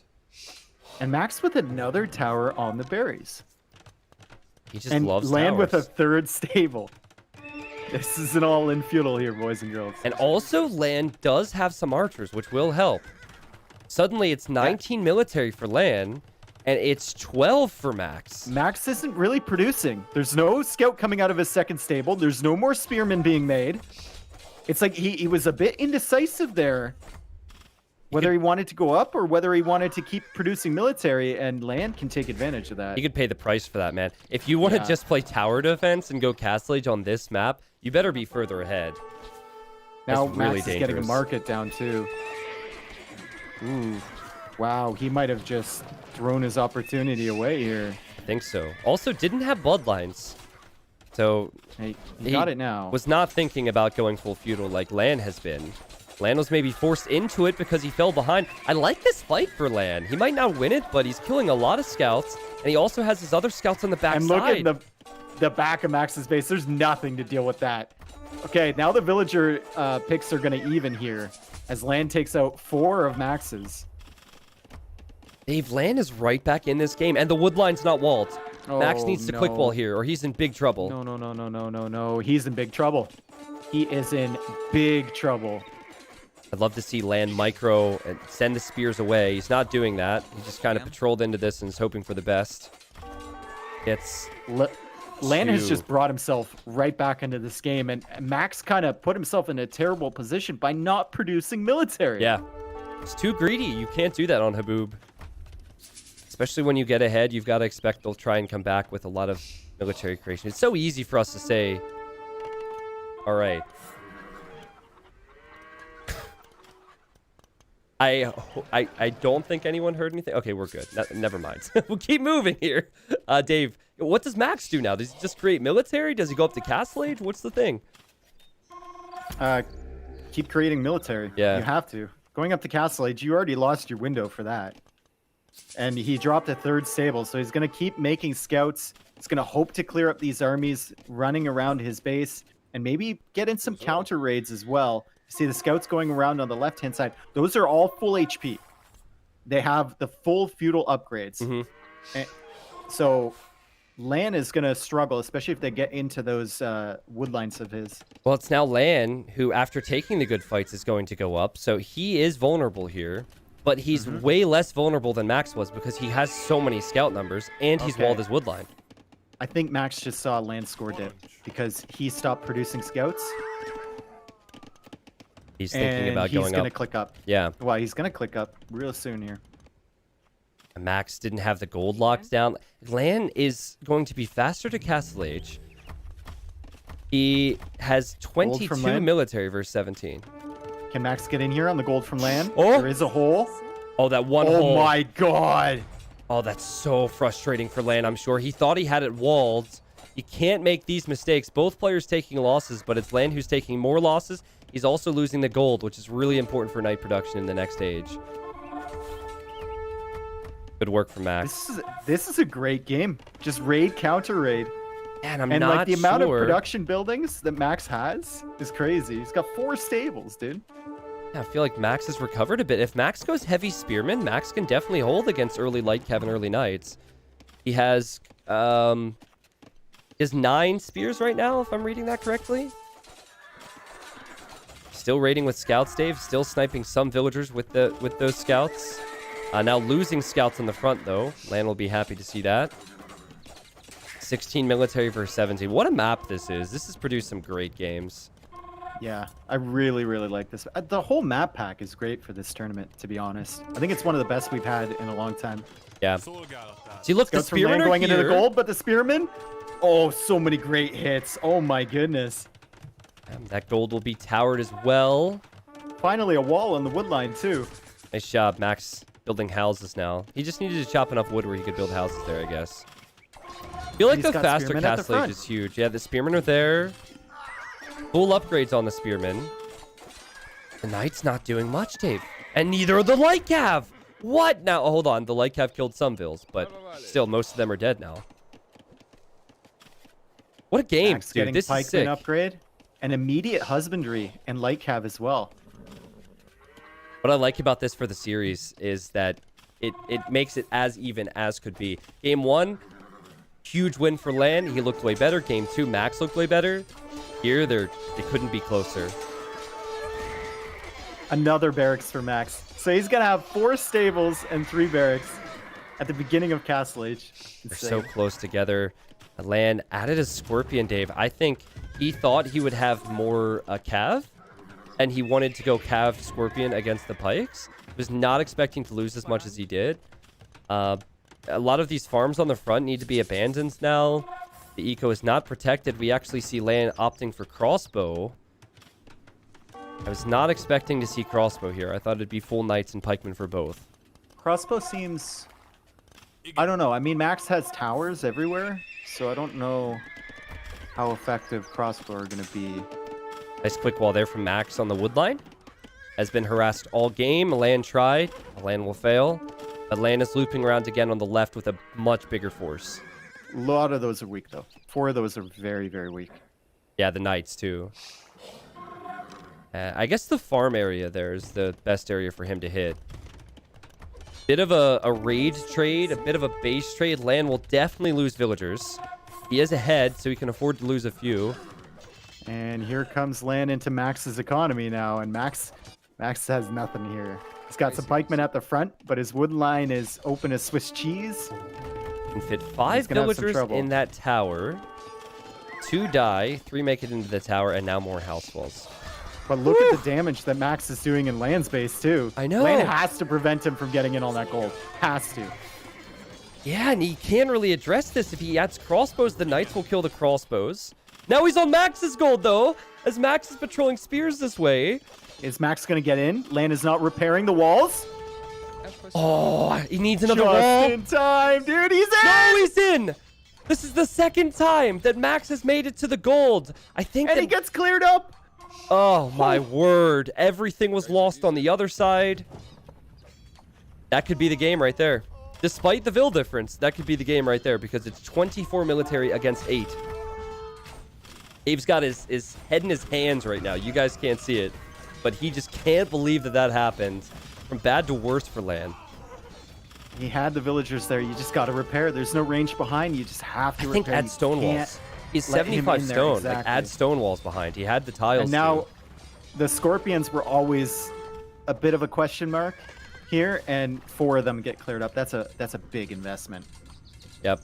Max will see the score. The score tells him a lot. I think, while I wouldn't suggest going 2 TCs early on this map, this might be a situation where you raid with the knights you have, and then you add a second TC, and there's the second TC on the gold now. LAAAAN, you got to get walls down. He's trying right now. You got to protect that gold. You got to protect that wood. You cannot let the knights in here. Oh, wow. He's tried to quick wall, but again, it's palisade wall against knights with full attack. So how long are you going to be able to repair realistically? You have crossbows. Crossbow was such a bad move. Like, why go crossbow bodkin? He's in on both sides. It's over, dude. I think it is over. Crossbow bodkin was not the play for LAAAAN. He'll know that now. And the GG is called. Wow. What a great game from the Max, and a great game from LAAAAN as well. They both had moments where they made mistakes, Dave. LAAAAN, he made the mistake going crossbow instead of making his own pikeman. Well, going crossbow and making 4 scorpions as well. Yeah. I mean, they didn't really accomplish anything. He was envisioning like fighting a big battle in the middle against pikemen, I think. And that's a good idea, but you need to keep your army in the middle. Instead, he looped his whole knight army around and lost it all at the gold at the same time that Max was raiding his woodline. Yeah, going knight going scorpion crossbow makes sense if it's only pikeman for Max. But there's never a world where Max only goes pikeman on this map. Everyone always goes pikeman and knights. So I was really surprised to see that LAAAAN made such a hard switch when he could have made his own units, both pikemen and knights. Now, Lithuanians are worse than that at the start because Magyars get the extra attack. So maybe that went into his thinking that he'd be trying to do the same thing and he would end up losing with it. But he was doing fine, man. The faster Castle Age could have worked for him. Just went into the wrong units. So that means that Max is 1 win away from moving on. It's been a really close series, but I think that LAAAAN could easily tie up this series. 111 kills for Max in this game. He had more food collected, and he had more stone collected, of course. Lan had 4,000 gold, and Max had 1,800? Is that a real stat? What in the world? I mean, Max spent most of his time running away from that gold, didn't he? I mean, yeah, but that's crazy to see the difference there. Obviously, Max did make a lot of pikes, but I didn't see the gold for Lan except for the crossbows and the scorpions, I guess, and a few knights. All right, well, quick one there. Let's go to the maps and the civilizations, Dave, and let's speculate. We're getting closer to the end of this series, so we have more of an idea of what civs are available, what they might go for. There's less questions to be asked. You got to imagine Lan is going to have something prepared now. Lan has Frigid Lake, so it's the first time we're going to see this map. Frigid Lake. So Frigid Lake. You and I both have not seen this map a lot. At all.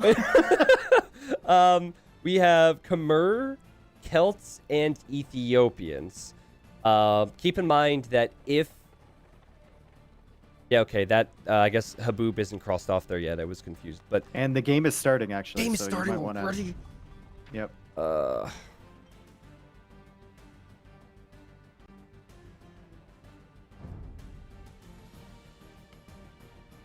And we're going to have, actually, a Huns versus Celts matchup. So Max going with the Huns, and Lan going for the Celts on Frigid Lake, which is a very, very interesting map. We'll wait until Tristan gets in the game here. Yep. It'll take me a bit. That's all. Thanks, DE. But Celts, as a background, for anyone listening, Frigid Lake is kind of like El Dorado, if you know it, where you have an area around the TC you cannot farm, and there's some deep fish. So it's like a swampy area. And then the middle is a pond that is swamp around the edges, and then deep water in the middle with deep fish, of course. Yeah, El Dorado's produced some great games. By the way, shout out to Crazini for making these maps, and also altering some of these maps. Going from Red Bull to Red Bull 1 to Red Bull 2, there's been big changes there. I know the map creators don't, the map scripters and editors and all the work behind the scenes, they don't get enough credit. So thanks, Crazini, for the map. And we'll be in here shortly.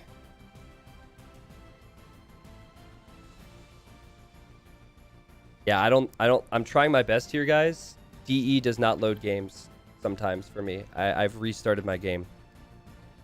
Still not working. Okay, I think we're in. Huns vs. Celts. Huns vs. Celts. And the first thing I want you to do is look at the barracks from Lan. It's a very unusual opening. One that we haven't seen so far in Empire Wars in this tournament. All right. Barracks and Man-at-Arms. Interesting. Yeah, very much like El Dorado. You've got water in the middle. I actually have no snow mod on, so it looks a little bit different. It's all right. We got the, it's not winter, right? So you got the seasonal change in there. Max picks off a Vill. Oh, Dave, Lan can't find him with the Man-at-Arms. Yeah, he doesn't suspect that he's going to be that close. Oh, he can't find him. They're really close. He's actually lucky that he got the walls down. Max is sending archers to that top side, the final area that Lan hasn't walled. Yeah. He's lucky he got it down, though, because they're so close to each other. However, the Men-at-Arms are going to end up at exactly the right position. Oh, so close. That's luck. I mean, yeah, it was unlucky not to find the Max, but now there's 2 villagers here, and he will kill one. And Max will have to pull out the stops. I think he sends the archers back, but... wall... Oh, there's a 1-tile gap on the left of Lan's base. Is Max going to go back, though? No, he's going to go right through that. Oh, boy. That is so bad for Lan. Lan does have archers, though, in his own base. So he's about to send them out. He just deleted a palisade. Maybe they won't be too far away when Max finally attacks here. No, Max is building his forces. Max is waiting. This is so smart. Max is waiting. So smart. Because he knows that Lan will go forward, and Lan's going to dock, and Lan's thinking, we're good. I've got the Man-at-Arms distracting Max. I got my walls down. It's the farm could be shot. Oh, man, you've got to check. And this is a tilter. You're off your farms now. You're off your wood line. You're off your berries. And you try and send back archers. and there's skirmishers here already. That might send Max into the next round if Lan doesn't do more damage here. That was it. That's a great play to wait there as Lan gets some of his man-at-arms cleared up, but there's a hole in Max's base. There's holes everywhere. Holy holes. Oh my goodness. Now, if Lan can get a few Vill picks, he's actually stopped because he's microing at home. This is a shame. But if he could get a few Vill picks here, he could be in a very similar position. Yeah, but Max actually has military here to defend right away, and Max, the difference here is that Max hasn't been pushed off his food. Yeah, yeah. Lan got pushed off his farms, and obviously you can't make farms around that TC because of the swamp area. Like, even if he would have sniped 2 or 3 more villagers, I still think Lan's position is worse. Trying to counter this. He's got like 10 villagers running after this. Max did a great job microing. Every time I looked over here, the ranged army from Max was running back and forth. But Lan's been sneaky in the back of Max's base. Oh my Max God. doesn't know where he is. What is happening in this game, Dave? What is this? He doesn't know where he is. He doesn't know. And now he's going to be off of food, and now he's going to be off of wood. Does he think he left? He did. He thought he left. There's nothing there. The whole eco is running away. Oh, man. And, guys, this is so much worse on this map because you can't farm around your town center. So if they get into that back eco area, you're in big trouble. And now, is Lan winning? Is Lan losing? I want to say Lan is winning. What a game. I think he is. Yeah. I think he is. It was looking real bad for him. Max with a great play to build his military within that hole. But then just kind of lost focus for 1 second. Yeah. And lost sight of Lan's army. And it's just punished him so badly. Yeah, I'm kind of surprised that Lan is choosing to fight here. I think he should do what Max did and just run around. Max has his army that was once in the back of Lan's base still getting value and picks off a villager. Also sees that Lan is docking, which I think is kind of overrated on this map. I could be wrong, but I guess it depends on how you want to open up with it. Max going for a dock of his own. I think dock is fairly good as long as you don't open with straight dock. Yeah, okay. I think it'd be pretty good because you also get some water control, and water units are really good against land units. So like if he gets one demo out here, suddenly Max can't walk across the terrain. Yeah, he's forced to the right or the left. I like the approach from Max though. He scouted it. He says, okay, he's been fishing. He got 150 food from that. I'm not going to allow him to stay out there, so I'll add my own dock. I don't know if viewers realize this, but Max sent 17 to gold, and he bought most of the food to go up to Castle Age. So he's actually going to be in Castle Age slightly faster, just because of using the market. And there's that fire ship. Going to deny the dock from Max. And meanwhile, Lan has some archers looping around to the left. Ooh. Max was chopping that wood, so he might have over-chopped, but no, he pulled them away in time. Yeah. There's going to be no hole there. No hole there, and while they can be ranged, at least he has walls on the right side as well. I like the idea from Lan to be sneaky, though, because you definitely don't want to run to the middle. That's where Max is currently. And Max might also hit him at the same time. So, again, we could have an army trade or base trade situation. They cannot build docks underneath the TC, no. Yeah. Max just cleared up those 2 archers from Lan, and now there's going to be another group coming in here. I think the fact that Max is going to be in Castle Age faster is huge, though. If Lan attacks or shows himself in any way, he could lose this army to Knights. Well, he's getting cavalry upgrades. Do you even upgrade this army if you're Lan? There's not much here. Like, unless you find a hole, is it even worth it? Ah, yeah, you're right. He's just completely abandoned the ranges. He's going into stables. Yeah, I say you do not show the army at all then, because you don't want Max to see that you're not upgrading these units. And then you go full Knights, and hopefully Max goes Elite Skirm, which he is. You can counter that. There's a reason that Lan built both of those stables back from the walls, so that Max couldn't see it. Now he's getting second armor upgrade right away. 2 Knights immediately producing. And Max is going into Elite Skirmisher, so it's worked for Lan. It's definitely worked. Lan loses a villager. I think he'll be happy with the fact he has the fish, though.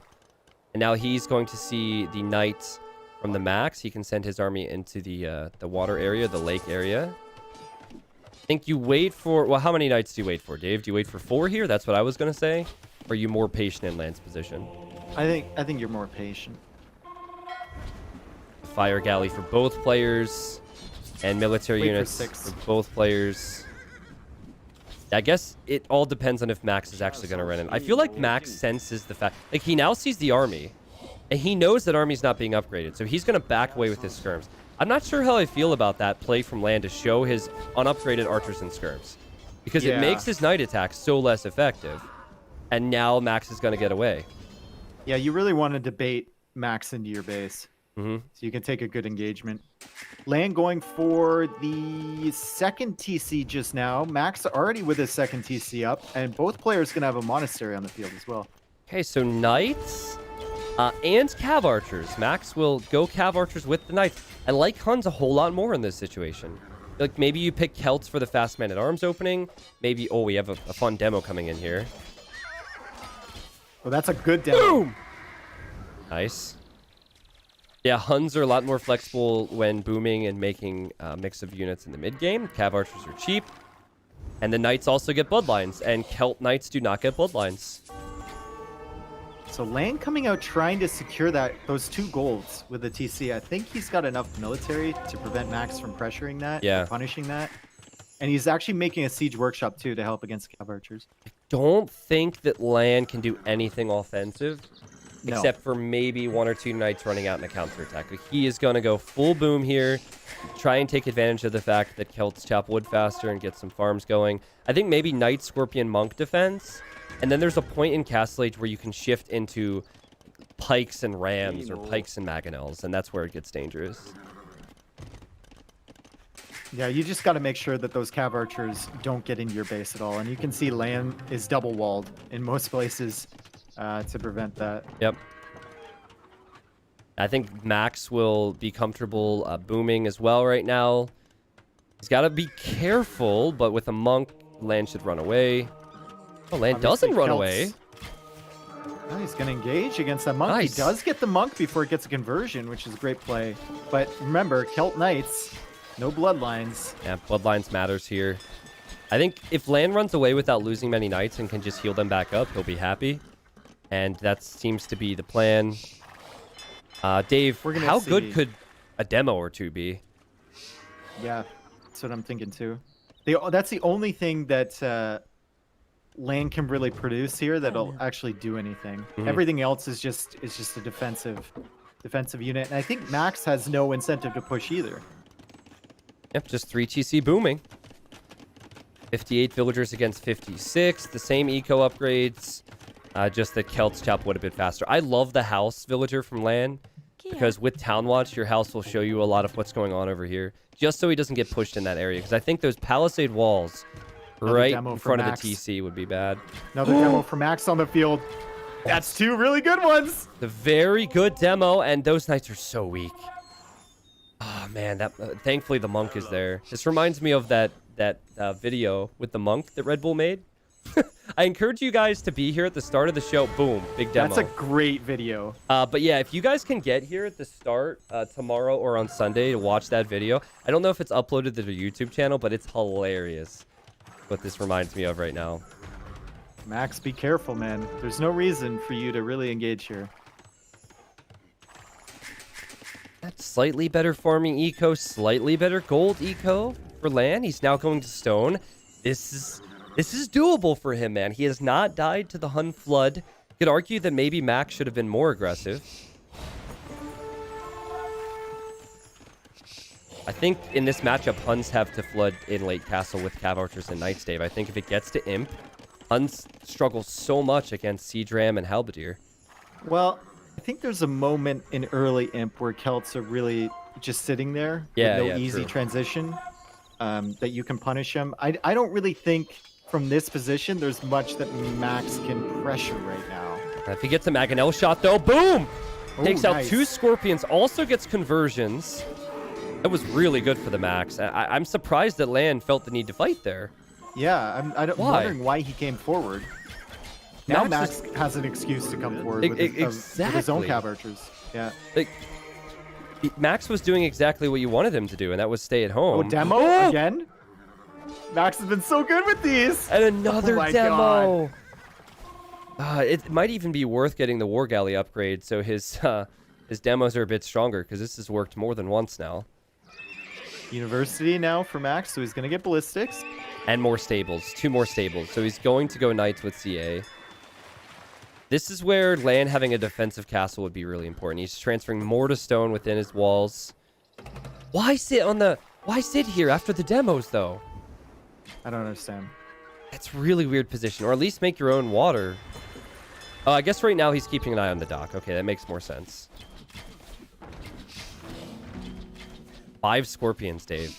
These are Celt scorpions. That's... I mean, if he's able to keep them alive, it'd be enough to really help, but... I think he might stop making them now that he sees 2 stables for Max. Or the Mangonel. Oh. Or the Mangonel. Oh, and Max could kill... No Another way. shot. Oh, my goodness. God. The trades here for LAAAAN have not been good. Not at all. LAAAAN's taken some awful fights. Like, his knights weren't there with the siege. He knew that Max had the siege workshop, as far as we know. Maybe he just forgot about that.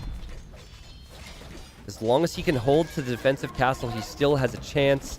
Mangonel lands a shot on some skirms. The knights dive in. They're so weak, Dave. The knights are so weak.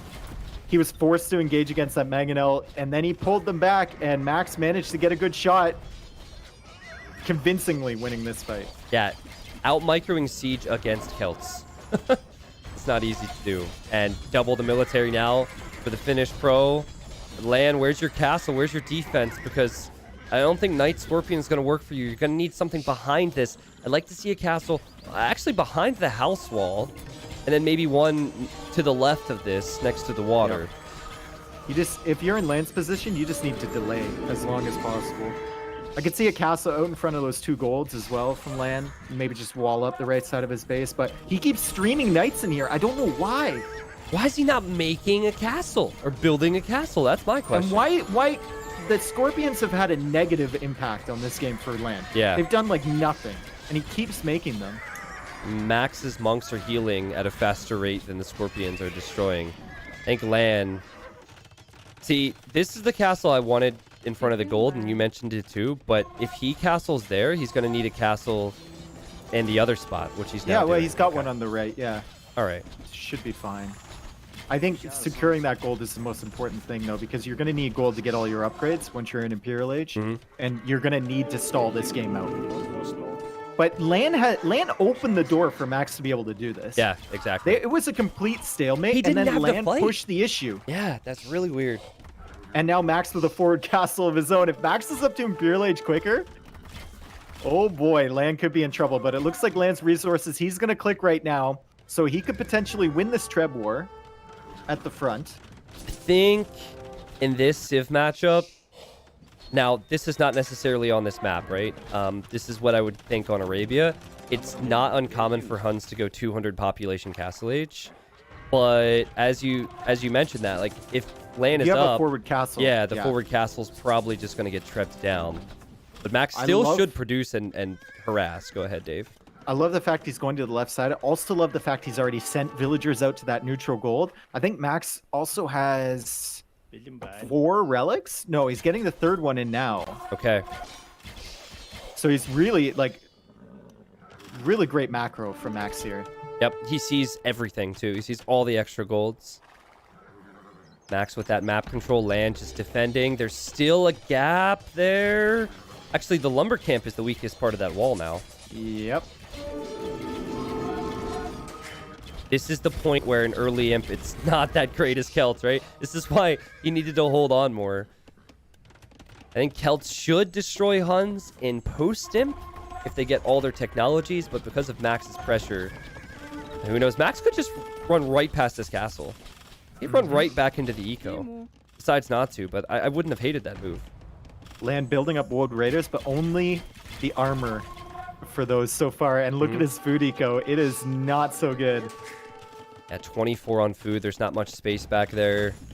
I do think that LAAAAN should win the Treb War, in theory, because he has 2 castles. But then again, the other castle's so far away, it's not going to be easy to get the Treb over there. And to protect it, right? Because Max has so much military still.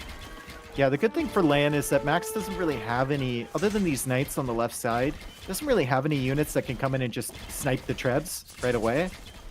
So, should be okay for him. Although second castle going down from Max now. On another hill.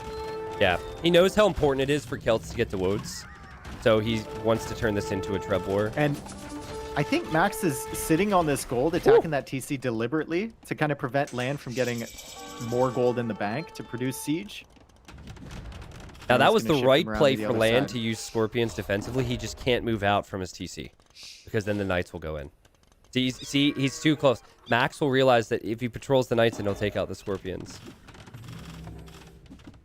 There can be a big switch normally in this Sif matchup. If Celts can get to Ram, Halberdier, and Elite Woad Raider, but it still seems so far away from being possible for LAAAAN.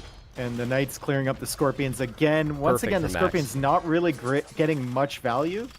Yeah, I think it'll depend on whether Max can keep these two castles alive or not, or how long he can keep them alive. I guess. Just love how Max controls games. Now, we can mention again how LAAAAN kind of gave him the opportunity to get into this position, but when Max gets here, he does not make many mistakes. He's actually... Is he using his Treb against... Yes, he is. He is using the Trebuchet bonus from Huns, the higher accuracy, against the Celt Trebuchets, which fire a bit faster, forcing LAAAAN into repairs there. And I think Max is going to hop out of this castle and take a fight here in a moment once his upgrades come in. He has a lot of units in these castles. Yeah, he's getting Cavalier. It's going to be really tough. And LAAAAN still only with the first armor upgrade against those Woads. Those Woads are like... They are not very effective against Cavalier at all. Look how patient Max is being as well as he takes out this castle. Just repairing, waiting for upgrades. Now he's like, okay, time to go. Only Looks 7 like you Cavalier. may be correct on another prediction here for the series, Tristan. Oh yeah, I did say 3-1, didn't I? No, I didn't. I said LAAAAN 3-2. I believe. I think As I backtracked Max runs on it. in on the left-hand side with the Cav Archers.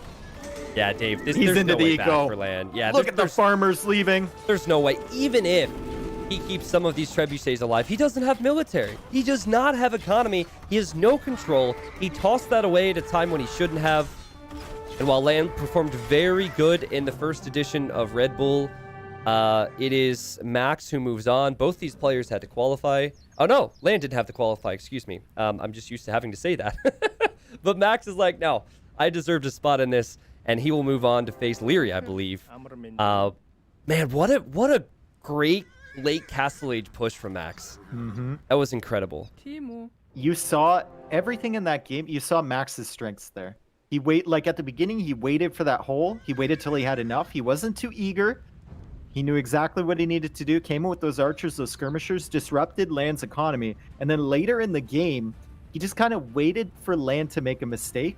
And then once he did, he took full map control. He's got all the neutral golds. He's got castles on the hills in front of LAAAAN's base. It was a masterclass from Max there. Yeah, and I feel like LAAAAN is going to be so frustrated with himself because if you think of the Haboob game, he kind of threw there. He wasn't way ahead, but he got ahead. Went crossbows and scorpions. Didn't work. Here, the scorpions also didn't work. So maybe next time he should just avoid scorpions entirely. No scorpions. Yeah, no I don't think scorpions. the scorpions got a kill. Maybe one. Yeah. Maybe one kill. I mean, I can understand it's tough to be Celts in this situation when Huns can flood like they can, but to go forward in this game was so peculiar. He was on 3 TCs, he was on stone, he was doing everything he would have wanted to be doing. I don't know why he forced the issue, but Max, with more food, more wood, more gold collected, he had 93% of the map explored. He did have 3 relics, and Max gets the win. Well, guys, we are now going to move over to ZeroEmpires. ZeroEmpires is going to be talking. I don't know if he's able to get Max for an interview, but at the very least, he'll have some insight for you and wrap up the sets. I believe that is it for you and I today, Dave. Just jump in real quick, guys. Yeah. Actually, I think it'll be all 3 of us here because we don't have an interview with Max, unfortunately. Oh, all right. Well, that's fine. Sorry, didn't hear that information. Yeah. Well, hello, Zach. Hello. Sorry to jump in on you there. Really nice set of games. A great performance from Max. I guess we could, as a group, recap them real quick here. First of all, though, before we get into that, any final thoughts about that last game before we jump into sort of the recap? It seemed like Max had a better game sense of what was happening, especially in mid castle age there. LAAAAN, whether it was nerves or whether he just didn't read Max correctly, there was no reason to push. He did, and he got super punished for it. Yeah. I feel like the series came down to 2 or 3 better decisions for Max, or 2 or 3 bad decisions for LAAAAN. There weren't huge differences with the Civ picks. There weren't huge differences with the strategies. It was just some mistakes that LAAAAN will be kicking himself for. Yeah, speaking of Civ picks, actually, we'll be able to go over the stats of the Civs in a bit, but let's just rewind to game 1. Obviously, Arabia there, and we saw that Vietnamese versus Britain's game. LAAAAN had some really nice map control there. It looked like he was in real good control of the game. He got his get out of my game castles in as well. But, what do you guys think about that matchup in particular? Would you rather have the extra range or the extra HP on those ranged units? I think Vietnamese is probably stronger in that matchup. They're kind of a counter in a way to Britons. I think there's a reason that other people haven't been picking Britons for their Civ picks, and it's kind of suspect to me that Max would opt for them in the first game of Arabia. Seems a bit weird on Empire Wars. It seems slow. All right, I'm going to pull out the depends. That matchup is highly dependent on how Britons can perform in early Castle Age. And in that game, it was all LAAAAN. LAAAAN had the faster uptime, and then LAAAAN knew how to control the match. And that game there is probably one that got everyone really excited, including myself, about LAAAAN. Like, that was a top 5 player performance right there. He destroyed Max, but then in the remaining games, he wasn't able to get the same result. See, what I'm really surprised about is that Max actually had Mayans available, and he didn't take Mayans in that whole series. And I thought, if anything, Mayans would be his pick on Arabia going into it. But yeah, he comes out with the Britons, and I think that surprised all of us, really. Maybe he was looking at your stats from the last Red Bull Wololo. What were Mayans, like 12% win rate or something, and it took Viper to win with them finally? No, I think Mayans actually did quite well. They did have a lower win rate than we expected, but so far in this tournament, at least, Mayans have won all 3 of the times they've been played. So, yeah, who knows on that one? But in game 2, Lowland, that was actually the first win there for the Max. His Indians versus Cumans, that felt like a really solid counter pick. And I think really, you guys summed it up really nicely in the end. LAAAAN lost that game with the walls. Like, why didn't he wall in the early game? What was going on there? I don't know, man. Like, no top player wants to lose a game like that. Top players want to make good decisions, but then get outplayed. And I don't feel like LAAAAN in this game made good decisions. And I know LAAAAN. I know he'll be frustrated with himself because of that one. It could have been better. Yeah, it's got to be so frustrating when, you see those mistakes right in front of you, and it's too late to really claw it back at that point. I mean, that said, LAAAAN did have a 20 villager lead over the Max going into the Castle Age, but he had no military. I think it's kind of risky to sacrifice your military, even if you do have the eco lead at that point. Well, that's the risk you take going Cumans, right? You know what you're getting into when you pick the Civ. You're going to be ahead when the other player gets the Castle Age. It's just, like Tristan said, you have to commit to those walls. Yeah, that was a big mistake from LAAAAN. Yeah, I feel for LAAAAN. Like, as an individual, I feel bad for him because I know that he's just going to be upset with himself. Like, that was such an easy thing to do. 5 layers of Palisade, and he maybe wins that game. Don't take a fight with Celts against Huns when you're booming and everything's fine.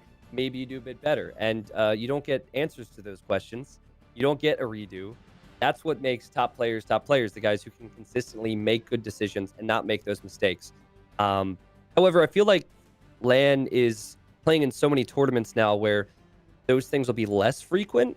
I don't think there's any real way to practice for tournaments except by playing tournaments. You can prepare a strategy, and I'm sure that LAAAAN had strategies prepared, but I guarantee you he walled every other time. They just didn't think of it or didn't see it because of nerves or whatever the case might have been.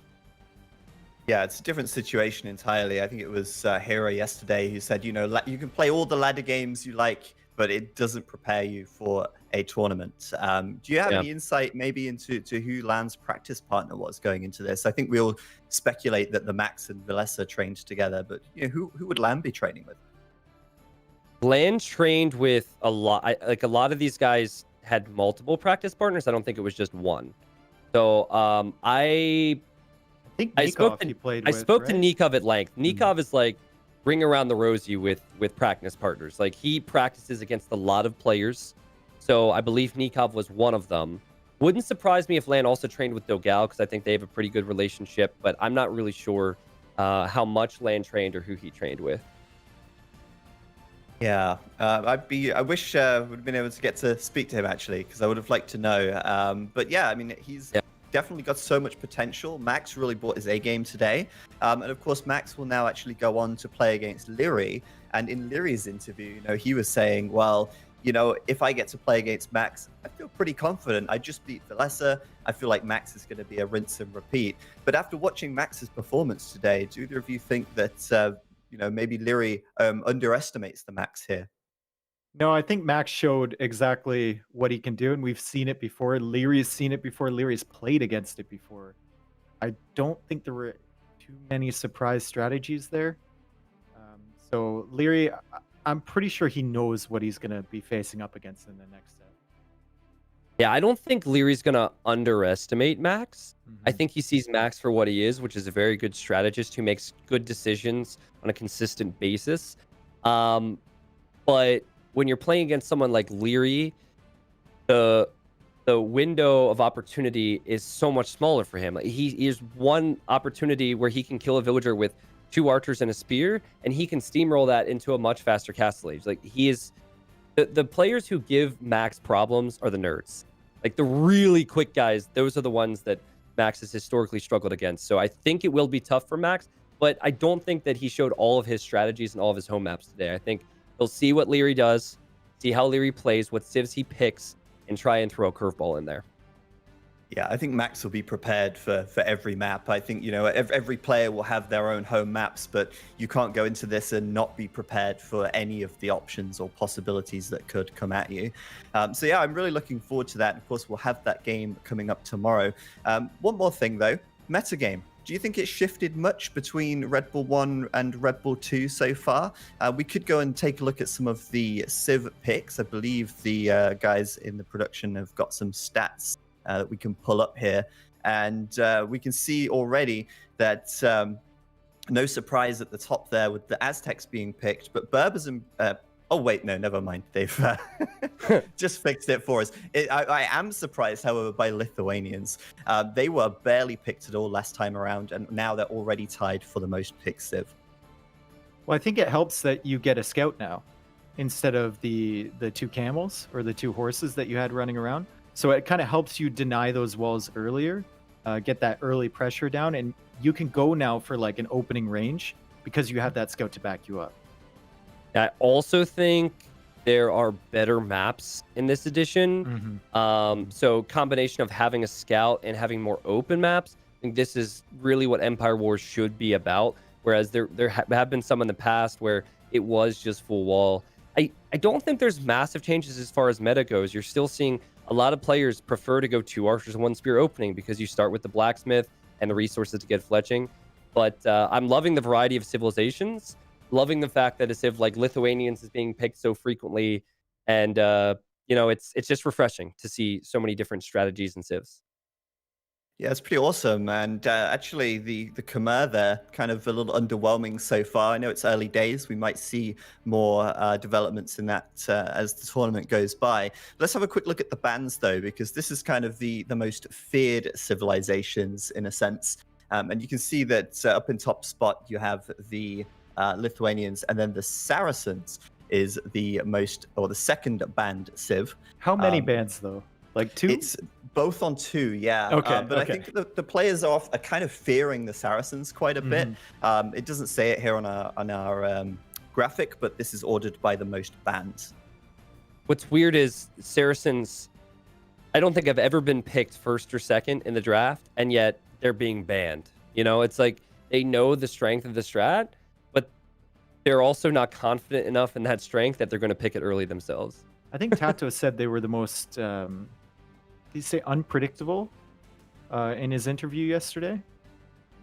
Sounds So like Tato. that might be what people want to avoid, right? It's Even if lit. there's a better Civ, if you know what they're going to do. I don't have a see better chance to Vikings counter. on that list. Is that list Yeah. correct? Or Vikings were banned so many times that it's off the list, off the top? I don't actually know what Broken. happened there, but something went wrong on the back end, and actually Okay. Vikings should be on that list. Vikings are the most banned with 4 bans. So Gotcha. apologies there. We're having some difficulties with our spreadsheets here by the looks of things, but yes, you're right. Vikings have been the most banned so far. Okay, yeah. I mean, Vikings solidified themselves as one of, if not the best civilization in Empire Wars in the first Red Bull Wololo Cup. And then they're also still top tier in regular RM, so it makes sense that players are scared of them. Yeah, absolutely. So we take a quick look at the brackets then, just to refresh everybody who might not have seen them so far. We currently do have 2 more matches to play in the first round, but all the results there are starting to come in. We can see from yesterday, we've got Mr. Yo versus Capoch for tomorrow. Are you guys looking forward to that? Do you think Capoch is, you know, sort of his run's coming to an end against Mr. Yo, or do you think he'll surprise once again? At the risk of falling afoul of the Argentinian community, I would love to see Capoch have a good performance. But I'm gonna predict 3-0 for Mr. Yo tomorrow. I would love to see him take a game or 2 or take the series. I mean, I didn't predict it against MBL, so I'd love to see it happen. I just can't. Mr. Yo was not his best against Winchester. However, what he was against Winchester, I felt like was way cleaner and more prepared than what MBL brought to the table against Capoch. So if Capoch ups his game, you know, there's certainly potential there to give Yo, like, get a win or 2 off Yo, but I'm with you. It's Yo. Like, won the first edition and has been top 5 for as long as I've ever been around within this community. I'll believe it when I see it if Capoch can beat Yo tomorrow. Yeah, I completely agree. I think, you know, Winchester would have been way more prepared for this than MBL. I think MBL was saying on his stream yesterday evening that, you know, he's not that bothered by Empire Wars. And so, yeah, I think it would be a huge upset if Capoch manages to get past Yo tomorrow. And then, of course, we've also got Tato versus Hira. I think that's going to be a really exciting match. Tato performed very well against Dogao. Hira had a good set against ACCM. Any predictions for that one? Am I casting that? I hope I'm casting that. That's going to be so good. I am. I'm casting all day tomorrow. Dave's so. all day tomorrow. Yeah, that's going to be a great set. I think, like, other than Viper, Tato might be the biggest risk for Hera going out here. Yeah, Tato I is just such a great player, and I know he's going to have hidden strats up his sleeve for every single one of these maps. Not only his home map, but every single map in the pool, just in case Hera picks it. It's really hard for me to say how that series is going to go because I remember so many best of 5s where they played. Like, I think there was one recently in Mario Valle's Invitational where it went 3-2 Hera. But I will say that we've said this a lot with Max and some other players who have different strats prepared. Tato shouldn't play too different. Like, while he's a very successful player, he doesn't need to go too crazy with his civs and his preparation. He still needs to toe the line of meta against Hera because Hera is so clean and so good that if you try and do anything too funky, he'll punish you and boom, you're dead. So as for who I predict will win, I want to say Hera 3-2, but it could go either way. All right, well, we'll try and remember that tomorrow, but sadly, T90, you won't be casting that game. You're on for the second 2, so you'll have LIEREYY and Max, and then, of course, you'll have the winner of DAUT and NICOV and Viper and Miguel. Speaking of which, we do actually have DAUT and NICOV coming up next. I'm really excited for that. It's going to be a great series. And I think right now we'll be going to a short break while the players get ready and we get ready for our next set. So, Dave, great to have you as always. And we'll look forward to having you on again tomorrow. We need a graphic where I just slowly fade into the distance. I'll see you guys tomorrow for Saturday. Tristan, as always, it was a pleasure, except when it's not. And Zach, I'll see you later tomorrow. See you later, man. And yeah, we're going to actually have Nili coming on to join Tristan for the second 2 sets of the day. So yeah, we'll have a short break right now. We'll be back after this. Welcome to an overview of the top 5 civilizations in Empire Wars. Obviously, pointing out the exact top 5 will be close to impossible, but we can give you an overview of civilizations to look out for. Remember that we are starting in Feudal Age with lots of villagers, therefore Dark Age bonuses are not really relevant, and we're looking into strong Feudal Age bonuses. Arguably, the strongest civilization in Empire Wars are Vikings. With a whopping 87.5% win rate in Red Bull Wololo 1 main event, they dominated their games. If we look at the Civ overview, there's actually only one thing really going for them, but that one thing is incredibly strong. Getting wheelbarrow and handcart for free just puts your economy so far ahead. Starting with free wheelbarrow is roughly equal to 3 villagers, 25 food and 50 wood extra at the start. Therefore you can get to Castle Age pretty quickly and even get handcart for free on top of it. With lots of picks and a solid 60% win rate in Red Bull Wololo 1, Aztecs made it into my top 5 as well. They have some more bonuses going for themselves. The villagers carry more resources, making the economy better, your military produces faster, and you start with an extra 50 gold, allowing you to go for fast production and even an extra Eagle Warrior at the start if you want to.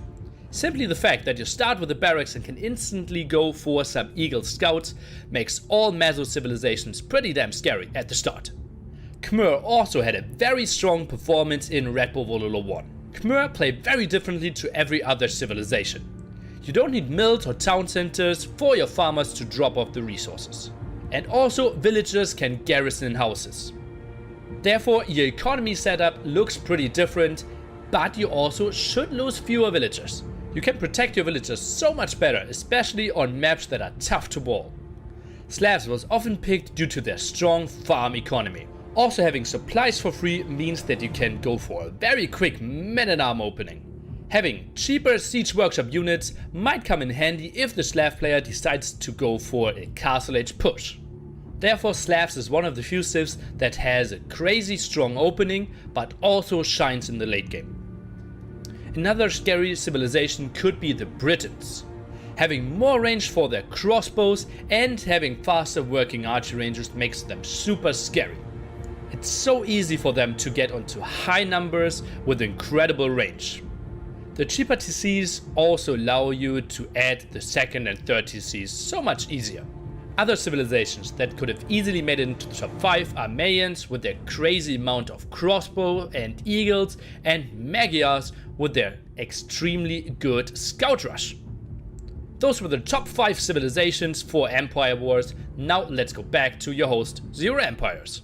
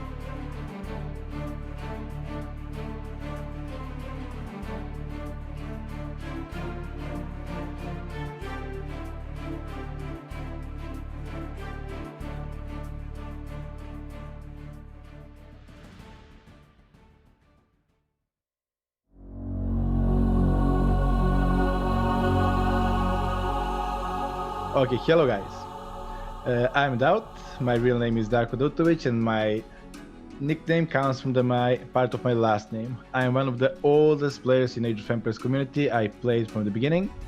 Since the game is out, I am now currently 35 years old, having 2 wonderful kids and happily married. And all that through this wonderful game of Age of Empires. I used to compete basically from day one in the tournaments, and obviously as you get older, success in the tournaments is not as big as it used to be.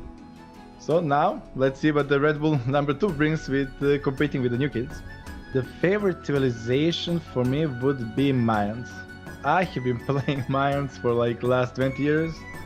I always love their economy because you don't need a lot of that, you just need to upgrade, and the units are quite cheap and powerful.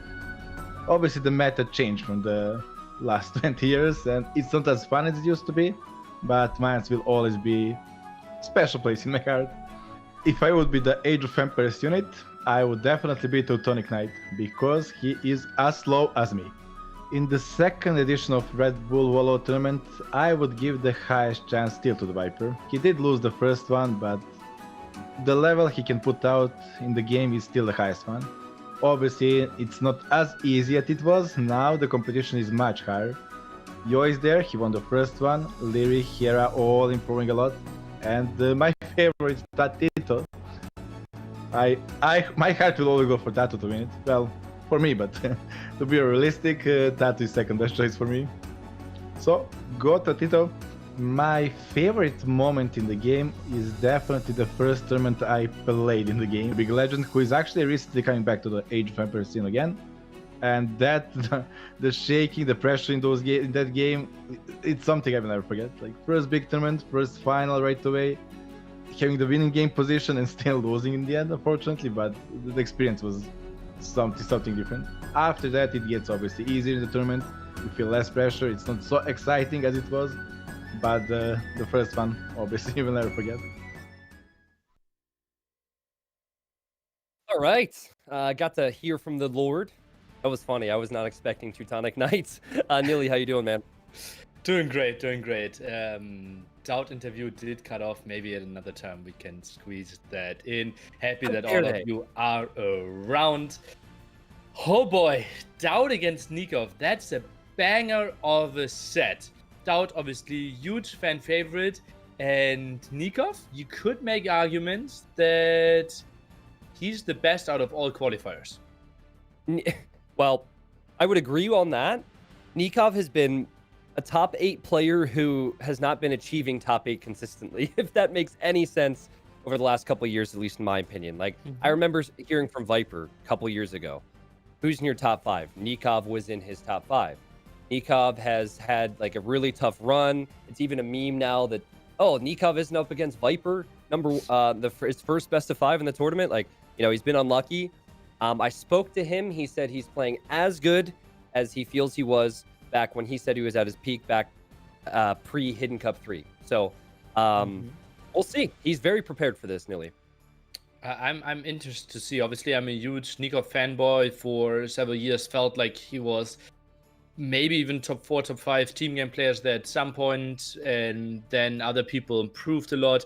I think, improved a lot with like the AM times as well, talking with them. Like, the memes created around him, I think actually helped him, because he realized, okay, if everyone is making fun of me never doing wheelbarrow, maybe I start doing it a bit earlier. Yeah. And maybe you can give us a bit more info there, because I felt DAUT was in a pretty good spot against NICOV probably, but you got some intel on NICOV.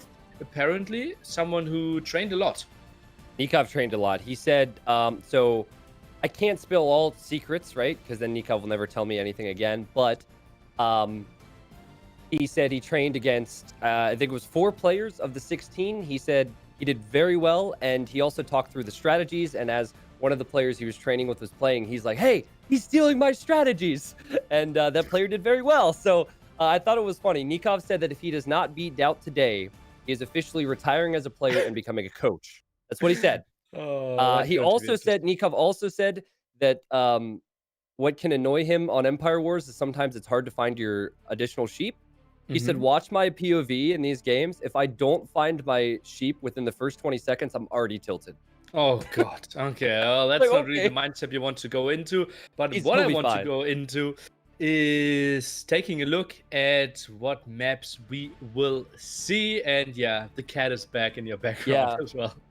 The highlight of the stream. The highlight of the stream, apparently, yes. But yeah, we have. Sorry, no more cat. We've got to go to the maps here. And Nili, some of these are a surprise for me. And yeah, obviously I did pick the brain of DAUT a lot. So Haboob and Golden Swamp, the home maps of DAUT. NICOV goes for Cross, and we might see Wings for the very first time in Red Bull Wololo 2. Yeah, I don't think we saw it that frequently in the first edition, but we did see it. This will be the first time that I'll be casting a game on it. Thoughts on Golden Swamp and DAUT? Does DAUT have a game plan for that, Nili? You would hope, right? Yeah, I would hope, and I will assume so. Yeah, like DAUT, he did some solid practice as well, and well, he has a lot of options on different maps, and I would be very surprised if he wouldn't go in with the game plan here. Okay, so with all that said, as we will see the civilizations for the maps next, what is your prediction for the series, Nili? Obviously, you are DAUT's teammate and very close friend, so you might be a slight bias there, but then again, you don't strike me as the type of guy to ever give biased commentary. Yeah, I think DAUT should be the favorite, but it's basically impossible that DAUT will sweep 3-0. I think we might go to distance here. I will go for a 3-2 for DAUT. Okay, I was gonna say 3-1 for NICOV, but I say that based on how confident he seemed to me, which I think is a big thing for NICOV, because he's a player who can get frustrated and throw games because of that. So if he goes in strong, I think NICOV will have some great strats today. But I love watching DAUT play because he is, despite the memes, a great player to watch because of his strategy, and I know he'll have strats prepped. Huns, Saracens, Vietnamese, Britons, Mayans, and Ethiopians for DAUT. And NICOV has Berbers, Celts, Persians, Lithuanians, Incas, and Khmer. Interesting stuff. So Wings, obviously the super aggressive map, would love to see Incas there. It is the map with the shortest distance. Maybe, and it's lovely to have you around, we could see something very crazy there. Yeah, no brew rush, maybe some villager rush. I don't know. I think maybe we saw that once in Red Bull 1, but I don't really recall. I think maybe even twice, or yeah, I would say twice. People did love to go for the aggressive moves, and well, we get the info that the game is about to start. As always, we are starting on Arabia, DAUT against NICOV, and 45 seconds to go. Tristan, time for you to set yourself up. Okay, so we're good. 35 seconds till game one begins. Mayans have been seen a lot in this tournament, and then Lithuanians as well. So it will be Mayans versus Lithuanians, DAUT as Mayans, NICOV as Lithuanians. NICOV said, and this is NICOV's words, he said that if Mayans have a forward gold, they should die to what is prepared or whatever, right? So I think pay attention to the gold position, and we'll see what happens here. DAUT will probably look to wall up. With Mayans, if you have a forward gold, it can be very complicated. Of course, you start with the mining camp, right? So it's not like you can just choose the other one right away.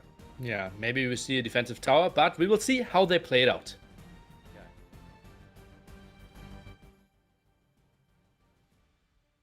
DAUT play, I know he took about a month off, and he's probably rested and probably healthy.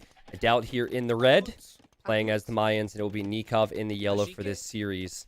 You look at the map, the gold is a little bit exposed for DAUT, which could be complicated if he doesn't get the walls up towards the mill. Nili starting off with a spear, also sending forward that eagle. I'm sure he'll send it forward in a bit, and opening up with a range, no surprise. Then we have NICOV going with his own archery range.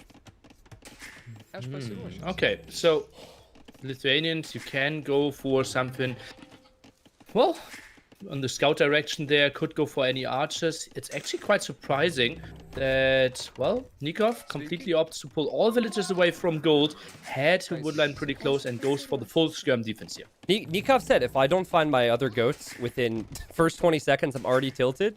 And he took him a long time, and he had to pull a villager to find these two. And then the other one over here, he still has not found. And he's just now, you see, he wants that food. So that's a slight delay for him. But yeah, skirm opening's good here until the eagles come out from DAUT. Yeah, we'll see. Feels like NICOV, oh yeah, indeed, is already adding a stable as well. Rushes it with 2 villagers. No horse color for him. DAUT actually goes for the rather economic approach. Double decks and horse color already finished. Horse collar with Mayans. Interesting stuff. All right, and his forward spearman is left alone, and that forward spearman does nothing, and that's pretty sloppy for the Lord, because now if the scouts come forward, and they will, you won't have the spear there. DAUT wasn't able to do much against NICOV. NICOV found where DAUT is, and this is where the flood starts. DAUT getting scale mail armor already, so I think we'll see more infantry. Indeed, not the most typical thing for Mayans, more on the side of Headstack. And look at that, he did so. See, the archer range goes for a second barracks as Mayans. We won't see too many archers. He doesn't really hide this, Nili. For now, what NICOV's trying to do is focus down the spear, and he will see the other barracks now, so he'll know. I'm loving NICOV's opening so far, but he's got to be very careful because that eagle spear combo can kill most civilizations. Look a bit in the back. Not the greatest macro by NICOV. 2 idle villagers, didn't really send the sheep in there. Sloppy farms. Oh god, this is so intense for NICOV at the front. Yeah, just lots of micro right now. And DAUT places a farm and then loses an archer. So DAUT really needs to get NICOV off of this hill. I think the idle time might be worth it for NICOV as long as he's able to continue to pressure here. I think NICOV might need a few more scouts for... A third barracks for DAUT already? Indeed, and look at that. What? NICOV adds the spearman? Sends that one forward. That's not really a typical thing against a civilization that doesn't even have stables. Would you like to see forging here for DAUT? I'd like to see attack upgrades for both of them, actually. I think NICOV could benefit from that. NICOV still working on getting the walls up and is doing so as another scout comes forward. I think DAUT's just now getting to the point where he might have the crucial eagle numbers to start thinking about fights. So yeah, DAUT... The only issue I have for DAUT right now is that he is producing so much military, and he's built 2 additional barracks that his farm eco might not be the best. So I could see his castle age time being later. Also, a small problem was that he was housed over and over again, and always did build those houses with the gold villagers. Therefore, not really the gold income to keep his eagle production rolling. And NICOV, while he might want to take the fight, might need to think twice about it. This is not what I've seen from Mayans a lot in Empire Wars, Nili. The Eagles, I'm seeing a lot of walling and archers from the nerds, or the kids as DAUT would call them. We did see it from Mr. Yo. He played this weird style as well, was pushed back further though. And, well, DAUT, he's surviving this one quite nicely. Goes for forging now. And look at that. NICOV ready to commit a bit more on feudal age as well. Goes for scale bouting armor. How nice is it that these Lithuanian skirms are faster?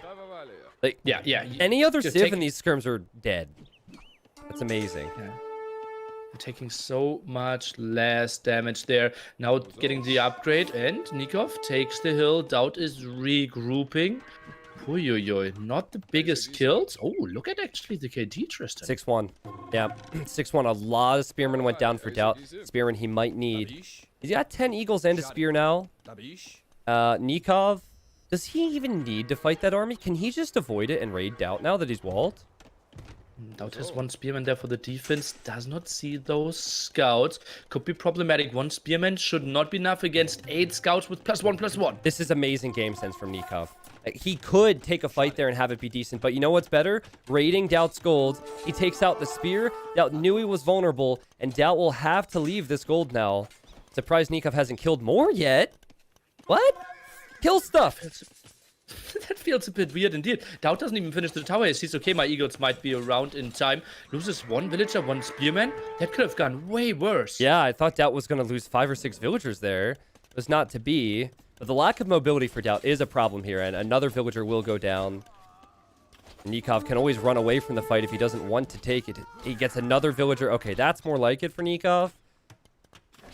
A concern for NICOV is going to be that DAUT can simply click Eagle Warrior and Pikeman when he hits Castle Age. And NICOV, getting Light Cav isn't going to help his situation much. So I still think DAUT, despite those losses, will be fine if he can get to Castle Age at a reasonable time. And one problem that I also see is that NICOV, without Horse Color, will have this one dry period in Castle Age where he needs to reseed all his farms. Normally, he doesn't want to have too many villagers on wood. Could be a bit problematic, and that's kind of the same timing where DAUT's massive Castle Age attack should come in. Yeah, DAUT clicks. House? Ooh. Oh, they both click up. Oh, nice house wall there. And NICOV's still running around, and he's adding that second stable. Now, I see him making archers, Nili. I understand that it's very risky to fight eagles and pikes, but thoughts on the archers for NICOV? I think it's mainly to have something against the pikeman push as well. DAUT now goes for the big walls. I think DAUT should have maybe split his spearman a bit further off, but yeah, now the base is so compact, we shouldn't really see too much damage. This is going to be two big Castle Age armies. Yeah, I think people who are not pro players would... Oh, that's a Deadville right there. Yeah, I think people who are not at the high level would send the scouts back and wait for Castle Age. But NICOV knows, I have the mobility. I can still do something here. He snipes 2 more villagers and does not lose a single scout. Look at the villager count, Tristan. 37 against 50, and we didn't have like a major raid. It was just picking some off here, picking some off there. Yeah, DAUT does have wheel, but that's a massive difference. NICOV micros away. What a nerd. What a nerd. There's some weak villagers out there. He wants them. I know Hera and Leery are probably cheering NICOV on right now with those moves. Yeah, Hera sitting in Canada and screaming at his desktop like, Hera snipe! Come on. No, that was beautiful. And what? 4 stables? 4? Hello?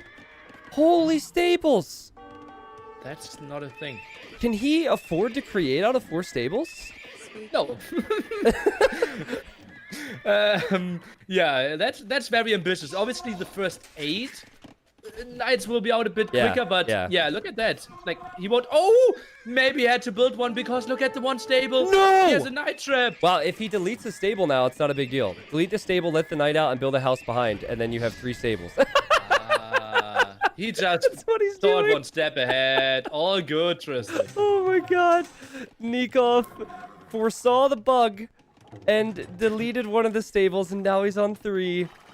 We love the thanks to E memes, but that's not thanks to E. That's just Age of Empires 2 right there. It happens. I think it was simply having a small gap there. Don't I think leave the gate open. Stable. Yeah, probably. Oh my goodness. They almost joined the party in there. Oh! He did join the party. But that might be better for the knights in this group. Let's take a look. NICOV regroups a bit. Not all the eagles can fight. I think this is the better fight indeed for NICOV. I think so. Crossbow and skirms dealing damage behind this one as well. And DAUT can never retreat because the gate is closed. Debated. NICOV with 6 knights. DAUT had 20 military. He still has 20 military, but it will not be here. NICOV will be happy that he weathered that storm, but he's still got a lot more to deal with, and it's coming forward right now. NICOV with the early monastery. He does see 1 relic, but it's not that close to him. With Lithuanians, you definitely want to get the relics soon, so you get that extra attack for free. That could be a good fight for DAUT. NICOV retreats. I think having the crossbows here will be useful, so he'll be happy that he added them now. Absolutely. Look at how pikeman heavy DAUT now is. Normally you want to have like 2/3 eagles, 1/3 pikemen or something, but DAUT, well, he saw so many knights wanted to go for the counter, and now the crossbow really shining. And that's not what DAUT wanted. He was behind NICOV so much that he was always going to go all in. So NICOV weathering the all in puts him in the driver's seat now. NICOV could boom on 2 TCs. He is adding the second TC. And NICOV has just as much military. You just got to be careful that this doesn't snowball on him. NICOV has had really good micro in this game, Nili. Even the 4 crossbows being microed and kept alive, or excuse me, 5, and whittling down the pikemen. Yeah, lovely stuff. And you did mention that NICOV only spotted 1 relic. DAUT actually spotted the same relic, but none of the other 4. So normally, if we see like Meso versus Lithuanians, it's a lot of fight for the relics, but this one is very straightforward through the center. Yeah, the relic positioning is, I guess it It's pretty far away from NICOV. I remember LIEREYY had a map where the relics were quite close. NICOV could be using the monks to heal or get conversions. And he will turn around and fight on the hill. Again, it's another opportunity for DAUT. There's still a lot of knights, and they have +2 armor and the attack, and DAUT will get cleaned up. KD now 68 to 33. Army value 3 times for NICOV. This is so snowbally for him. Looks lovely, even at his C ahead. And without relics. Like, it only gets better. And I think he'll add a 3rd TC soon. Also, NICOV got wheelbarrow, so for any NICOV fans, that's a good sign. Get those eco upgrades. Those memes, yeah, I think you're right, Nili. I think the memes actually helped NICOV improve on getting eco upgrades. If you're a real NICOV fan, aren't you like sad that he goes for wheelbarrow? Like, is it your real NICOV that you fell in love with? That's true. That's true. Oh, man. And I think NICOV will clean this up again. DAUT lost both of his monks to crossbows. These knights are destroying everything. These might as well be Hun knights. Doesn't matter they're Lithuanian knights because the relics don't matter. NICOV is at 65 vills. DAUT just now adding a 2nd TC, and he's at 49. Has 5 pikemen for the defense there. Can't really control his stone spot. Not going for the 30C. Is now trying to get town watch, but like an earlier or more vision won't really help him. Like, he's so clumped up here. Yeah, it's just hoping for conversions, hoping that NICOV makes mistakes with the knights at this point. This is where NICOV can start sending the monks out to the sides. So this attack should just get stronger, and that's why DAUT needed to do more in early Castle Age before the relics and before NICOV could gain the boom lead. To try to, is getting a nice conversion there, tries to micro the knight away. Good stuff for him. Goes for a 4th barracks. It feels like DAUT wants to finish this one in castle, although he's so far behind. Questionable choice. Yeah, I mean, I don't know. I feel like you add the 3rd TC, NICOV's already going to be there. NICOV's still going to beat you. So I think this YOLO move from DAUT is all he can do.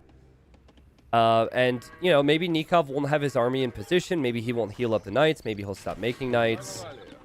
NICOV here might have to think twice about taking this fight until the other knights arrive. So just run to the next hill.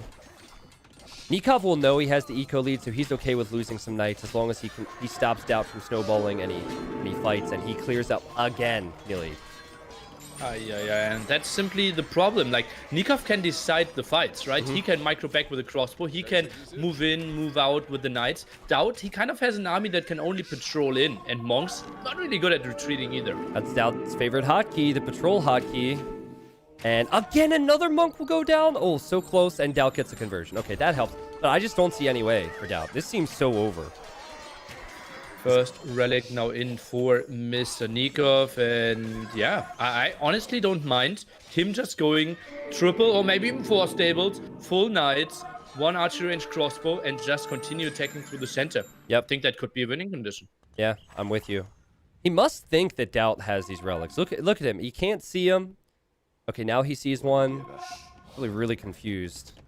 Second one in his monastery. Now gets +3 attack on his knights in Castle Age already. Picks up a 3rd one. Looking better and better. Yep. Did Scout the one at the right-hand side maybe even? He's looking. Yeah, he's looking for it. And he will find it. Yep. I think having 3 relics is more than enough for him to just push home his victory. Maybe get Bodkin on the crossbows. I don't know if it's needed, but it's 27 military versus 17, and DAUT could have 6 monks. I still don't see him winning the fight. Yeah, it's quite surprising to me that DAUT stays so active here.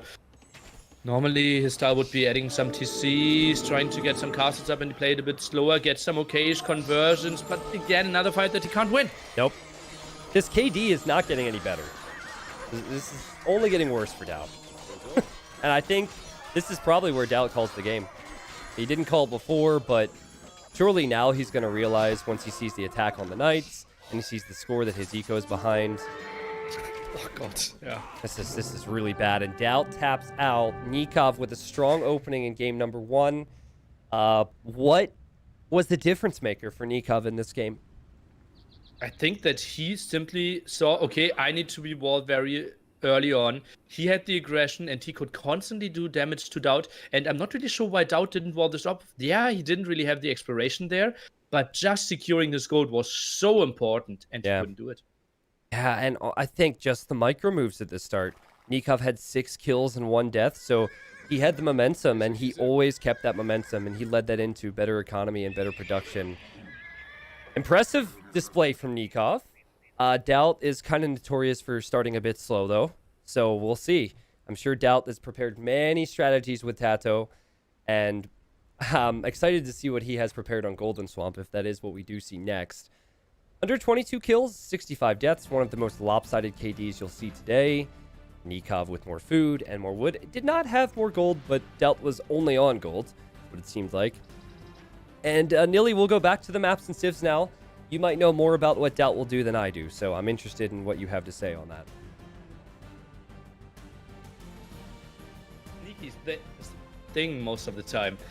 Let's say Golden Swarm, we didn't really see it, not a lot of exploration. And NICOV did play, like, that's common knowledge, right? He did play a game against Miguel in the qualifier, and NICOV picked Koreans there. And actually played a super nice game. The Malians, Koreans, he played mass turtle ships, but didn't draft Koreans this time.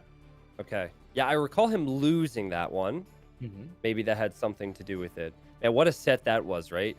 Miguel against NICOV in that qualifier. I think it went 4-3 NICOV. Think so. You guys are interested in seeing Miguel. Miguel will be playing later on today against the Viper. Indeed, that's the set that follows this one. He could also go for Haboob. I think Golden Swarm, especially if you have like the first game that is so aggressive and you kind of lost, you want a momentum switch. And I feel like Golden Swarm plays so differently compared to Haboob that feels like the way more natural choice to get into a new mindset. Okay, so you won't say what you think DAUT is going to go for on Golden Swamp? But doesn't really make a lot of sense, right? Maybe we can see what civilization he goes for. What is your prediction? What do you think he should go for? Man, are you a caster or you're a teammate, Nili? Come on. We want the details. Kind of both. All right, fine. I mean, you have to go through it with process of elimination. So Cross is obviously going to be Huns for DAUT. So I wouldn't be surprised if he goes for something like Britons here. I'm not sure where DAUT wants to use Saracens. Yeah, I'm serious. I'm not sure if where he wants to use Saracens, but he picked it rather high. See, now you're in the position to just completely judge everything I say. That's normally the position you want to be in. That's true, yep. That's true. Well, it was a good start to the series for NICOV. I think he needed that confidence boost, because maybe losing game 1 could put him in a bad mindset. I don't think DAUT's someone who loses a game and then gets super frustrated, you know? Yeah, maybe a series, but like it's like I remember an interview I did with him, and he was like, I was like, okay, DAUT, now you went in as the favorite into the set. You were down 2-0. What were your thoughts on going into game number 3, trying to allow yourself in the comeback? And he's like, I'm clicking ready. Yeah, he doesn't care. Yeah, however, I do know, like, after a set, like if he doesn't perform as well as he thinks he should have in a tournament, he can get down on himself, especially if he's prepared. But the speculation's fun. You know what's unique about the Age of Empires community? I don't know too much about other gaming communities, so this might be completely off base, but I feel like the players have such personality. NICOV, we said, NICOV, get wheelbarrow. DAUT, we make fun of his micro and call him the Lord. Like, everyone's got a little bit of something. It's really cool. Yeah, that's one of the sweetest thing of in Age of Empires, right? That they're streaming so much, that we had those offline events to meet them. We are good friends with the players and just can give them so much identity and can create all the memes. And I think that's pretty rare, especially the bigger the esport gets, the less stories we have around them. And well, we get the answer when it comes to civilizations. NICOV will play Celts, and DAUT is going for Saracens. He picked Saracens really high. I don't see Saracens being picked for Haboob. And I don't think Saracens are great for cross or wings. So Saracens kind of make sense just by process of elimination. 5 seconds till we're in game 2. And remember, my farms is old meme. Yeah. My farms is an old meme. A couple people mentioned that. It's not... You guys are talking about 2019. All right. game number 2, I'm really interested to see how DAUT uses Saracens. I know he's practicing with Tato. I know that Tato loves Saracens, and there's going to be 1 or 2 tricks up his sleeve here. So he's in the red. The map is Golden Swamp. There's quite a bit of gold in the middle, Nili, but you don't need to go to the middle right away. Yeah, you don't have to. You have a reasonable amount of gold to play with. Also, the Saracen market is pretty sweet. Celts, not really the Saracen market is pretty sweet. Celts, not really the civilization that needs too much gold. And it feels like it's a tough decision on how much water do you go here. Yeah. And how much water do you go when you can just make archers run around and then hit their eco when the ecos are exposed? Both players open up with an archer range. I'd be very surprised if we see docks very early. I think that players are going to opt to make sure their land is safe and then dock later on. Makes a lot of sense. The thing is, and NICOV really wants to make sure that he's safe. Look at that. Early stonewall here at the side. No, it's okay against Saracens. Palisade wall might not be enough. That is really interesting. Yeah, Saracen archers do more damage against buildings. In Feudal Age, they can melt through palisade walls. So he says, I won't... Okay, there was an accidental pause there, maybe. Like, I won't go for palisade walls. I'll go for house walls and stone walls. I really like that from NICOV. That is actually the... I didn't even know that was unintentional from DAUT. When we had practice games, he, like, quick paused and unpaused several times. I think he screwed something up with his hotkeys there. Wait, that was DAUT that paused? I can't see who paused. I'm pretty sure we had that several times in the practice games. That he quickly paused and unpaused. Did he send his scout underneath the enemy TC? No, I thought he was trolling. Okay, well, DAUT just lost an archer. He's going to lose another archer. And he's going to lose all 3 of his archers, Nili. Oh, no. That is really bad. And he's also not completely walled. Oh, man, and NICOV can block this. NICOV either kills a villager or he takes the next archer from DAUT. This is really... Oh, my goodness. Oh, my... Oh, my lord. 4-0 KD. Needs to pull all the villagers away. That's going to be a tough hold. Continues to build archers. I think maybe even going skirms might be better here, but that's an ugly opening. Yeah, it's so bad. Maybe the market can save him, but he'll have no army momentum now. And every time he pokes his head out with an archer, NICOV says, thank you very much. I'm going to take that. And he's going to go for the Vill. Doink gets it. Man, NICOV is on point. Oh, God. This is 7-0 amazing. KD. Can we see the perfect game from NICOV? Can he finish the game without a single loss? He might. 8-0. And another archer? The scout? DAUT can't wall it? Oh, my God. And the... Oh, my goodness. NICOV is just 9-0. flexing on DAUT right now. 10-0. Oh, my God. 11-0, Tristan. Make it 12-0. stop. What are He's we already witnessing? dead. He is already dead. Stop it. Please, NICOV, just run away. Let him wall. Oh, my goodness. This is necrophilia. This... Holy moly. I mean, it's just so much pressure. So much pressure. It's nonstop. DAUT was not able to breathe. I mean, I don't think I've ever seen someone get smashed that early in Empire Wars before. Like, we had some 6-minute games. Now DAUT did at least survive that one. He is thinking about castling. NICOV already on the way to castle age, so it's not like, okay, DAUT will at least have attack advantage soon. Yeah, exactly. And he's not going to have the army number. I'm just curious if DAUT's going to get a kill at this point. There's a weak archer in there. Oh, he got it. That's it. Yeah. He got it. Pat the DAUT. I can clap sarcastically because Nili is DAUT's teammate. So if Nili does it, then it's okay for me to do it. I mean, no disrespect. If it's seen as disrespectful, we blame it on Nili. All right, let's continue. Okay. Oh, boy. Do you dock now in NICOV's position? Obviously, you have a huge lead. Do you make a dock for fish or water control, or how do you approach that? The beautiful thing is, if you dock now, it is uncontested, right? You know that DAUT didn't dock, and you can just easily go for it. So I would absolutely try to follow it up while NICOV loses his scout at the top. DAUT trying to fight off with his archers. Doesn't have the defense upgrade. Woo! Nice split from NICOV. Woo!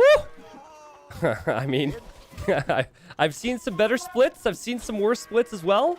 This is confidence right here. He's also confident because DAUT doesn't have the final armor upgrade yet. With 3 weak archers in that group, I think NICOV should opt to run away, and he's running to the left, Nili. Why is he running to the left? Because he wants to lure those skirmishers away. Oh, man. I love it. It's also not a position where DAUT can tech switch into many camels. He's adding a stable now, but by the time he has 1 or 2 camels, NICOV is going to have 4 to 6 upgraded knights. And NICOV also has the much better economy, both because he's Celts with the wood bonus, and also because he has more villagers. Aye. DAUT now goes for Botkin for his skirmishers. I like the stable. Oh, actually he goes for knights. He doesn't want to counter the stable. NICOV, that's an interesting play. Like, this is normally a play that you would probably not see from Hera, probably not see from Viper. Like, this sneaky stable at the side, that's kind of like him trying to end the game, not trying to work with this advantage. Well, do you remember there's a few instances of it on Golden Swamp, and then also there was a game between King Alfonso, Joe and the Maid in Hidden Cup, where the player would build a side base with Celts and just turn it into a siege push, and then you just boom behind it. I feel like it's not necessarily all in, but you're right, it's more pressure than you would expect. Well, I think adding like 2 TCs first and then going for the side pressure makes a lot of sense on Golden Swamp. Yeah. Here we see NICOV. He is not adding a TC. No, just focusing down Vills. Vill after Vill after Vill after Vill is dying in DAUT's base. And now there's going to be monks here. There's going to be siege as well. I guess my point is, Nili, as this could be a DAUT workshop or a DAUT monastery. But yeah, my point is I think NICOV has the confidence now to boom behind this pressure. But I liked how he got ahead and he said, let's stay ahead. Okay. The next steps for DAUT are basically trying to get up those monasteries, tries to get up a lot of monks, maybe gets redemption, tries to hold this somehow, and it's just a survival game for him at the moment. It's even worse. He survives, and then he's still behind. He needs to survive and come back. I want to say that DAUT has a chance here. I think it's impossible. NICOV is not 1, not 2, but 3 steps ahead of him. Camel's taking a lot of damage, getting away with all their lives. That's enough if you get a lot of monks out to just heal them up. Gold is pretty exposed. Is NICOV really committing here? Camel's hello! Yeah, he commits. Says, you ran away. Okay, well, I can follow. And he takes out the camels. 27 to 7 KD now. He might lose a knight to a conversion. But he sends 2 knights to the gold. And DAUT calls the GG. NICOV just destroyed him. Oh boy. Oh god, that was rough. Whew. Just losing this early archer so unfortunately. I'm not really sure what's happened there. Did he patrol in? Did he expect a more defensive play from NICOV? And after being down 3-0, no army left, and NICOV micro just smashed him. Well, at one point, DAUT had his scout underneath NICOV's TC, and he almost attacked a farmer. So he was there for quite a while, and I mentioned it. And I guess he just didn't scout the right area to see where the archers were coming. So he sent his scout forward and just assumed, not knowing, that NICOV was going to be staying at home, and that was not the case at all. NICOV has played each game so well. He's obviously prepared, and DAUT will have one more home map and one more prepared strategy to try and get a win here before he's out. Was it maybe an issue? On this map, you start with 6 extra cows or buffaloes. That DAUT did spend a bit too much timing trying to scout those and didn't really see what NICOV was going for, and then just blindly sent his archers forward? I wasn't... See, we were more paying attention to the army, but I think DAUT's scout was forward before NICOV's was. So I think he just didn't... He just patrolled forward with his scout not seeing where NICOV was, and... or maybe just didn't patrol, or his archers were separated. But that was a very, very quick game. So let's go to the maps and civs. I definitely... but I always want to see a close series. I would love, as there's a poll running in the chat right now, can the Lord DAUT come back? I would love to see DAUT respond here. And then the comeback hype could be on. Yeah, so much love for him. Saracen's gone. Okay, let's think about the upsides. Right, okay, we still have Haboob, DAUT's next home map, as his choice. We also have Hans, arguably the best civilization for Cross. And let's assume those are the two. Maybe NICOV goes for an Inca all-in. Doubt, a guy who really shines under a lot of pressure, and I could be really calm to defend this. So I think individually, maybe 3 better maps for Doubt, but overall, NICOV is very, very likely to take one. Okay, yeah. You got to take it one game at a time. I think if Doubt can win this, and then NICOV picks Cross, I could realistically see, even just based on the civs there and how Doubt likes to play, that Doubt could tie it up to 2. But it's going to be a tough task to win the whole set. What are you expecting for Haboob from NICOV? Just continued aggression. Just go forward, right? And I said, play Golden Swan, because you didn't want to have this instant army trade-off, right? Yeah. This massive 3 Archer v 3 Archer fight, constantly staying active there, must not lose a single unit scenario. Doubt wants to go into the macro scenario, and Taboo goes directly into the footsteps of game number 1 and 2. Yeah. Yeah, you're spot on, Nili. Okay, so civ-wise, Haboob, I don't think it'll be Persians for NICOV. What did he... I spoke with him. I should know this. Sato yesterday picked Berbers, so that felt... Oh, it God, was 50% of the chat, of the Twitch chat says Lord Doubt will take the next 3 wins. Okay. Well, NICOV said that both Berbers and Khmer are his favorite for Atacama and Haboob, I believe. Something along those lines. He has both of those civs, so there's no shortage of options. I would personally prefer Khmer because of the eco, but remember, because Berber villagers are faster, that also does affect their farmers a bit. And I think on the farm rate scale, that puts them at 4th or 5th, so they still have very fast farms. Can't hide in houses. It feels so weird, though, right? I think Khmer feels very natural as a pick for Haboob as well. But Berber Aztecs is kind of the pick number 1 for NICOV, right? It's 1 pick for Doubt first, and then NICOV has 2. Therefore, it's Aztec Berbers together, and then not having a plan and not really thinking, okay, I want to use them right here, right now, or doesn't really have a plan for them, would feel very weird. But maybe it's for Cross to counter Huns. Maybe. Yeah, Huns, but I feel like Persians has got to be on Cross. Surely.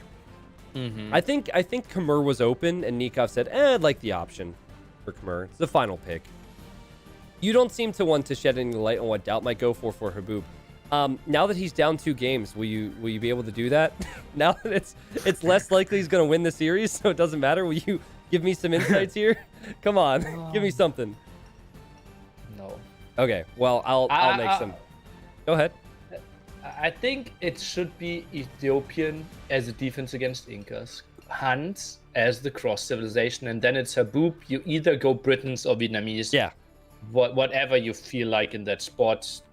Probably fighting against Berbers. Yeah, those are that's logically where it fits. Hun certainly fits on Cross. All right, we'll find out. Looks like the players need a minute or two, everybody. Yeah. I did speak to NICOV after he won Red Bull Wololo 1 qualifier. And I think he was leading like 3-1 and it came back to 3-3. And I was like, what was going on, Drew? What was going on in your... Who was that mind? against? And NICOV. No, I don't really know. Red Bull Wololo 1 qualifier. I think a Brazilian, but I don't really remember. And he said he was so nervous. It was like he was standing up, drinking a glass of water. 30 seconds later, he came back to the PC, saw game didn't start yet. It was against Fire, so most likely smoke break for Fire. There would make a lot of sense. Stands up again, looks outside of the window, comes back to the PC. 30 seconds later, game still didn't start. Fire's not back. Stands up again. And he said like he repeated that 7-8 times because he simply couldn't sit still. Nerves could be an issue here. Yeah. Well, there's no official rules for how long they can wait in between games. I think Robo's on them like 14, start the game already, but... Yeah, well, we are well ahead of time now, right? Yeah. So, set to be started 30 minutes ago. And, yeah, Doubt is hosting, Robo is in there. I see that in the lobby browser. So, just NICOV taking a quick break for himself. 25 seconds now, Nili. They've actually launched. We are a minute behind in this. All games are live. Doubt has gone Ethiopians, that Nili said maybe as a counter to Incas. NICOV's actually gone Berbers. Yeah, I thought Ethiopians as a pick for Vikings. So he will have Britons or Vietnamese left for that one. That's going to be interesting. Different approaches here most likely, unless Berber simply opens with archers.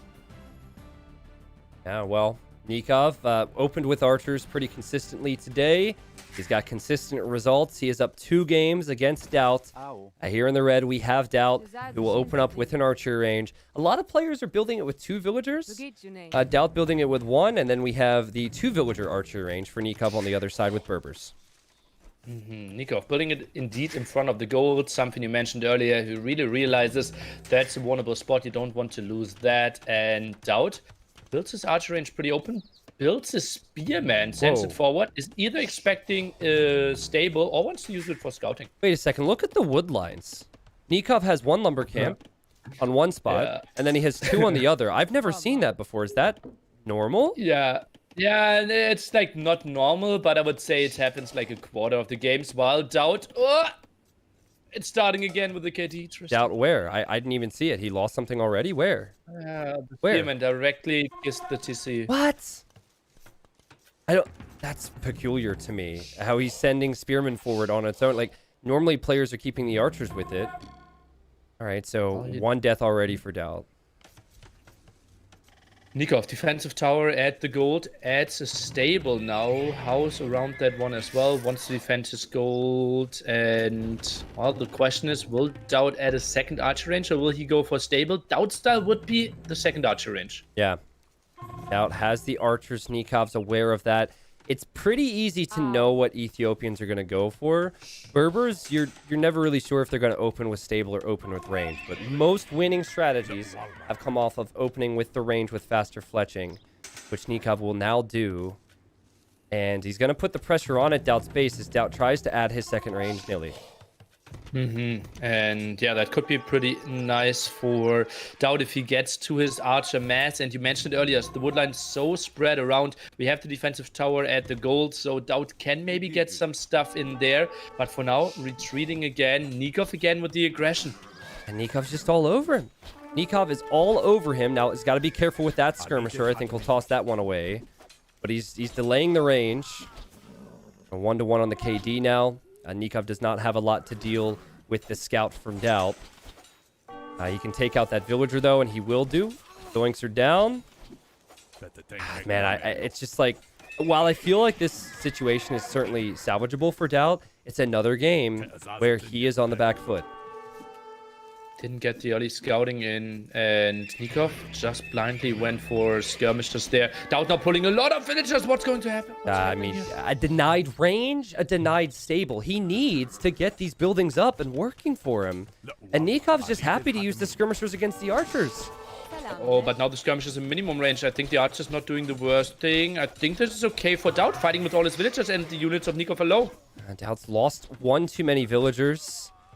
But DAUT will have the ranges working now. NICOV might need to regroup here. The confidence NICOV has had with microing with low numbers has been really cool to see. And he backs away now. And DAUT will have his own stable, Nili. So the skirms aren't going to be as threatening now. DAUT is house behind this one, though. Now rushes out the next house here. Wants to regroup. Mainly goes for archers still. Obviously great with the Ethiopians. NICOV's army just looks a bit better, has slightly bigger numbers, and again, coming forward with the aggression. Yeah, he's never falling back. He continues to pressure. He's making DAUT show him something that can threaten him. He's not just assuming that it's going to come. Does DAUT you're going to have to earn these victories here today. And DAUT pulling villagers again, losing archers. NICOV runs away with the scouts, perfect timing. And he runs back with the housed again, Tristan. He builds 1 house, sends it back to the berries. Not really having the dedicated villager that you want to have, right? You have a TC, 2 archer ranks, and a stable, constantly producing. Yep. You should have a villager dedicated to build houses constantly. Yeah, definitely. It's got to be because of the non-stop pressure. But DAUT did get forging, so his scouts will pack a little bit more of a punch here. And I feel like this is the first time where DAUT's actually in not so bad of a position, at least with his composition. It is expensive to get to archers and scouts, But the difference here is that NICOV's ranged units can't do anything against the scouts of DAUT, whereas DAUT's ranged units can do an awful lot against NICOV's scouts. Yeah, and against the wood line of NICOV as well, right? The moment DAUT runs around, he could first go for the berries. Look at DAUT's wood line, completely walled. Kind of results into him not being able to transfer the villages. Actually, the lumber camp in the center is open. It is open. I can't help but feel like maybe DAUT's misplays had something to do with the fact he was walling on the backside. Whereas NICOV's amazing micro, as now he is losing units. NICOV's amazing micro was because he wasn't doing everything else. Like, he pre-towered his gold, Nili. He cannot get a tower up on that wood line. Uh-oh, that could be problematic on both sides. NICOV actually sees the walls and runs away. Look at NICOV's line of sight. He sees the wood line is walled. It actually isn't. That's just unlucky. Unlucky. But you've got to assume that that's the situation. I can understand why NICOV would run away. He's actually bringing his scouts back. That's a free archer kill, but he's desperate to get home, so he's just passing instead. DAUT hasn't gone towards the wood line yet. He's just happy to take this fight, and this is a huge fight for DAUT. Taking that small hill advantage there as well. Keeps up with the production. Spearman, Scout, Archer, all producing. Gets the numbers of the skirms pretty low, and Archer's just doing so much damage. Yep. NICOV with lots of upgrades on his units, though. Look at that. 4 blacksmith upgrades already. 4 blacksmith upgrades and another stable. Can't help but feel like NICOV weathered the storm. I thought that if this army got to his woodline, he'd be in bigger trouble than he is right now, as DAUT will probably lose everything. Well, not everything. He will lose his archers. And, well, now if he's going to fight, he could lose everything. Why not? That was weird. I was expecting him to run away with his scouts. Instead, he came back and said, hey, kill me. We don't want to live anymore. Don't understand that. And also, if this goes into some type of an all-in feudal age situation, Berbers do get bloodlines. Ethiopians do not. So it does not suit them if they're going scouts, which is why DAUT is going to go for the faster castle age. Yeah. He's now grouping up. Probably does not want to have any fights happening. Do you think NICOV should go for bloodlines, or should he simply focus on castle age himself? I think NICOV should just go all in. If he has enough skirms here, I think he should go all in, because DAUT wants to keep these units alive and go for crossbow bodkin. But DAUT, I feel like there's a lot of potential here, because even if he gets crossbow bodkin with 2 camels, he could counter full feudal. It all really depends on where NICOV hits. Like, we talked about that wood line. Maybe he should pass the farms and head towards the wood line now. And DAUT did build the defensive tower at his gold, therefore no defensive tower possible on the wood line. Has a market though, maybe buys himself some stone. Yeah, 1 tower there could be good. I still... man, it's so risky to go up. I have not seen someone go up this early on this map for this reason. Yeah, NICOV... It's awkward because he wants to stay on the farms. He wants to stay near those archers, but he also wants to get Vill kills. There are 2 archers in this group, so Villes will die to this. Yeah, 6 skirmishers, reasonable damage output. DAUT is following it. Oi, oi, oi, oi. A bit more than a minute away from Castle Age. DAUT still not buying himself a defensive tower. I think he could do it. I guess maybe he thinks he can take the fight.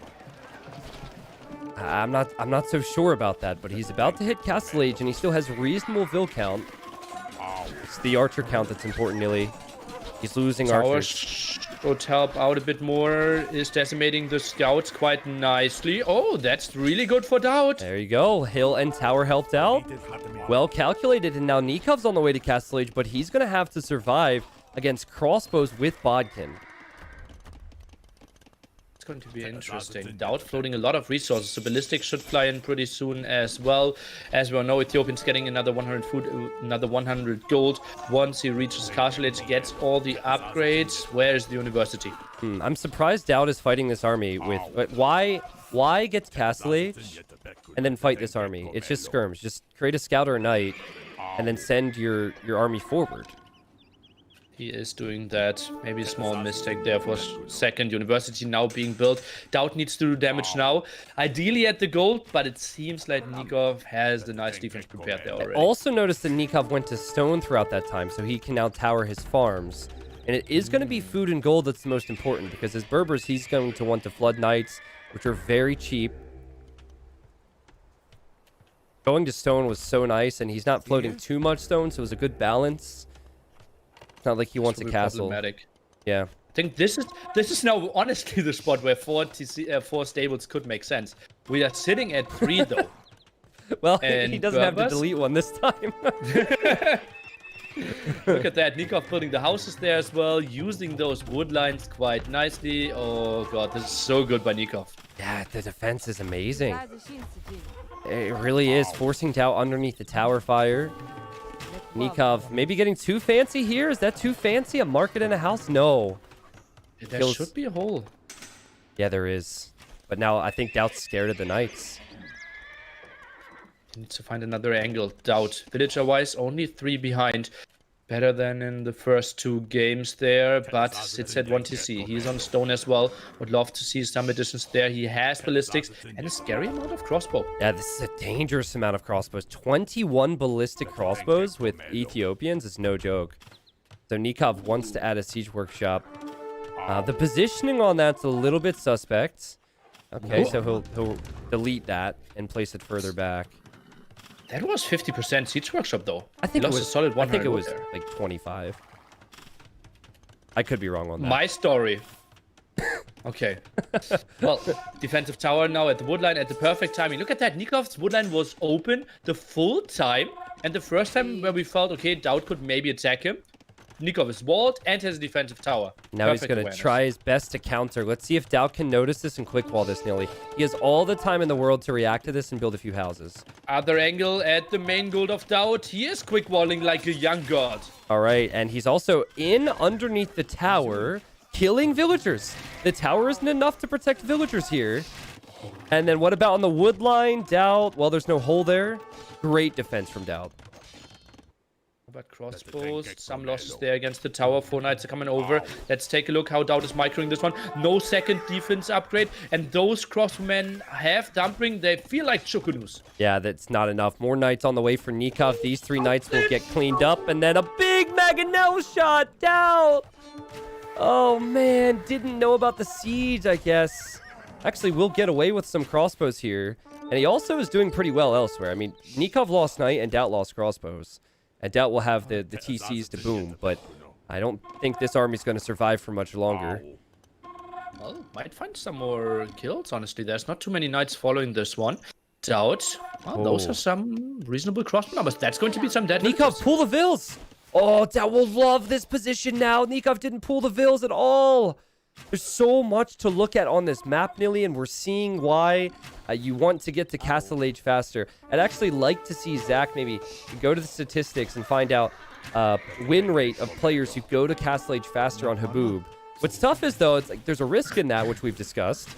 So I don't know if the stats are going to do anything at all for us, but... Sample size 3, Tristan. Yeah, that's true. Yeah, it's all right. We had, like, what? Sample size 10 for bans? So... Or less than that. Ay. Okay, NICOV now goes for the woodline in the center. Doubt actually had in villagers, triple the military as well, and I still would love to see the defense upgrade on those knights, the second one. Do you think NICOV believes he has +2? Not unlikely. I almost think he thinks he has +2 because it is very uncommon to see players fighting without chain barding armor on these knights. Yeah. And he's NICOV- Berbers, so... He did get so many upgrades early on in the game, but then look at that. Still no farm upgrades, no second wood upgrade. Yeah, it's the pretty bad. iconic no wheelbarrow for NICOV. And Doubt he's a boomer. There's chain barding. Okay, so he must have either realized or just had to delay it because of those eco problems. Doubt has a lot on stone. Do you think Doubt's going to go for YOLO Castle? Oh, I pray for not a YOLO castle, but well, we call it Doubt Castle for a reason. There's a reason there's Doubt's face on the side of every unbuilt castle. Which Red Bull hasn't said anything to me, by the way. I've been casting with the Doubt Castle mod. No complaints. No complaints. Doubt is playing a risky game here to run back again. But he also could have great reward in time. And he has... Oh, crossbows going in on the right. Also, this big group of crossbows attacking the Mangonel, which he will micro down. Triple crossbow group. Nice move in the back. Right-hand side, he's running into the TC. Oh, that's so many groups. Eats a mango shot at the right-hand side. It's 20 Vil lead, Nili. He's making that more. He's all over NICOV. While he did lose a lot of crossbows, I'm sure he'll like his position. And if you're going to build a castle, build it defensively. Come on. Build it defensively. Don't throw your lead by running forward. Build it aggressively, Doubts. For the fans. For the fans. I think the quote was, I don't build castles to...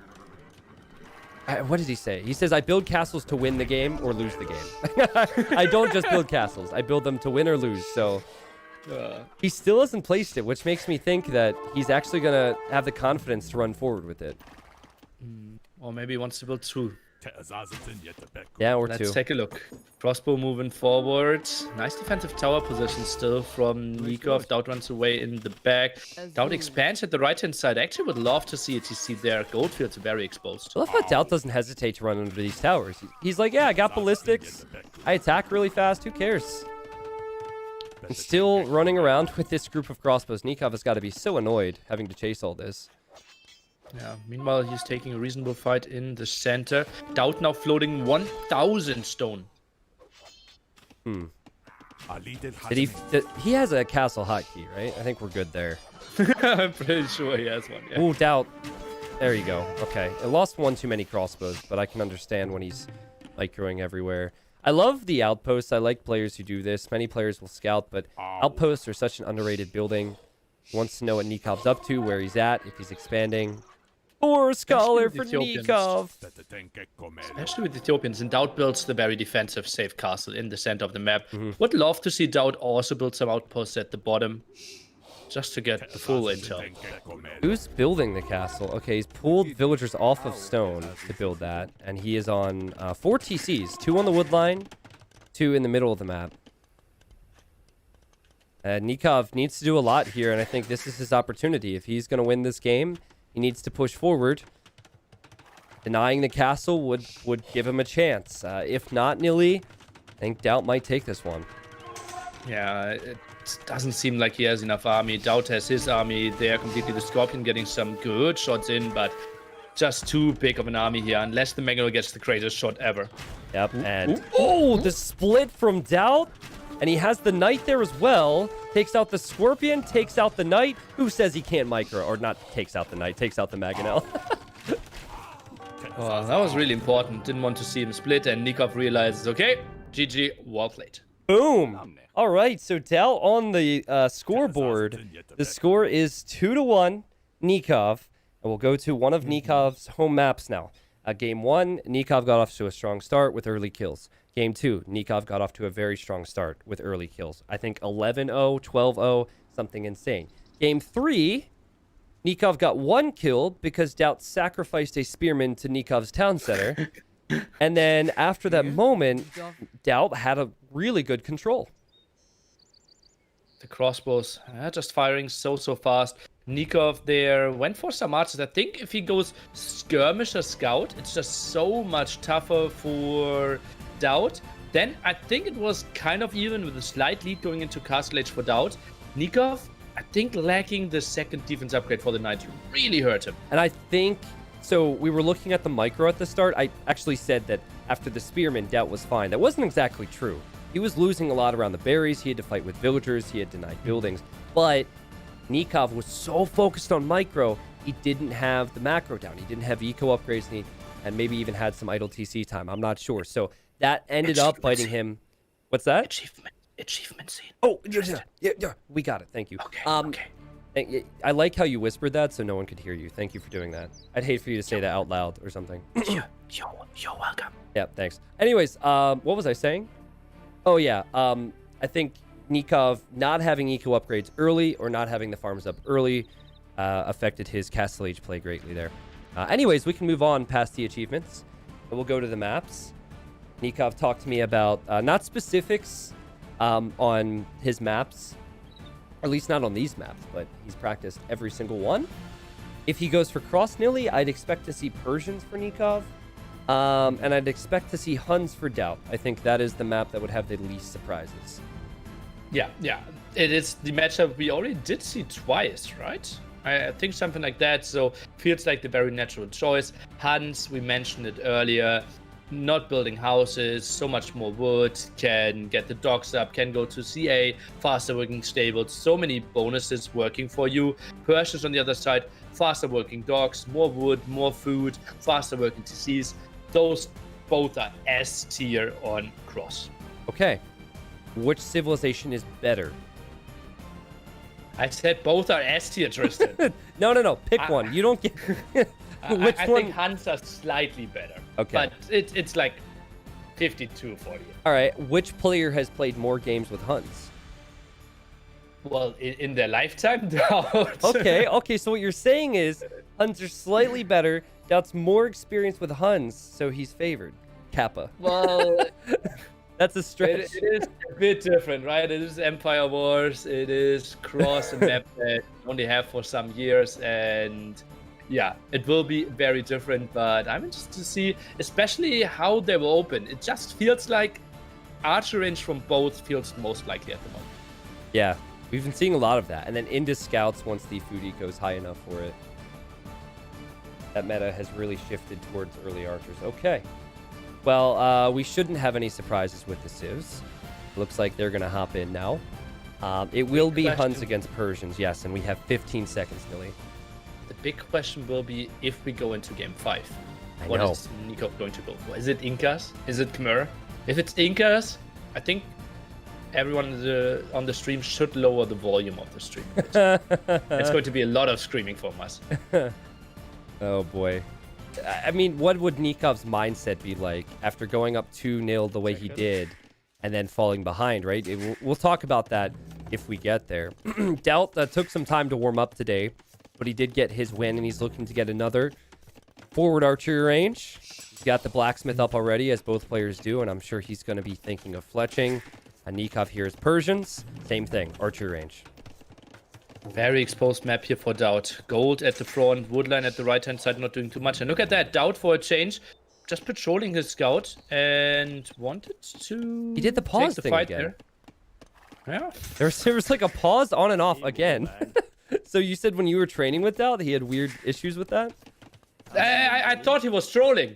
I honestly thought he was trolling. Okay. It doesn't sound like DAUT. Well, tower immediately on the gold for DAUT. I like that. I think that this map's too punishing to not do that.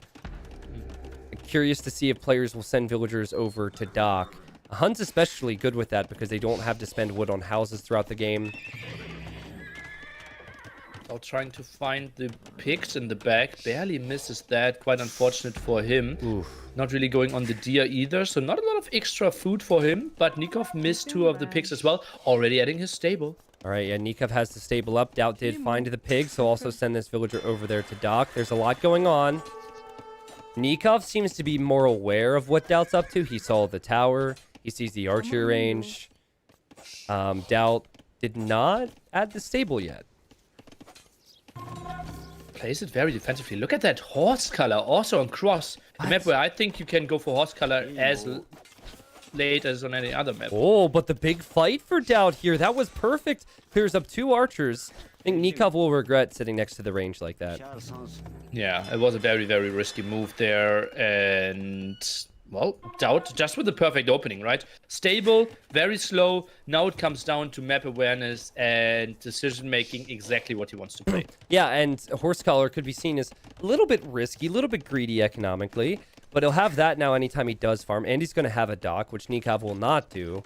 Now, NICOV, if he's not docking, he might have less food long term, but he's going to have more resources to spend immediately for the middle. So losing the archers wasn't good, but I'd expect NICOV to have to be able to gain some type of a foothold with aggression as he goes to the right side of DAUT's base, picked off a Vill, and runs away. DAUT trying to wall that one off, wants to play it very controlled. Obviously, that area will be tough to hold. NICOV can easily have the hill advantage there. Look at that. DAUT goes for the full wall off. He wants to play arena.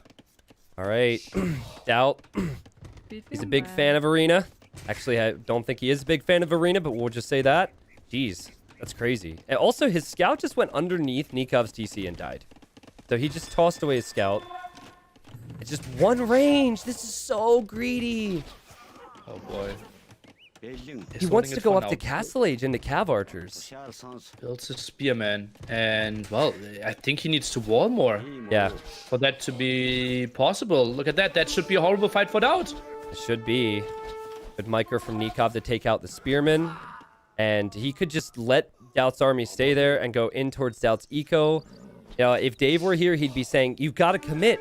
If you go to wall, you've got to commit. We saw Land punished with that earlier in the day. I feel like one villager walling that is suicide. DAUT wants to clip up to Castle Age, but he's off berries, he's off some farms, he's off a wood line. He'll send everything to this one wood line and to the gold.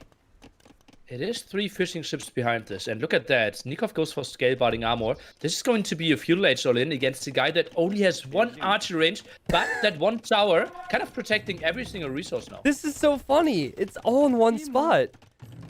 And it's brilliant from DAUT to know to reposition like that. I feel like he could at least get to 2 or 3 range Cav Archers. Now, can he afford Bodkin Arrow? I'm not sure. Can he afford Bloodlines and any follow-up after Cav Archers? I'm not sure, but I feel like DAUT could actually get away with this. Let's take a look. Well, it's only 1 archer range, right? And if you want to go for Cav Archers, you want to have the stable as well. You want to get a lot of upgrades. He is adding the 2nd archer range now. Do you think NICOV will jump before DAUT reaches Castle Age? NICOV has to realize now what DAUT's doing. So he's going to get as close to that tower as he can and be aggressive with it.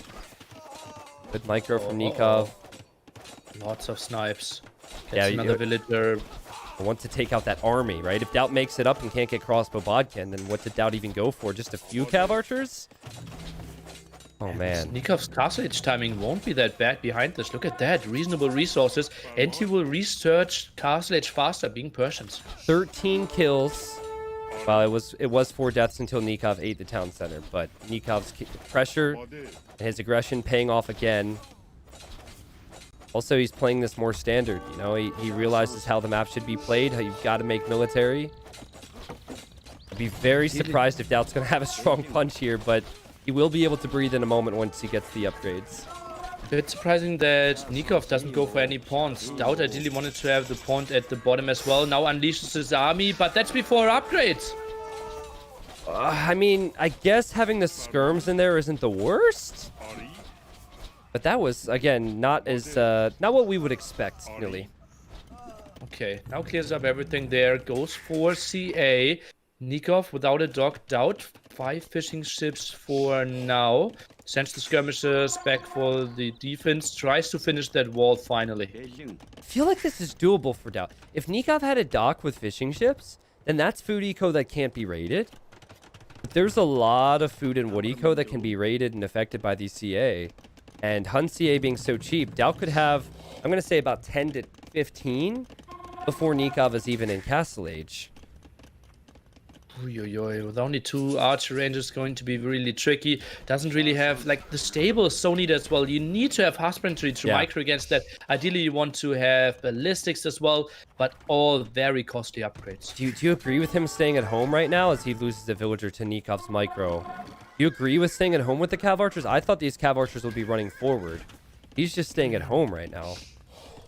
Maybe he just wants to make sure to get this one up, the walls up, and then move out. Yeah. But yeah, that's crucial time lost, surely. Yeah, and NICOV will be in Castle Age soon, and NICOV's eco is untouched then. And look at NICOV even trying to micro against this Archer Skirmisher army. Now it's not paying attention to that. All right, he picks off the Archer. That was cute. You didn't need to say that. CA. Maybe they can find some damage there, shooting over the wood line. Plus the defense there instantly for the knight this time. Let's take a look. Not a single villager kill. NICOV very aware. Good micro from NICOV. He'll have chain barding armor on these camels soon and bloodlines. NICOV will not have a second TC. NICOV did dock, so he'll have some safe food income on the left side, as well as maybe in the south. NICOV should not go to 2 TCs. Just stay 1 TC, and if he can make enough military to keep these Cav Archers away, that's where Persians start to become unbeatable against Huns. 3rd archer range being added. Market now for DAUT. Would love to see University. Maybe he wants to balance his eco a bit. That's probably why. Could be really likely and stable now coming in. DAUT must not lose his CA numbers. Yep. Now, eventually, if you get to Cav Archers and Pikemen, can be very good here. But Camels do so much damage against you. And this area of his economy can be raided so easily by Knights, too. He can't be losing fights, or Doubt's going to lose this series. Let's take a look. Gets the first good volleys off. Good job here by Doubt. Will finish the first camel. Oh, nice splits, though. Oh, wow. It does not get a camel, and NICOV runs away after getting a Cav Archer. But he's not pulling the weak ones back, so you'd expect Doubt to focus them down. Doubt, no ballistics. This is where ballistics is needed. These camels should be dying. Oh, Doubt gets onto a nice number, though. Look at that. 17 CA already. 3 more in production. Now adds some monks. Look at that, how confident he is. He sends most of his army to the left-hand side, not trying to defend this time. Yeah, it's a good move. It might just be a calculated risk here to get a counter in, because NICOV is hoping that he has the time to fortify his base, but Cav Archers do not have enough range to fire through that choke. And now Doubt has to run back home. Does not have bloodlines yet. It's on the way. And NICOV will try to engage here. Nili, can he get in between and press stop? Nope. Wanted to, but couldn't really make it happen. Didn't have husbandry, could have really helped him out. Doubt, well, he will love his life now. Yeah. And just micro those CA all day long. Being behind by 10 eco is not that big a deal when you're Huns with this many Cav Archers, because you can change that. So Doubt might love this position, and if he could get a conversion with this as well, this is awkward. Should get a conversion. Gets a conversion. Yeah, Doubt can just hit and run all day. Look at that. Next monk coming over as well. Knight fighting off. This is looking good for Doubt. Oh, Give me some Doubt emotes in the chat, guys. Oh my goodness, man. NICOV was up 2-0.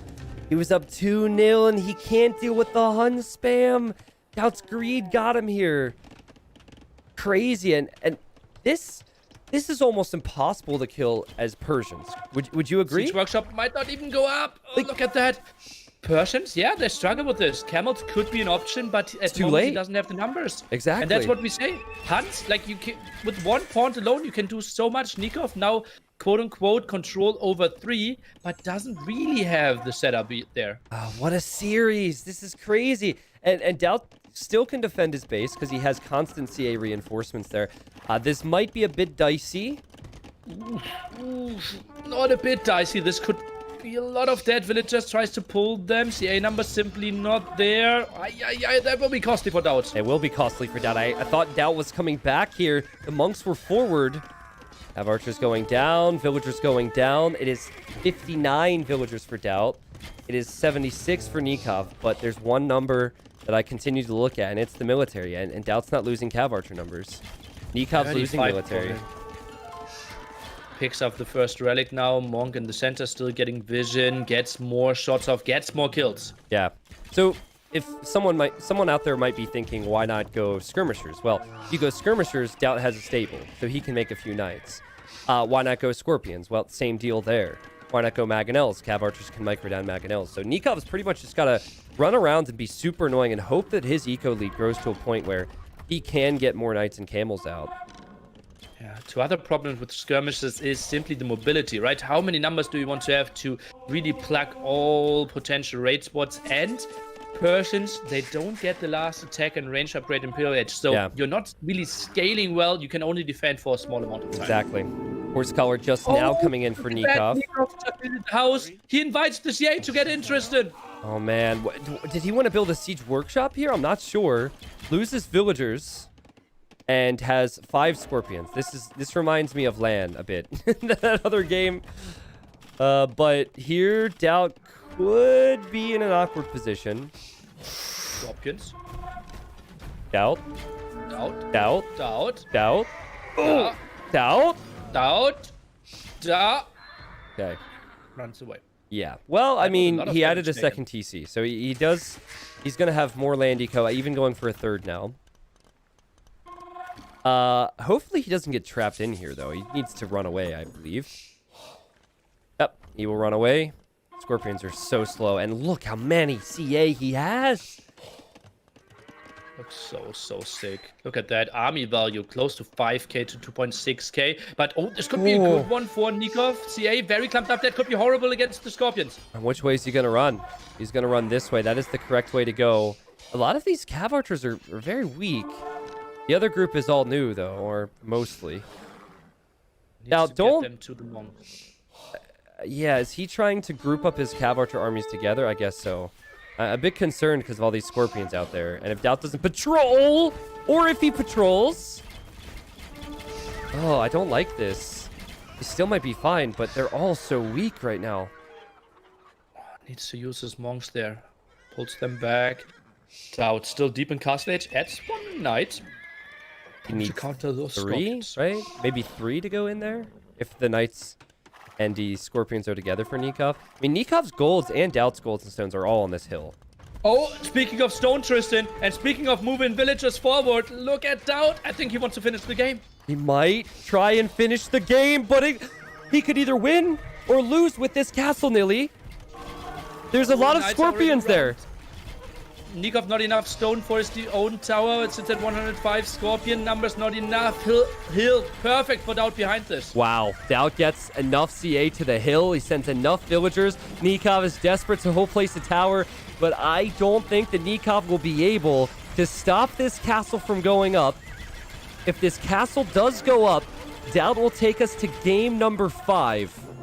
And he does. 50, 2-2-2. We are going into the tiebreaker. Oh my goodness. After seeing DAUT in game 1 and 2, I thought this was going to be a quick series. I thought NICOV would win 3-0, but DAUT is here to stay. We'll have one more game.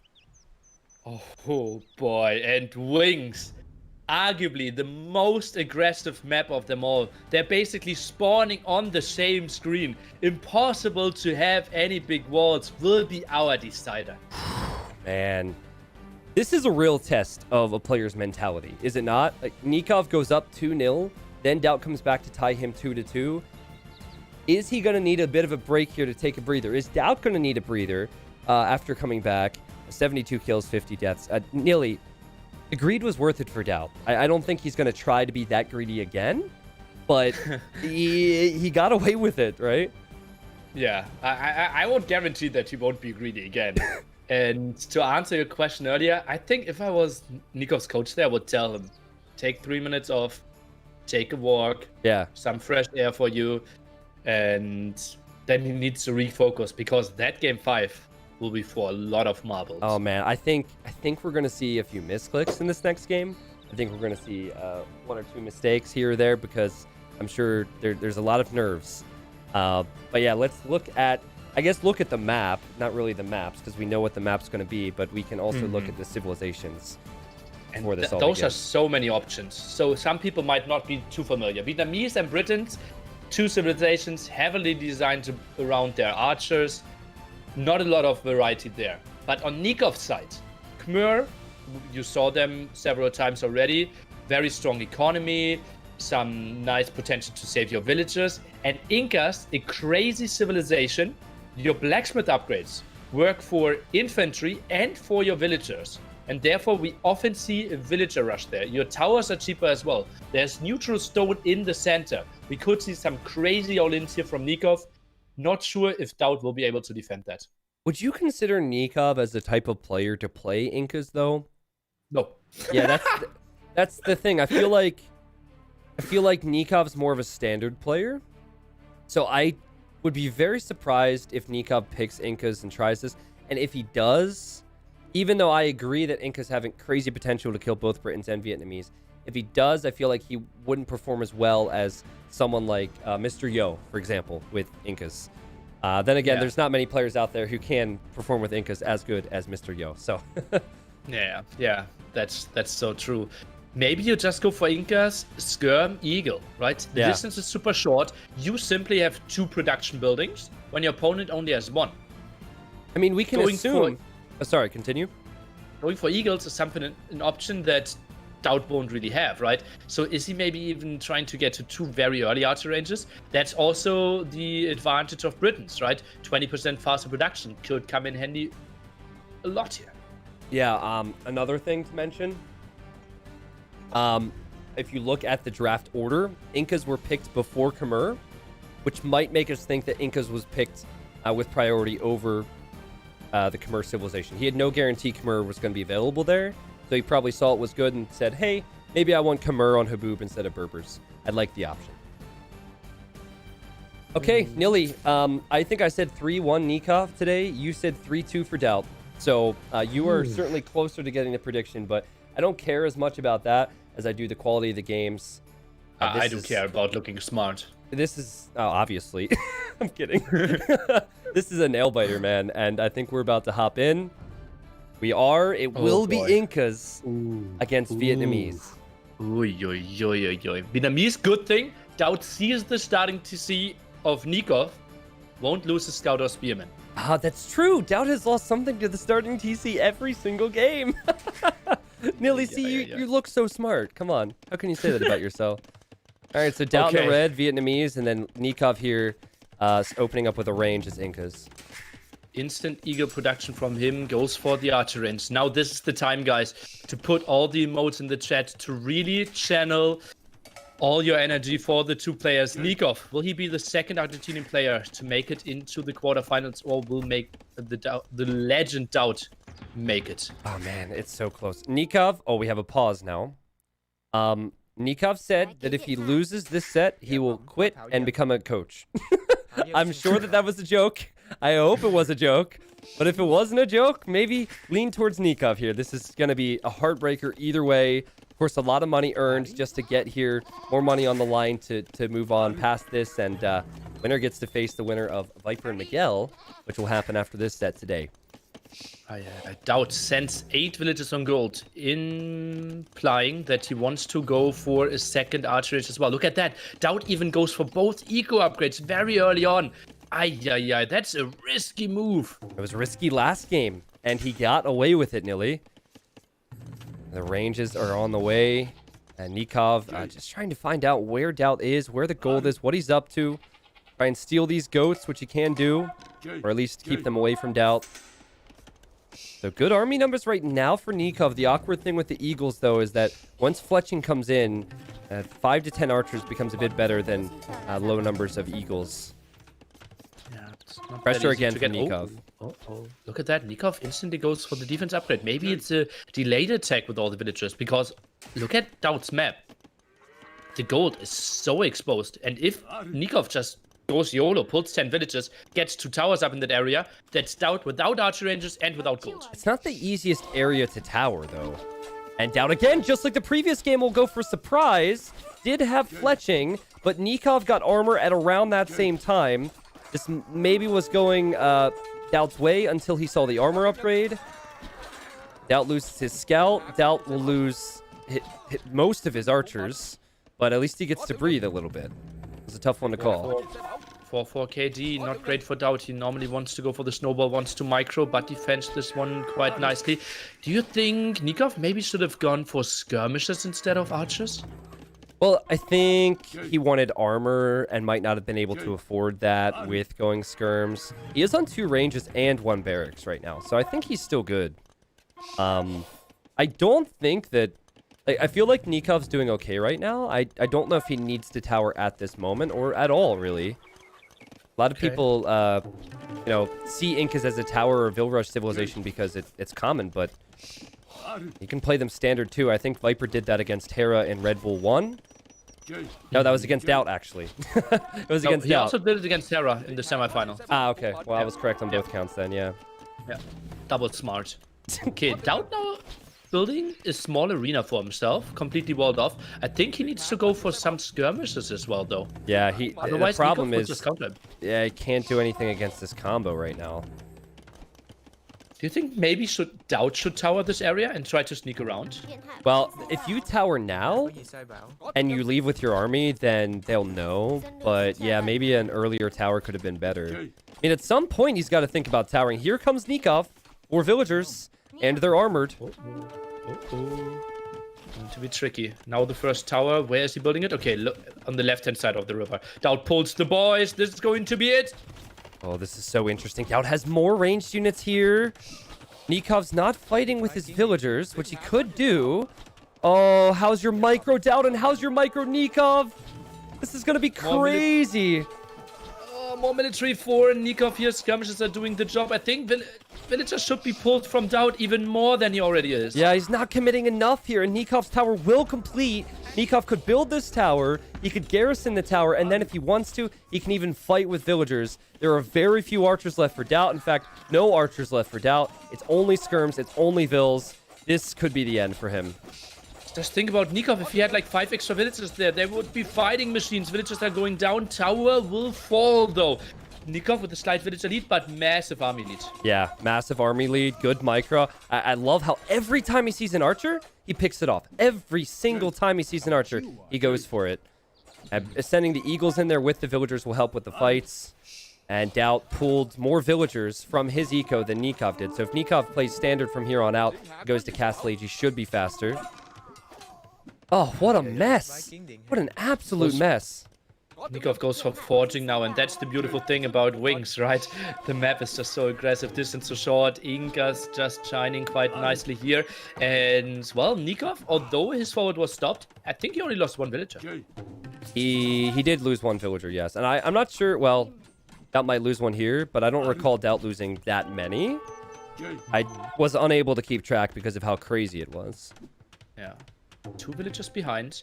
And we thought at one point NICOV had 400 food in the bank, but did queue up more skirms, more eagles, did go for forging. So he will stay in Feudal Age for quite some time. Well, he has 14 on food and DAUT has 5 or 6. So I think that's the concern. NICOV, go to NICOV's barracks. Tristan. 12 eagles? 12? That's nerves, Nili. He's so nervous. He keeps going back to his barracks. He keeps clicking stuff. And he doesn't realize how many he has queued. He has 13 eagles queued in 1 barracks. Oh. That should never happen. Just think about it. If he added 2 more barracks, he would, like, 10 more eagles on this field would have won the game earlier. He's nervous. Oh, NICOV. I love DAUT, but I would be so heartbroken if NICOV loses this because it's so relatable, bro. It's so relatable. He's so nervous. He still hasn't even checked to unqueue them. Oh. 13 eagles are enough to click. Like, if he cancels all of them, he can go up to Castle Age. Yeah, and the other thing is DAUT has enough skirms and archers to focus down the amount of eagles that NICOV has right now. So it's not out of the question that DAUT still somehow wins this and writes his own economy. All because of those eagles in the barracks. Take a look. Archers need to focus down the eagles now. Solid damage there. He's still queuing up more. He's at 14 now. Oh, are you 15, kidding me? 15. Wait. Tristan, stop! If he queues again, then he'll hear the noise. Like, is there... does it tell... I don't even know if there's a noise in Feudal. I don't even remember. There is a noise. There is, right? Okay, I don't encounter that too frequently. So if there's a noise, maybe he has the sound on high enough. Oh my goodness. Okay, try and queue more. The thing is, guys, most of the time you go for that many eagles in Castle Age, and eagles produce so much faster in Castle Age compared to Feudal Age. Yeah. That's why maybe his timing is a bit off, but he should just know and should see it. He should be on his way to Castle. He should be on his way to Castle. Oh my goodness, but this is a good fight for NICOV. I believe so anyways. Yeah, it looks like a very good fight for NICOV despite that. Oh man. Look at that. I think they could get micro down. Eagles are all low. This is true. 3-4 dead eagles. And DAUT backs away. NICOV still banking res. It dives in with his skirms right away again. With no hesitation to take out DAUT's archers. And now we'll regroup and surely, like, okay, he's gonna have 3 barracks now. I've just accepted he's not going to realize he has 14 queued in 1 barracks. I've accepted that. But will he queue in the other barracks? It's idle for now. Oh, no. Oh, wait, we got 2, baby. We got 2. Okay, and DAUT could still do this, Nili. Like, his eco's looking much better. He's about to click up. He has a lot of ranged units. He could go knights and crossbows. He's gonna kill 2 villagers. Honestly, I even think, like, starting off with 2 elephants could be, like, really sick here. Yeah, just at the start. Wow. Okay, he is producing out of 3 barracks now. Let's hope that NICOV can afford to get his upgrades. Because that's... How much gold and food is 12 eagles? Someone do the math on that for me in Twitch chat. 600 gold, 240 food. That's unbelievable.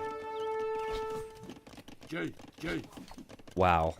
And he had 15 in the queue at some point. Yep, 15 in queue, 1 barracks. That could have been a castle age time that was faster by 1.5 minutes, 2 minutes.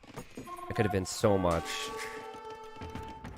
Again, like, just the human side of it. I feel for players because I understand the pressure they're under. And having spoken to NICOV, he's like, I'm in such good shape. So it would be such a heartbreaker if he were to lose because of something like that. But then again, with DAUT, like, he always wants to compete. He's here. You never want to see him go out in round 1. With Micro from NICOV and DAUT. Out of his main gold now. 300 gold left only. He did move a bit to the left-hand side. Something that DAUT didn't scout, but he's sending army there. Yeah, he's sending army there. At the gold. But I think he loses those archers. Probably. Now the big thing is, since we are castle age, those eagles get +3 attack. Naturally, simply from the age, and DAUT indeed adding stables. NICOV is going to go into eagles. He has so much queued, Nili. Look at his queues. He has his Eagle Warrior upgrade behind 4 eagles. This guy, oh my god, he's so nervous. 24 eagles in the queue there. He really wants to get them. I can't even, I honestly, I can't even find entertainment from this right now because I just feel like if he were to lose this, it'd be so sad. Well, I did cast a game where one player won and had 165 villagers yesterday. Oh, man. Well, Eagle Warriors are doing a good job right now, and NICOV's still got to be thinking, okay, he canceled some eagles. He's got to be thinking, why are these not upgraded yet? DAUT's got a quick wall, and DAUT will quick wall and trap this army. NICOV's got a whole lot more where that's coming from, though. It'll just take some time. Oh, look at the elephant blocking the hole there. Yeah, he's blocking, but now just passing. And the eagles will be... The eagles are going to be upgraded at perfect time to attack the weak villagers on the gold. This is all calculated by NICOV. Those lost quite some HP earlier in the fight. NICOV still very active, and... The question earlier to NICOV. NICOV, how many eagles do you want to build? Yes. Yes, exactly. All the eagles. He has so many queued up. He will snipe another villager, Nili. Is NICOV at risk of being overwhelmed by DAUT at the moment, or is the game still in NICOV's control? I think it's full NICOV's control, right? He has mobility as well, can just decide where he wants to attack. And those elephants, yeah, they're a nice counter, but DAUT can never decide on the fights. Yeah, exactly. Like the 1 TC play. Another barracks now for NICOV. And if NICOV continues to run around, DAUT will be in a pickle, as he would say. That's a pickle. DAUT soon can build a castle. Where do you want to see that? Oh my god. I want to see it forward, obviously. If he can win a fight. But, a good castle. Well, I would say maybe... Well, I guess the question is, where is he going to get gold? Okay, he's going to have a TC on that gold. I'd say next to the main TC, I'd like to see the castle. Okay. It's kind of where NICOV is breaking in now, I Exactly. assume. Yeah, that's the struggle. NICOV still running around, just passing. And now he has squires, so he can outrun everything even more. NICOV will snipe more villagers, Nili. NICOV is growing in his lead. We don't have ballistics. NICOV only 1 economy upgrade, solely focusing on the eagles. 25 on the field, 17 more still in the queue. Well, at least if he forgets to queue up units, he's going to be fine for a while. Now, there's a silver lining here. He will always have units. He snipes more villagers. Good job there again. Elephant's not great at defending this one. Next raid at the right-hand side. Elephant finally able to get some real damage done. There you go. The defense here. Yeah, that guy wanted some action. There's a monk over here. And DAUT will realize that, I believe, because he was sitting next to the palisades, and he has to back up here. DAUT's gone 3 TCs. I don't know if he can produce out of all of them. And he's losing villagers to 1 eagle in the back, but maybe there's some potential for him to catch up in vills. Yeah, he has 17 farmers. That's enough for 3 TCs, especially if he only goes for crossbows like he is for now. The big question still is like, yeah, he's floating at 555 stone. Maybe buying 100 stone and being a bit safer at one angle would be nice for him. NICOV just got wheelbarrow, horse collar, and gold mining all at the same time. It's like when he remembers to get one eco-tech, he gets all of them. Sticking true to the NICOV memes. But no, I mean, he's looking good now. 19 on food versus 17 on food from DAUT. He's got more villagers. He's got more military. I think he should continue to do more of the same and just pressure as much as possible and run all around. Ask questions of DAUT. Make DAUT react to you, NICOV. And he's doing that, Nili. In on the goal again. Oh god, so many villagers down again. 4 villagers down and he can just get in and out. Why is DAUT not completely walling this one off? A gate would have been so nice. Yeah, just a house wall there. I feel like DAUT, it's really well played from NICOV because he was sending the elephants with his crossbows over to the right side. Then NICOV ran in on the left. And now NICOV is going back to the right side. He has very weak eagles there, so maybe that's why he's not taking that fight. Yeah, would be surprising. Against the elephant, lots of HP, not going to be easy. DAUT bought 100 stone for himself.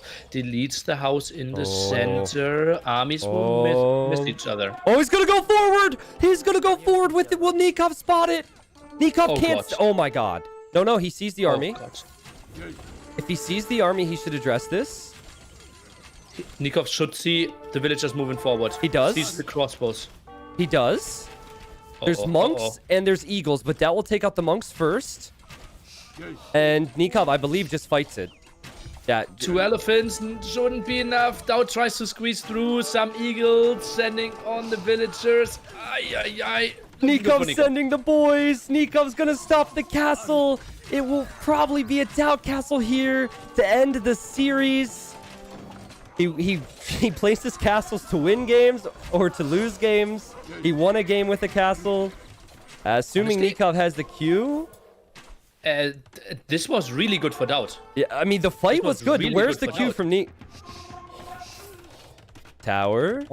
Honestly, if DAUT just deletes his castle now, he didn't lose too much stone. There was a lot of idle time forced. This was good for DAUT. Yeah, but he's 30 vills behind. He still needs that castle up or he's dead.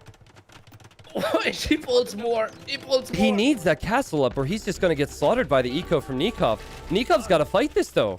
NICOV can't let that castle go up. Can he fight that, Nili? Here comes DAUT with more. 50%. Oh, he needs to right-click that one so heavily, but there's not a lot of army. NICOV's not committing. Don't you think he should send in the eagles? I think he should. It's okay if you lose the eagles. But he lost so many before. There's so many vills building this. It's going to go up, I think. It's at 85%, 90% now. The typical DAUT move. And the castle is up. What does NICOV even do now? This is so hectic. He's got vills around here. He's got buildings around here. He's abandoning his economy. And he also lost so much. The score is so even now. It was 5k to 4k. All of a sudden, it's 5.3 to 4.8. There were so many kills, and DAUT now controls the stone there as well. The eagles all low. You can't make it up. You can't make it up. This seems so scripted. DAUT still has to defend from the eagles. He's got a weak elephant to do that. But the important area of the map on wings is the middle. And DAUT is going... What is that mining camp? Oh, no, he can't... Okay, never mind. But yeah, DAUT has the middle right now. And there could be potential for even more pressure coming towards NICOV. Oh my goodness. You did question why that mining camp was so wide. We cannot build on that green area around the stone, so we didn't want to see full tower rushes there. That's the map design. Look at that crossbow at the bottom. Mangonel, 45% in production. All right, good towers from NICOV. He's built defensive towers in case DAUT tries to run towards the farming eco. It's that left back side of his eco that's still protected. DAUT does have town centers everywhere himself. Okay, do you go imp to treb that castle down, or do you stay in Castle Age and go for rams if you're NICOV? How much stone are you even mining? I don't think he's mining stone and doesn't have access to stone, right? Yeah. So that's not really an option. Yeah, exactly. Does see the rats and archers and is using stone on more towers, so with that in mind, I think... Well, you could always go imp just to raid with Elite Eagle. I think Elite Eagle could end this game. NICOV continuing to make eagles. Rats and archers are quite bad against eagles. Well, we don't have the second defense upgrade for those eagles. That's quite surprising, right? With how many eagles he built, he never got the second defense upgrade. I just assumed. How does he not have chainmail armor? And then Returns aren't too bad, right? 8 damage output, only 4 armor. Yeah. Awesome. Well, you say that as some of them are dying, but more crossbows on the way and another raid on the way for NICOV. That means DAUT's TCs are doing more damage against those Eagles than would normally happen. The archers are doing more damage. Surely NICOV's just forgotten that upgrade. Feels like he already forgot it on the boop, right? The second defense upgrade when he played Berbers there. I think like NICOV is, if you've ever watched him play, he's very high APM player, but it's like erratic high APM. Which might also suit his personality a little bit when he gets stressed. You know what I mean? So I think like he's so fast, he's unable to focus on some really important things. And we saw that with the Q, and we're seeing that now with the upgrades too. Now, he will go to get that upgrade. He'll go to get the Imperial Age armor upgrade. So he'll realize he didn't have it then. But it's another thing that should be avoidable at the high level. NICOV still in this. Yeah, NICOV still in a heavy winning position, right? DAUT 9 farmers at the moment, tries to make a counterattack there at the side. Has to decimate those Eagle numbers, but NICOV shouldn't really take any more fights within the next 3 minutes. DAUT feels like he has to force some fights now, so he's going to try that. Mangonel around, Tristan. Oh, DAUT. Oh, you can't sit under the tower. Can't sit underneath that tower at all, and you still get some good pickoffs. Sends the Knights in. NICOV repairs the Mangonel with more than enough villagers. If NICOV gets to Elite Eagle with armor, I think DAUT is dead. Maybe DAUT can make that happen on his own already. No, the defensive castle. No, rather defensive castle for DAUT standards. That's true. It's defensive by DAUT standards. The castle does give him another production building for rats and archers, which he's choosing to make now over the crossbows. Does not solve the eco problems he has at home. Also does not have any more access to stone because those villagers were the miners. NICOV can't deal with castles unless he gets capped rams. And yet, right-hand side eco raid without armor. Thing is, DAUT can't really deal with capped rams though, right? At the moment, he's only going for ranged unit. He will be surprised that NICOV reaches Imp. Yep. Elite Eagle and now chainmail armor. So now NICOV's going to be like... He's going to be frustrated that he didn't have it. But he should know. Let's hope he knows, right? DAUT's almost forced to make knights now. It's got to be knights. Army Tristan runs into the Mangonel shot. It was a good split last second from DAUT. I think this just comes down to, are the Ratsons going to die to Eagles or they're going to die to Mangonels? Because I don't see them being able to fight anywhere, so... I would be really surprised as well. Eagles simply having 4 pierced armor by themselves then, and against Castle, that's not enough. Look at that, played my armor instantly. NICOV knows what's up and will just keep on raiding. DAUT Eco will be in shambles the whole game. With Arson, which I believe he already has, you could even consider taking out TCs. Plate mail armor's on the way. NICOV, there were some questionable moments in this game, but he has gotten to a point where he can win and move on. Just remember how unlucky NICOV has been with seeding and brackets and tournaments over the last few years. This guy has faced up against, in Hidden Cup 1 and 2, random seeding up against Viper. And there are other tournaments as well, which were very notable and high prestige, where it's up against a very good player. And finally, he got to avoid a top 5 player. He got DAUT, and DAUT's brought him close. But Nili, there's no hope for DAUT now. There's just no hope. He can't deal with Eagles. Yeah, and luckily for NICOV, he will have a really easy draft in the next round. Oh wait, the winner of Miguel versus Viper. That's true. He's going to be rooting for Miguel so hard. He's like, don't give me Viper again. But I feel like as someone who might get stressed out, possibly this gets some of the nerves out of his system going into the next round if he does indeed win this. And I think he will, because he's ramming down that castle. Eagle after Eagle. Move. Yeah. And DAUT is sending army over there. Returns, though, yeah, they do reasonable damage, but DAUT has to tap out. NICOV, the second Argentinian going into the quarterfinals. Wow, NICOV does it. Sad for DAUT, but I think DAUT will look back at the first 2 games as games he should not have thrown away, or not. He should have performed better in those games. It goes to 5 games, like you said, Nili, and NICOV moves on. What a series. How would you define that series? If you were to describe that series to someone who did not see it, what words would come to mind? Doubt. Doubt? It was just so mad, right? It's like the first two games were like, it felt like DAUT didn't really know how to approach Empire Wars. Like the start always caught him off guard. NICOV always a step ahead, and then DAUT kind of had a switch and was just so good, so controlled, and could kind of play the game that he wanted. Yeah. And game number 5 was so incredibly even between those two superstars. Yeah, I was sweating so hard for NICOV. I could just not imagine if he, like, does he even know? Zach is probably ready to ask him if there's an interview, like if he knew about the Eagles. But I'm happy for the guy as an individual. I know DAUT it will be upset that maybe his preparation didn't pay off in games 1 and 2, because he was slaughtered early on there. With this game, 15,000 food collected, way more gold collected for NICOV, and more stone collected despite not taking that middle area. And I like the recognition from NICOV to go forward with the tower. And I loved DAUT's fight in this series, because many players would lose this series mentally after going down 2 games, and DAUT did not. He took it down to the final game. Woo. Oh yeah, that's so true. He is simply one of the guys with the best mindsets there as well. That was a crazy one.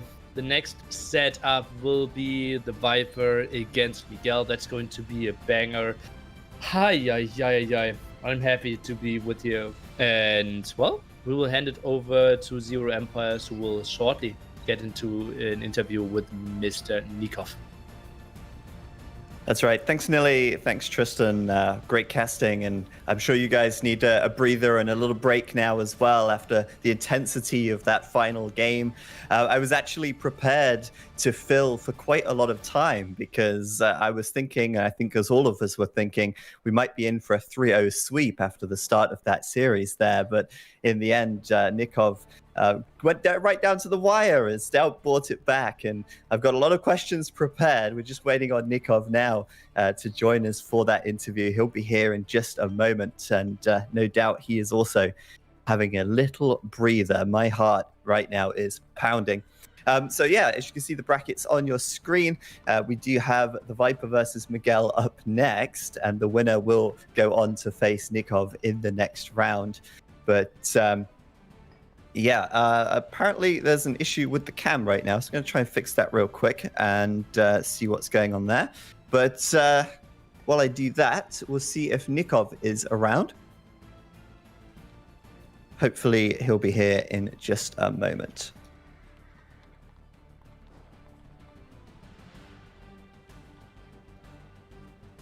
So yes, lots and lots of awesome games so far today, and also yesterday.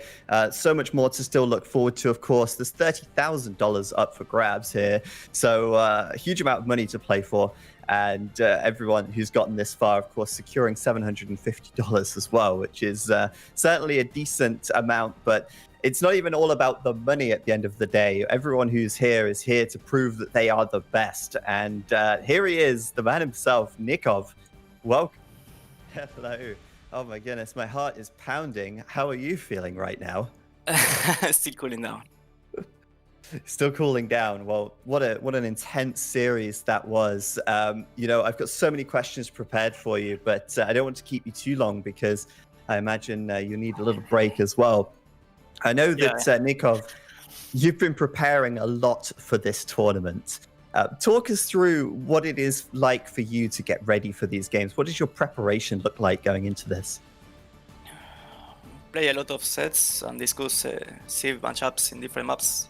I practiced this week with Dogao, SCCM, and Capoch a lot.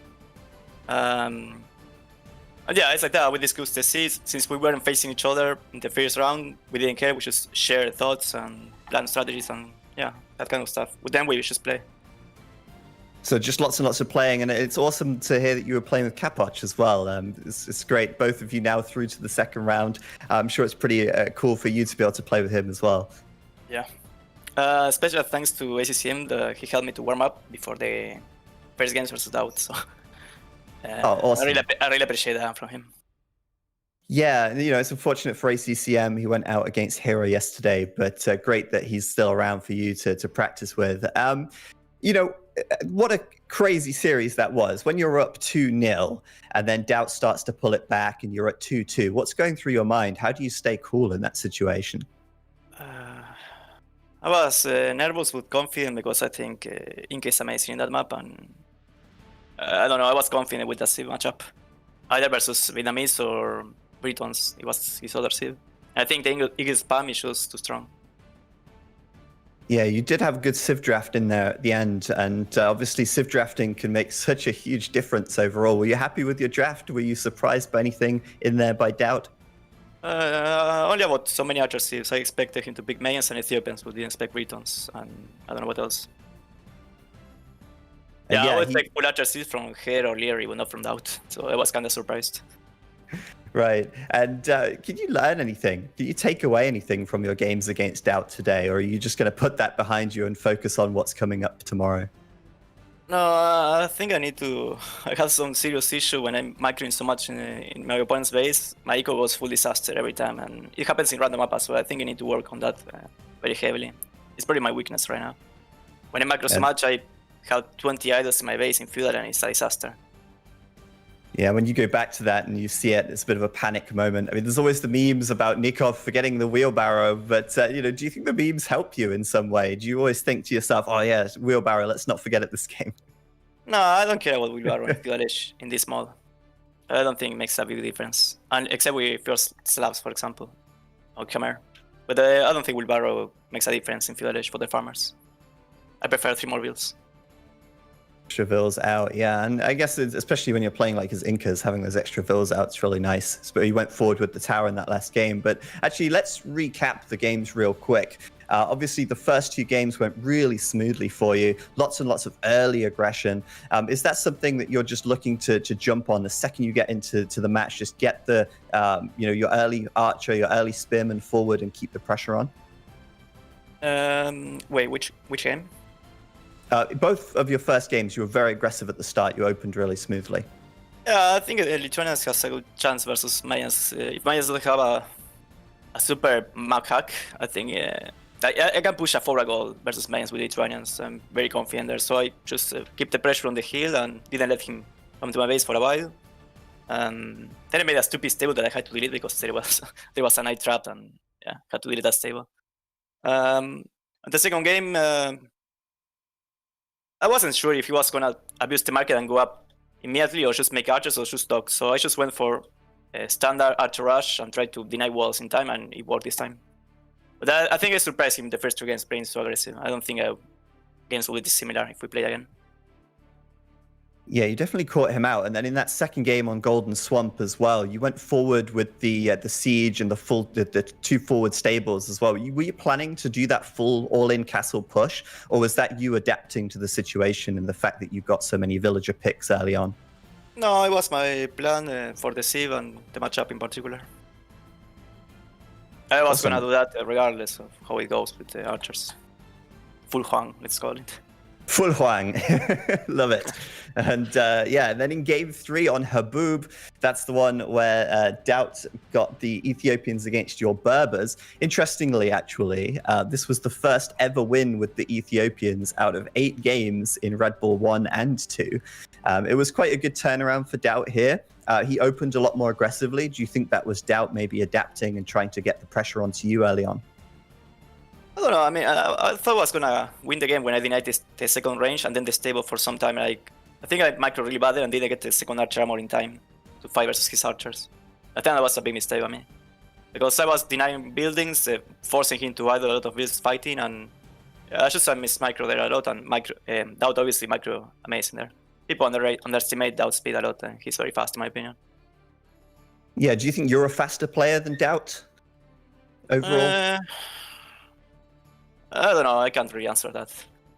Okay, I think we are more or less similar, but I play more aggressive than him in this mod. All right, and then on game 4, that was Cross. That was DAUT's Huns against your Persians. Obviously, at that point, DAUT sort of brings it back, turns the series into a 2-2. As the Persians, though, what do you think you can really do against that mass cavalry archer? Did you just need to stop him from getting to that point? You know, once he's got that many cav archers out, what do you need to do in that situation? I think I just need to kill him in village. I picked so many builds. I know he got fish, and I went for an offish approach, just full army. So I knew he was going up faster than me, so I should have put more pressure and go all village, and maybe up to Gassage 2 minutes later with a huge army and deny economy from him. Like, I did a good job with the archers on the hill at some point, but then I throw them. I think I didn't micro well there either. And I was kinda like not sure what to do there. When I knew he was going up, I didn't know if I should commit to full feudal or just go up to Gassage. And I did some hybrid that didn't work at all. Yeah, and actually, I think you were quite late to go onto the ponds there as well. Was that just so you could get more pressure on early, or do you think the ponds would have helped you out a bit earlier on? No, I think if I had gone for the ponds, I would never be able to put so much pressure early field. It's a huge investment, right? That takes some time to pay off. So I want to use that time to win in field edge, but I failed there. That defended very well. Yeah, he did. He had that great tower on the hill, and he was able to sort of shift his whole eco over to that side and buy some time. And then, of course, into game number 5, Wings, the final game of the series. That was your home map, your Incas against his Vietnamese. And as you said before, Incas, great civ for the map. You felt quite confident with that civ. But there was a few things in that game that caught our eye, and I'm very curious to ask you about the Eagle Warriors queued in your barracks. Was there some pressure there? Like, what happened? Jesus Christ, I was so tilted when I noticed that.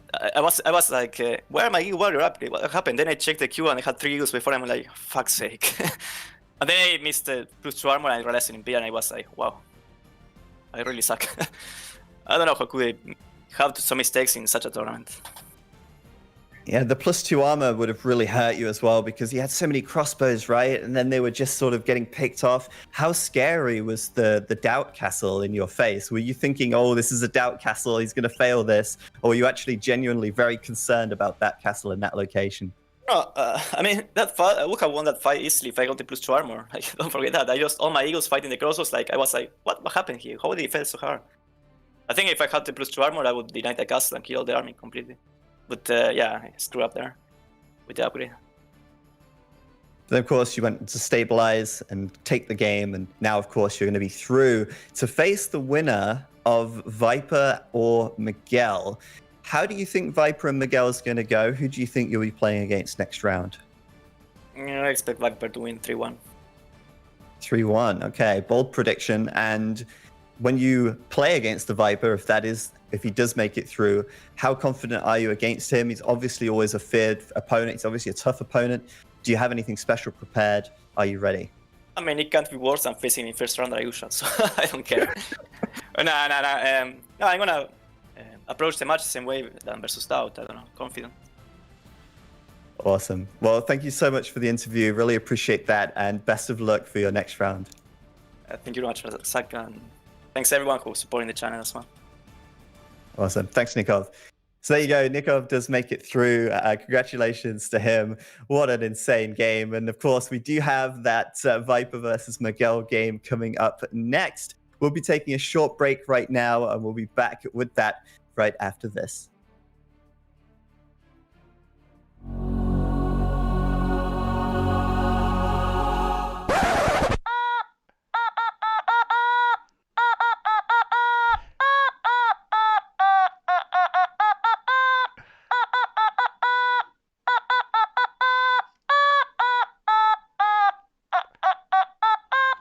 Hey, I'm the Viper. I'm coming from Norway, currently living in Germany.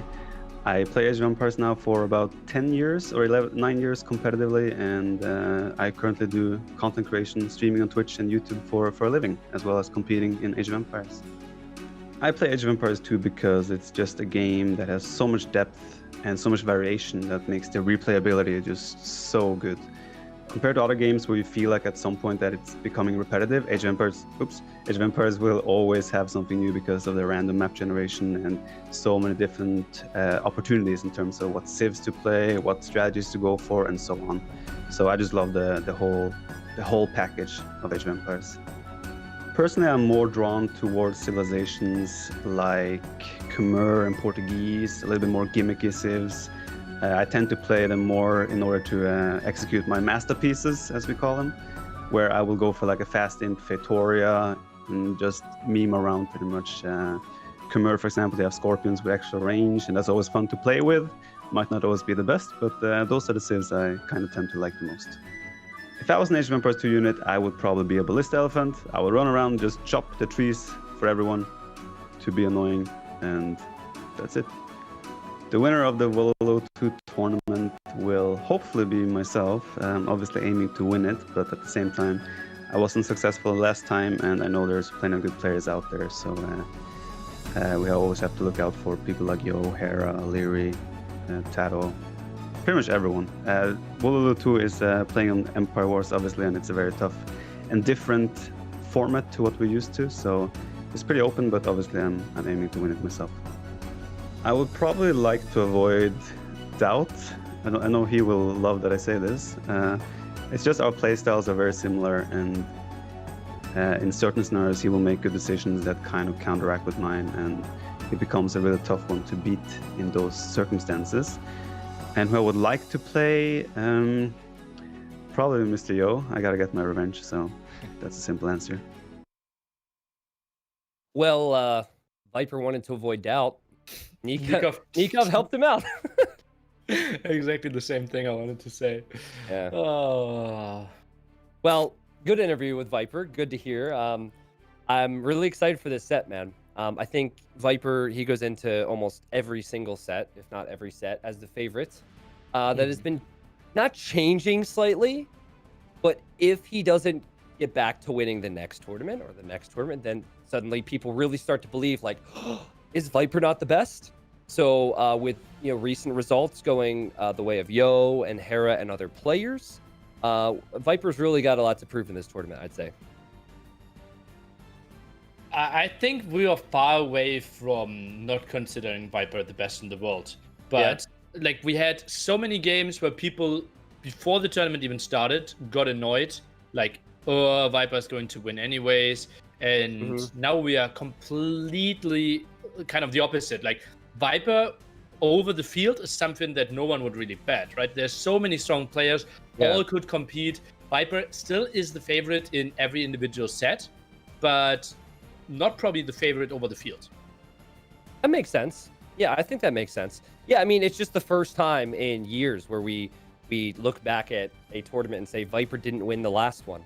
So with that in mind, we have Miguel, a player who did not play the first couple months of the Definitive Edition, missed out on some big tournaments because of that, then came back and did not take long at all. Like, it took him, I think, less than a month to be top 25 in the ladder.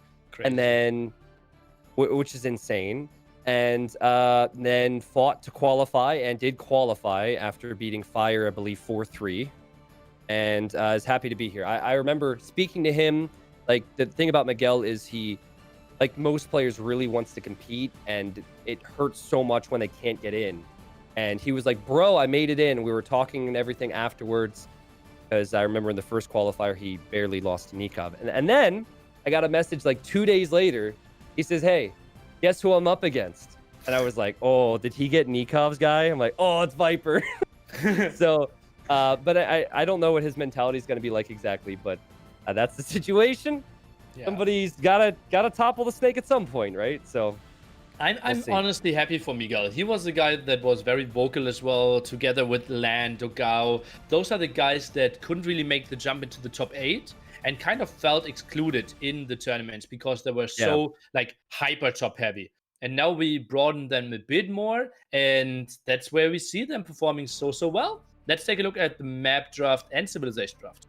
Yeah, so Viper on the left, he has, first he picked Vikings. That was eventually banned by Miguel. He has Saracens, Aztecs, Khmer, Franks, Persians, Incas. For his home maps, he has Land Madness, love it, and Habub, also love it. Very open, very aggressive. Miguel has Magyars, Huns, Vietnamese, Lithuanians he will not have access to, and then Celts, Malians, and Slavs. His home maps are Frigid Lake and Cross. Didn't see a lot of Malians so far, so Miguel with a bit of surprise there. And interesting maps. Look at that Haboob and Land Madness. Super open maps. The ones where we have that stone terrain where you cannot wall on. That's going to be very aggressive maps. Normally, not something where I would see the Viper. I would see the Viper more on like the tricky maps, super strategic, sit back, maybe some water fighting. But that's more the ones that Miguel went for. So what's interesting is Miguel told me after beating or after playing NICOV in the qualifier, I think it was NICOV, he said, I tend to play better on land-only maps. I lost all my land-only maps, and I won all the hybrid maps. And then, so Viper has picked land maps, which was Miguel's struggle, at least based on the qualifiers. But then again, that's Viper's strength a bit. What isn't Viper strong with, right? But I thought it was interesting how Miguel's like, I'm good in this, and then I lost in that, which I was not expecting, you know?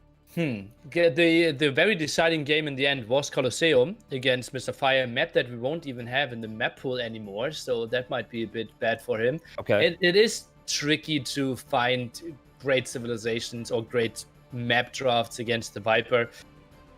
Let's theory craft a bit. I see still a lot of like mobility there. If we see Magyars, Huns, Slavs, Malians, that's a lot of strong Knight Civs. Yeah, he loves. I know in team games he'd always play the Knight role. Loves his eco, loves his Knights. Viper, like many of the other nerds, might prefer to do a bit more the Archer micro. But then again, he's got Franks, Persians, even Saracens, so he's going to have the Cav Khmer. I don't know, man. It's going to be hard to say. I would just say in general that I recall two times where Miguel faced Viper in tournaments, and one was in King of the Desert, and then one was in a Hidden Cup, and the games were always really competitive, going to the Imperial Age with it being relatively close. And then Viper did win those sets, but I recall specific games where I thought that Miguel was winning, and then Viper would come back. So I imagine this to be like, many people might not know Miguel. I think Miguel has the strengths to do well here. Absolutely. And well, he's on a run, right? I think there's even a Brazilian only tournament next weekend. Miguel, Dogao, Fire, Stark or something. And I'm not really sure who is going to win that one. So that's going to be a banger. So many Brazilians in such a good shape at the moment, performing so well. I'm pretty sure Miguel will have trained with Dogao, who put a lot of hours in there. And yeah, we just get the confirmation 2 till 3 minutes till the set will start. Okay. So, Nili, predictions. I will go for 3-0 for the Viper. 3-0 for Viper. It's crazy when that's not bold, but I'm going to go 3-2 Viper. Okay. But most of the chat says 3-1. Twitch chat had a poll, and overall we had 85% predicting that the Viper will win this set.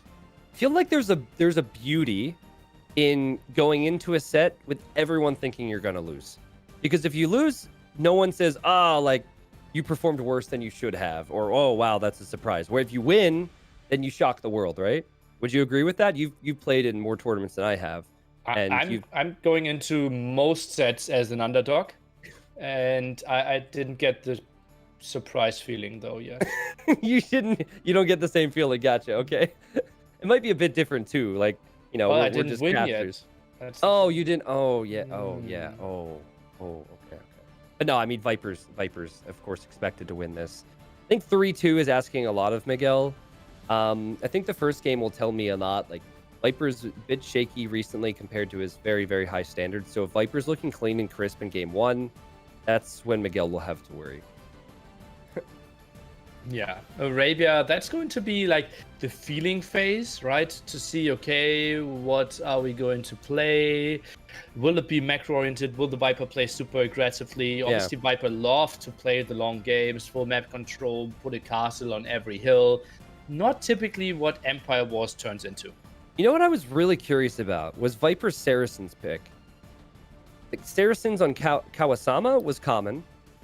I'm not seeing a map there that screams Saracens for me. I mean, maybe Frigid Lake, But the fact that Viper picked Saracens that early is rather confusing for me.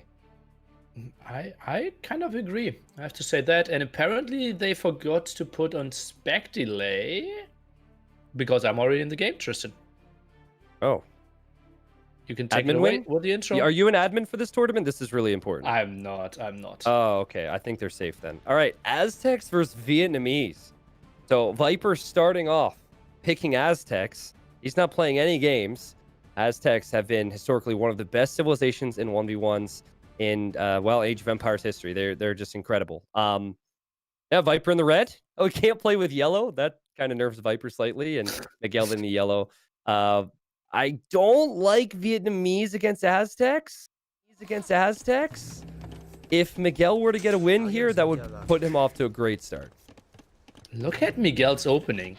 Where is he getting all that wood from? Gets the wood upgrade, drops double archer range, and invests 50 wood into the defensive tower next to his gold. Am I behind you? That's a very crazy I am approach. behind you. Okay, here we go. 2 ranges. Yep. A lot of aggression. And an early tower of very forward golds. As we catch up to speed. We just saw NICOV playing with a Meso Civilization, and he went with run range and 1 barracks. And Viper doing a similar thing, but he's housed. So, first game of the day. Sends 1 eagle and 1 spearman forward. Quite a weird attack against Vietnamese, especially because you normally assume they should open with archery ranges. Yeah, it's a bit peculiar. And Miguel is being annoyed by this. Or Miguel will end up being fine. Miguel starting off with archers. I feel like maybe 5 archers, Nili. That's the number. Then you've got to switch into skirmishers just in case Viper makes his own skirms. I'll just try to scout a bit, and that's why I don't like Miguel not moving his scout at the moment. He has no idea, and that's so weird. He knows about the TC. So distracted with the micro at home. Yep. It takes out a spearman. I don't think Viper's going to be too upset about that. As we said, not that important. One thing that you'll see a lot from many Brazilian pros, not that they're the only ones that do it, but they house wall a lot instead of going for palisades. Like, this is a lot of houses. He's not going to get pop capped early, but also isn't full walled as early. That's interesting takeaway from the start here from Miguel to build so many houses on the left and on the right. Look at the scout of Miguel. He plays completely blind as Vietnamese. Now he moves out. He has no idea if he's facing walls, defensive tower, mass eagles, skirmishers. This is so blind. It's very weird. It's almost like he's scouting to see if Viper's going to like slide in his walls. Like he doesn't want Viper to sneak past here. Very weird, but is it going to punish him? That's the question. He sees the range from Viper. And Viper's playing defensive as well. Miguel will be fully walled, very safe. Still ranged units and still archers from Miguel. I think that this many archers, it could come back to hurt him. We will see about that. Viper, he is continuing to build skirmishes. He's getting the defense upgrade for his eagles. Has both eco upgrades already. Same goes for Miguel. Yep. Now, do you think Miguel would be tempted to add a stable here? Viper's gold is exposed. Obviously, Miguel's scouting isn't great, but if he adds a stable and goes for 3 or 4 scouts with this many archers, Viper could be in real trouble there. I think with how Miguel approaches, it doesn't feel like reasonable in the game flow. I think technically it could be a good option because against eagles and skirmishers, a scout all in is actually pretty damn good. Yeah, okay. Well, yeah, more than anything, it seems like he wanted to play safe and think about his economy to go up to Castle Age at a good time. I see him adding farms now, and this will likely be Miguel coming back home to play defense into knights and crossbows. I remember LAAAAN getting a win against Britons with that today. Very, very good. Vietnamese are, I wouldn't say they're underrated at a high level, but they're certainly not rated as highly, even in my mind sometimes. And then suddenly you forget, wow, their eco's good now. They still have the high HP on the archers. This civ is a real force to be reckoned with. Really weird move. Look at the backbase of Miguel. He pulls 7 villagers away from wood, builds another mining camp. There will be 13 villagers on gold. Adds a stable now. Very confusing to me. This might be a full castle edge push then. Yeah. Because that basically saying, okay, I don't have any wood income. This will be full aggression on castle then. And it might be something you have to do. Like maybe that's the logic. He feels he has to do it against Aztecs because the second that Viper gets to a lot of eagles in this game, Vietnamese can really struggle. Not something that Viper can see or punish, really. And it will be 2 stable, 2 ranges. Miguel cooks up to Castle Age first. Viper right behind him. Could this maybe be even elephants? Goes for 2 scouts. Could just dance around a bit here. Very low killing game thus far. Yeah, 1-1. And the nerds are going to dance here, but more than anything, Miguel will probably shy away from taking any big engagements. Viper will see the 2 stable. No, he knows there's 1 stable, but he does not know there's... I'm sorry, he assumes... Okay, now he knows for sure that there's a stable. Maybe you show the POVs of both players.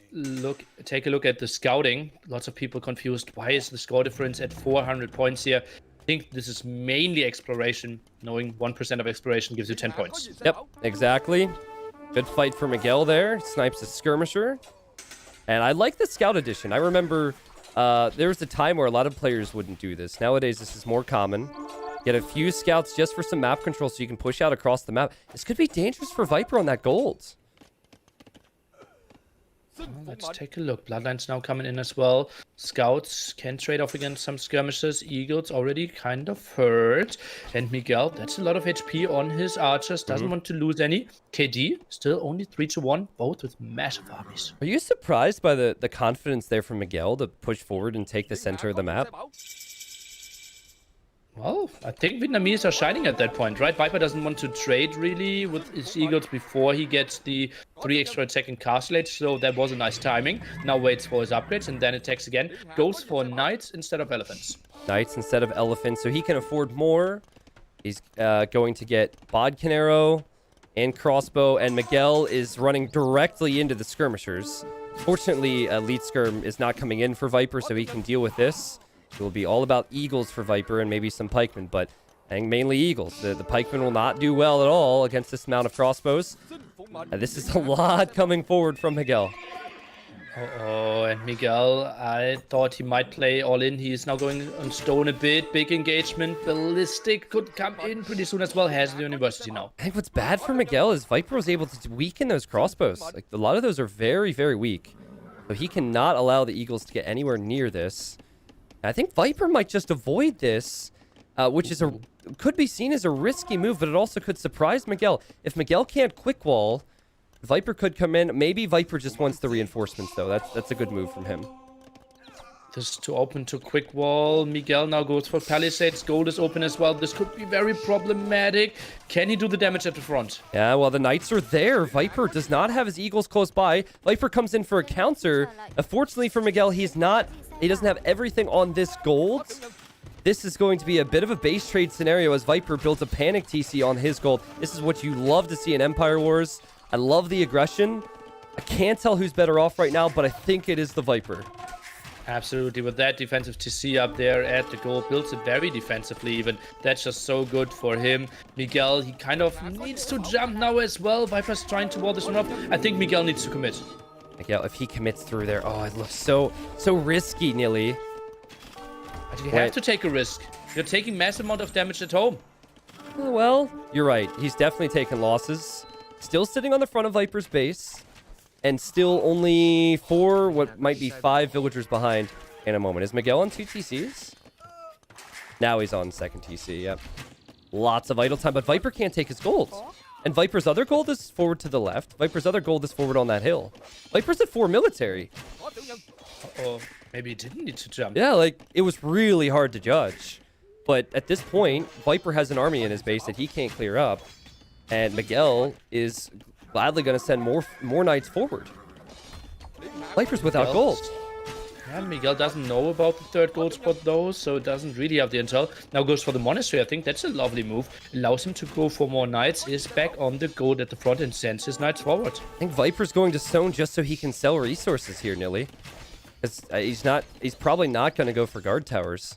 And now a third TC for Miguel. Miguel might not have it with the Vill count right now, but I would say he has the lead. This looks pretty damn good for Miguel at the moment. Forces some idols. Monk can't do much. Oh, maybe some conversions here left-hand side. No, Miguel's super aware. Yep, super aware. And also with ballistics could snipe the monk and will snipe the monk. That will be it for Monk. Viper. Monastery will go down. Viper is losing an Eagle on the left. He's losing an Eagle on the right. Still 7 military against 25.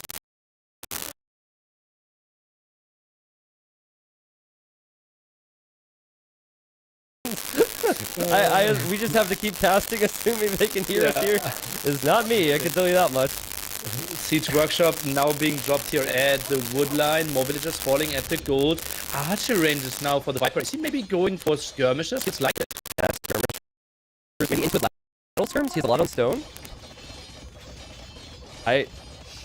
I can see what the stream can see right now, and it's like a rave. Stop blinking, Tristan. That's that's very weird. You know, Viper might get one Mangonel out, but the Siege Workshop could eventually go down. Miguel, he's played this. He's done everything perfectly. He's continued to produce, continued to pressure, but he hasn't overextended himself. Even sending a knight back here to see what's going on. Yili, this might be your POV. I have no clue, but welcome back, everybody, as Viper is very much on the back foot in this game. Mangonel now trying to get some shots and crossbow pretty far at the front. Miguel with the forward Siege Workshop. Ooh, first Mangonel shot, pretty solid. Miguel was not paying attention there, backs away. Miguel also being on stone's a good move here. Do you play this all-in Castle Age, or do you think about Imp when you're in Miguel's shoes? Really tough to judge. If you're controlling both of those gold spots, yeah, it's totally fine to play Castle Age, right? Because your opponent, or you can just play it all in because he's running out of gold. Yeah, he doesn't know that, all actually. in might be better. Yeah, I would say all in if he knew, because he does not know about that 4-tile gold to the left, but he might find out here in a second, Nili. But he also knows, okay, there was no eagle production for so long. Yeah, that's also true. Yeah, it should be obvious. Or it'd be just like Viper to hide the army until it's time to strike. But okay, Miguel was sitting between the barracks. There's not a lot of spot to hide. Yep. Miguel is in the lead with, I'd say, a worse civilization, but, you know, Vietnamese have been so good lately. And Viper does have a Vill lead, and it's growing now. Viper's able to come back in these situations. He's one of the few players that would fall behind without gold with Aztecs, and you'd think he can still do this. I think Miguel should have not gone to the left-hand side, or at least kept some units at the main gold. Viper with an instant reaction. Mangonel trying to pressure. Viper still without real gold income. Tries to go for the counter-attack, but only 7 eagles. Do you think Miguel should go for a forward castle, or has it got to be defensive from here?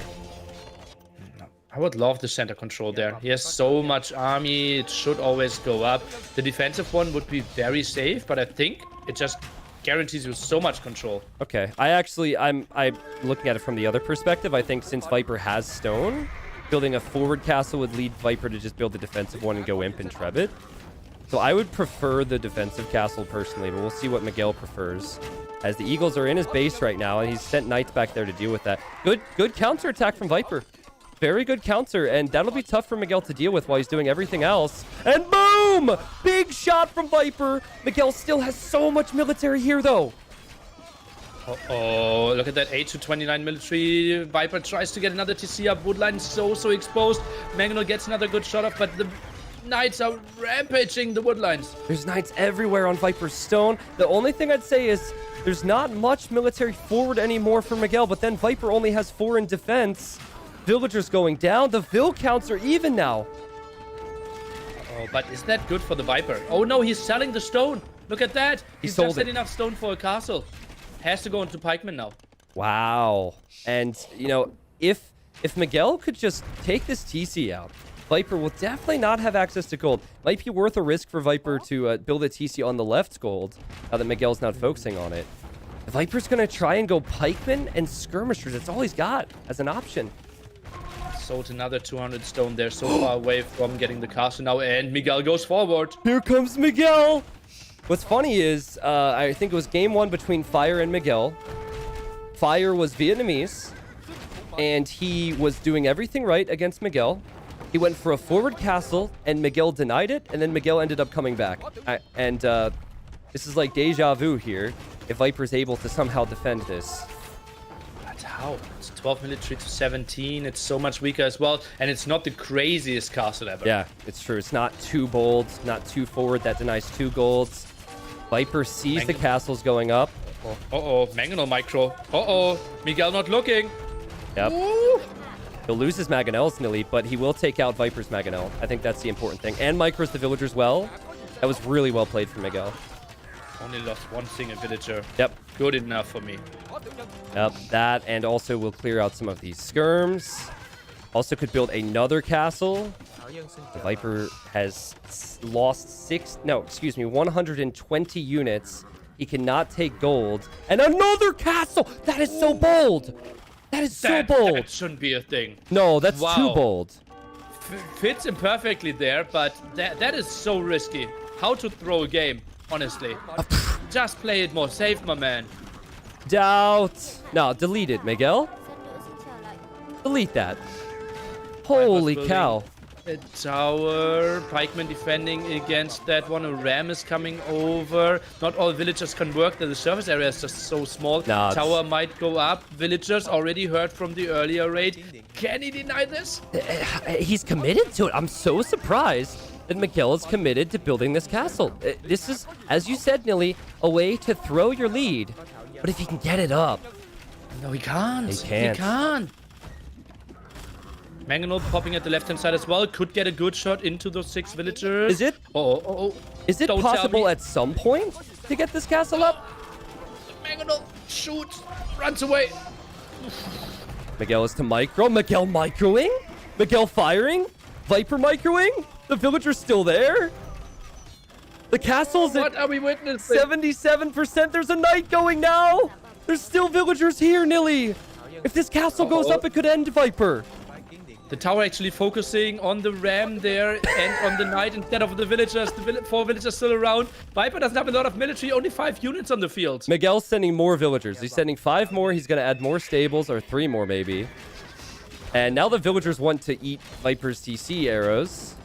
Oh, he's going to clear out the barracks. So he could build from the left side. Yeah. But now the ram goes down. Viper's been on this gold this whole time, though, on the left. 2 tunnel vision from Miguel. Eagle right now at the left-hand side. Quite weird. Viper is going into the TC. The barrack falls. I think villagers are arriving. He's going for it now. Yeah, and if it goes up and Miguel scouts the left, which he just did, he'll know to focus fully on the left side. Viper can't deal with these 2 castles, and with Aztecs, you really struggle without that gold. God, that might be the nail in the coffin. If Miguel... there's one more nail needed here, and that nail is on the left side. If he can take Viper off this gold, he wins this game. Yeah, absolutely. Extra gold spots. Let's take a look at that. Does Viper see those? He sees does. the one at the left-hand side, not at the right-hand side. Tries to pressure that left angle now. Interesting. Goes for Pikeman. Maybe a ram Pikeman push could guarantee him control over that gold. That's true. Viper will have quite a few pikes, but that's a lot of knights for Miguel. Enough knights that can take the fights right now. There's also still knights raiding Viper in the back. If Viper... He's trying to relocate Eco, and I don't know if he can relocate it fast enough. I remember one person in the chat as we started this say, T90 really hyping Miguel. Well, look! He's getting a result. Like, it's not all hype. If there's results to back up the hype, the player's worthy of it. Viper now defending with the pikeman there. Full HP knights can get away. Go to upgrades on the pikeman too, but Viper, it's concerning that he has less than 20 farmers and less than 20 lumberjacks working most times. So that and the fact he's about to lose 2 town centers. Oh, look at his population. 115 out of 115. Will soon be 115 out of 15. Not going to be easy. Yeah, he is on stone. Could build a castle to protect the golds. I think we've just hit the point where Miguel might take a fight on the left side, so Viper might need that. Miguel is just all over Viper. It seems like Viper just can't be where he needs to be at all times. Oh, Knights now out here, attacking the Siege Workshop first, but going back, Miguel very aware. I think going down with the plumes could be really nice against that potential push of the Viper. I wish Vietnamese had plumes, but they do have rats and archers. Oh, this is not a good fight, Miguel. I think you'll still be fine there, though, Nili. Maybe. It will hurt. It will hurt. Yeah, like if I keep expecting Miguel to make a few more crossbows, and then with the crossbows and knights, he can clear up Viper's little push. The crossbows and the Rattan archers are still looping around. It's just constant pressure from Miguel. He does not stop. So nice. Would love to see him sell some of his wood. Look at how much wood he's floating. He could go up to Imperial Age there. Maybe cancel some of the knights. Has a solid 117 villages for himself. Builds another defensive castle. Viper wants to build a forward one and take Miguel's gold, though. I don't know if this one's going to work. If Miguel just uses these knights here, he should clear up most of that. Oh, Viper's losing so much on his stone. Oh, so many villagers weak there. Oh, took the shot to the face. 3 villagers with 1 HP. Yeah. Rats and archers will eventually die. We're watching Viper try and try and try and try. It's just Miguel has to finish him. Beautiful quick walls from Viper there. Yeah, but Eagle's not really fighting back. Yeah. Neither are the pikes.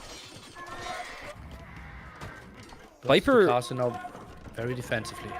He wants to castle the hill. I'm not so sure that that can happen if Miguel gets the right patrol in. There's enough knights around here and crossbows and rattans.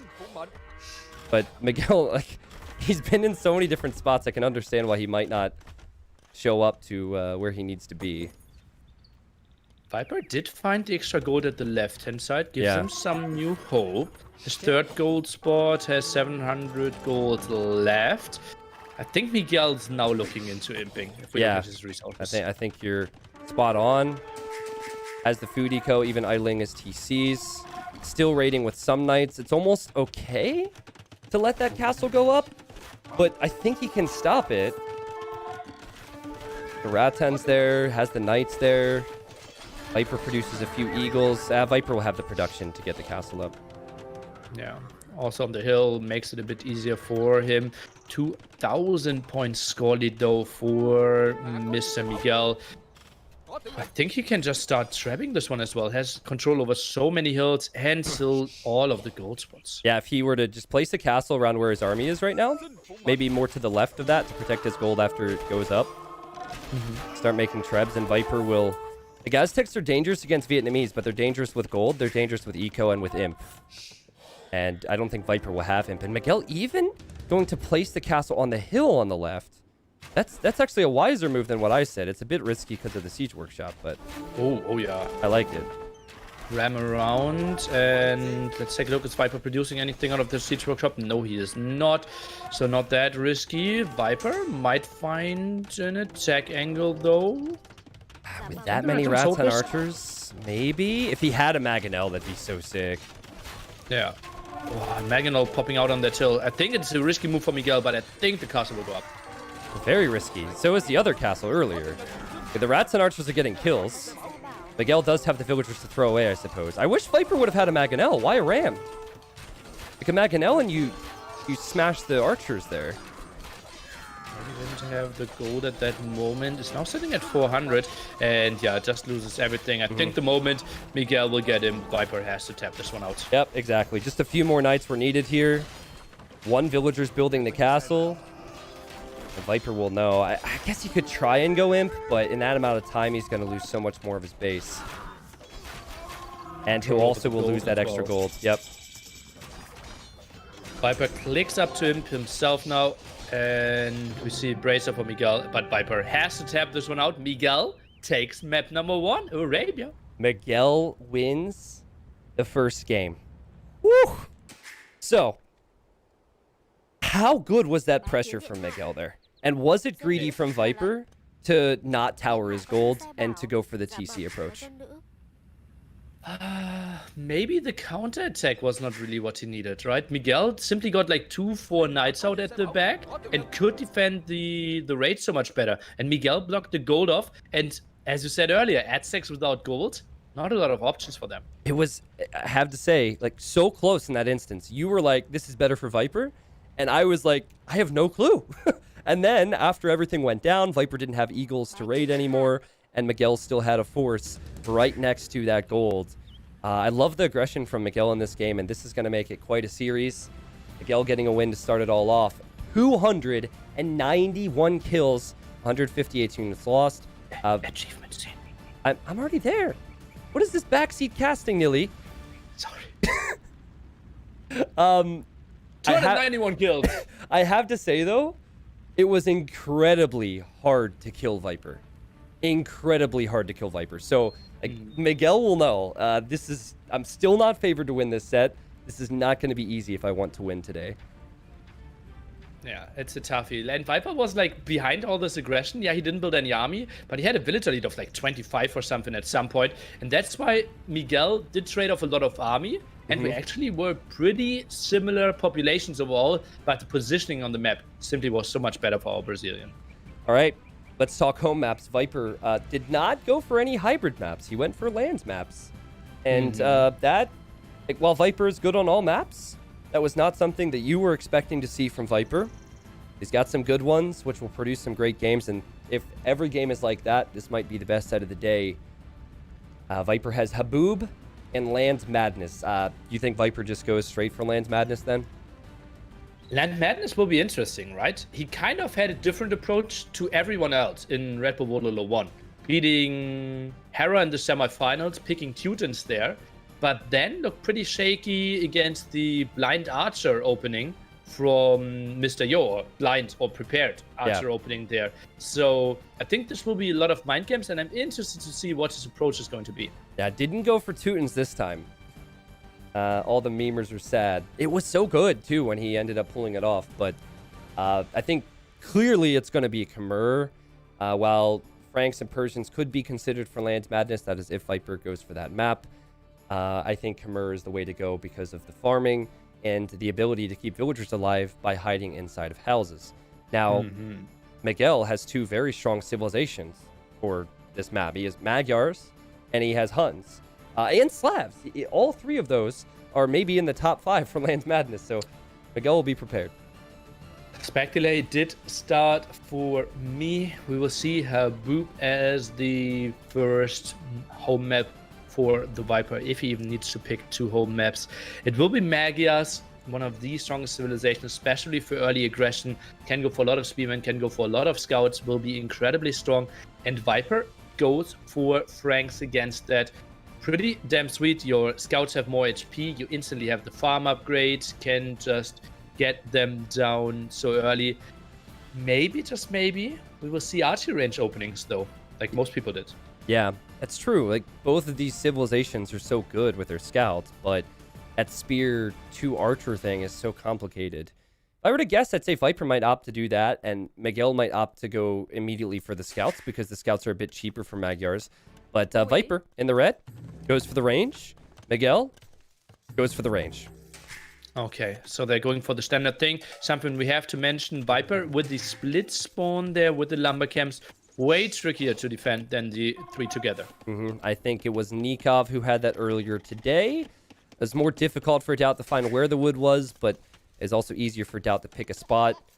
All the wood is over here for Miguel. You cannot wall in this terrain, guys. So quick walls are something you can do, and in fact, I expect it, but still, it's tough. It's tough to quick wall out the archers. The spears will be going forward.